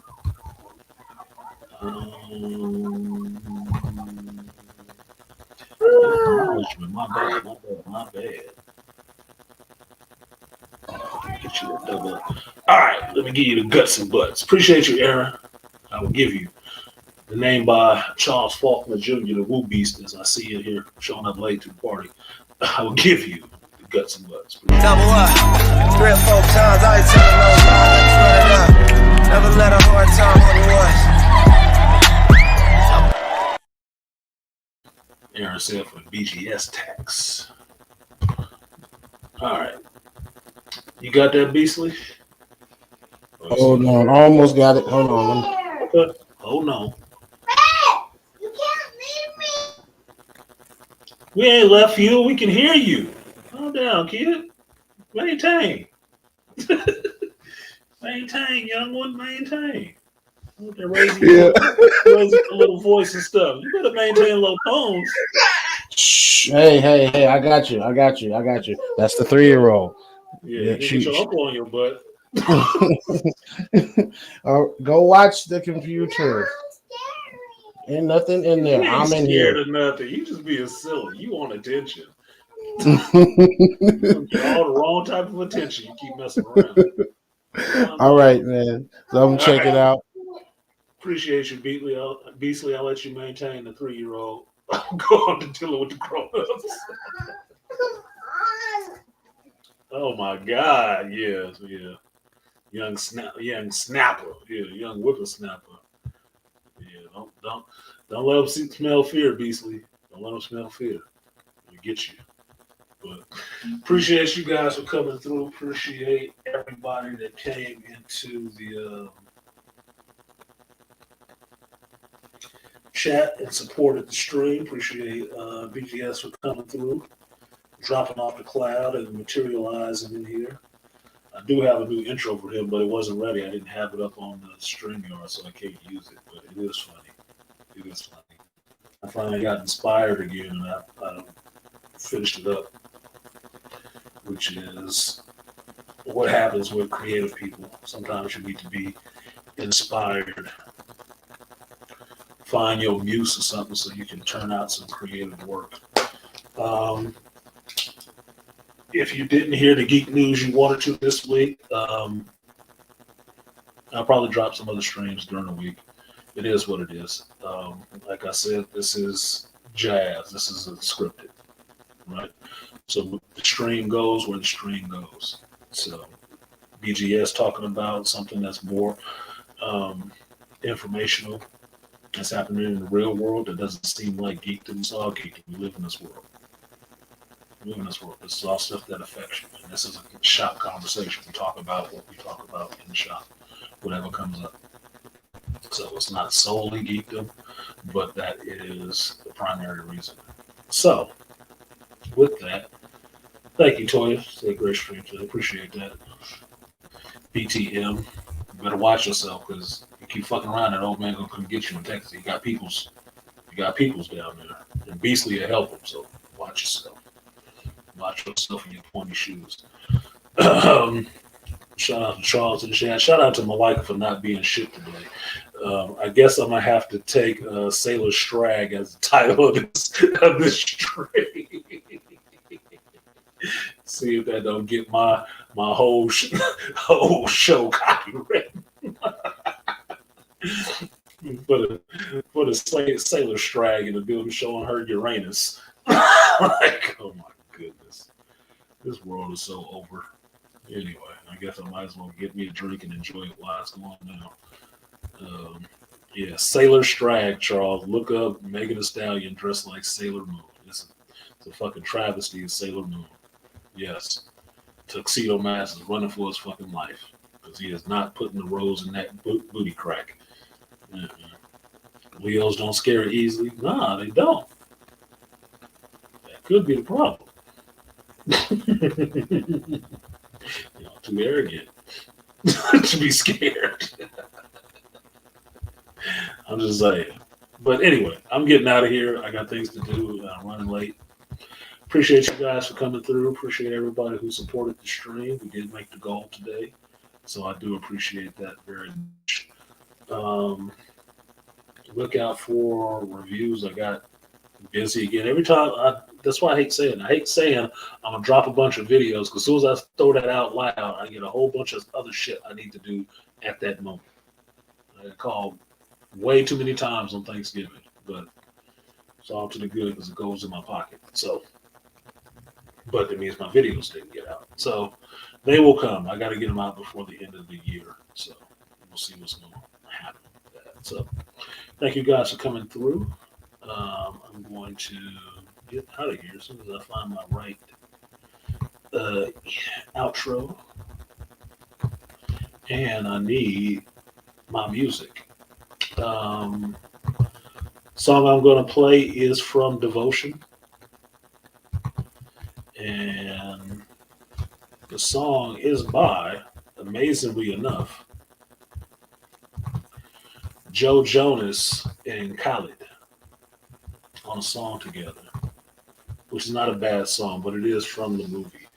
And with how I started this stream and how I want to end it is for everybody to know, brothers to know, whatever mental or stress you're going through, emotional stress you're going through, you are not alone. Reach out to somebody. Do not ever think that you need to self-delete to find relief from whatever emotional pain you're going through.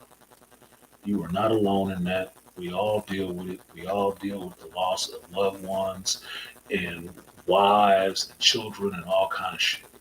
And as bad as you think your situation may be, there's somebody probably close to you that got it worse than you, which means you should be able to go on from that. Do not be self-deleting your shit for no bitch ever in life. You do, I'll fucking hate you forever. I will. So, shout out to RDF, JDF, RDF. Jason David Frank, I'm sorry to see him go the way he did, and fuck that bitch that stressed him to the point that he self-deleted. But it's something that we as men need to go through. If the last 30 years have been teaching you how to hide your emotions, feel your emotions, understand you have them, the next 10 years or so should be you learning how to control these motherfuckers and not let them rule you and ruin your mental state. And not let other people ruin your mental state. Self-deletion is not an option. So thank you guys for coming through, and I will see you all next time. We do this every Sunday, 11 a.m. Pacific time, 2 p.m. Eastern Standard Time. And for now, I can't find my right outro. What am I looking for? Sorry. And for now, the shop is closed. Thank you guys for coming. Peace.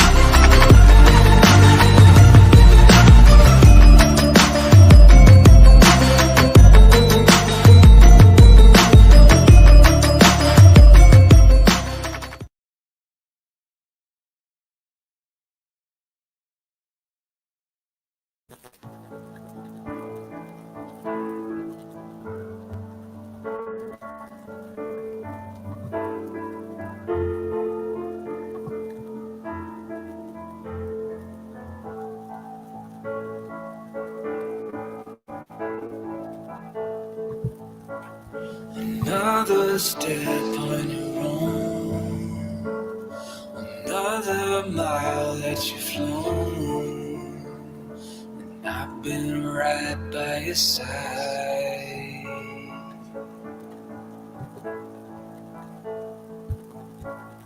There's so much more than you see, like the wind that blows through the trees, or the time that's passing by. I see the tears are rolling down, but they're not here to stay. I know you're staring at the clouds, trying to wish them away. When you call the stars, no, I'm calling out your name.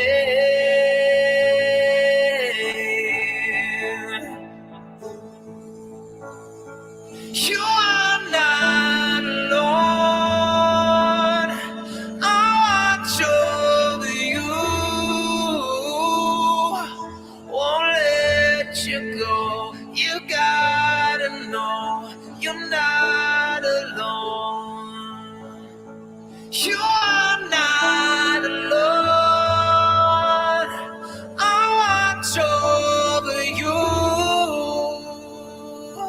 won't let you go. You gotta know you're not alone. I didn't give you the wings to not go fly. And don't you know this ain't goodbye? 'Cause everything I am is who you are. Who you are. Sometimes the hurt don't know how to be healed. Sometimes you question if anything's real, but you call the stars. You're calling out my name.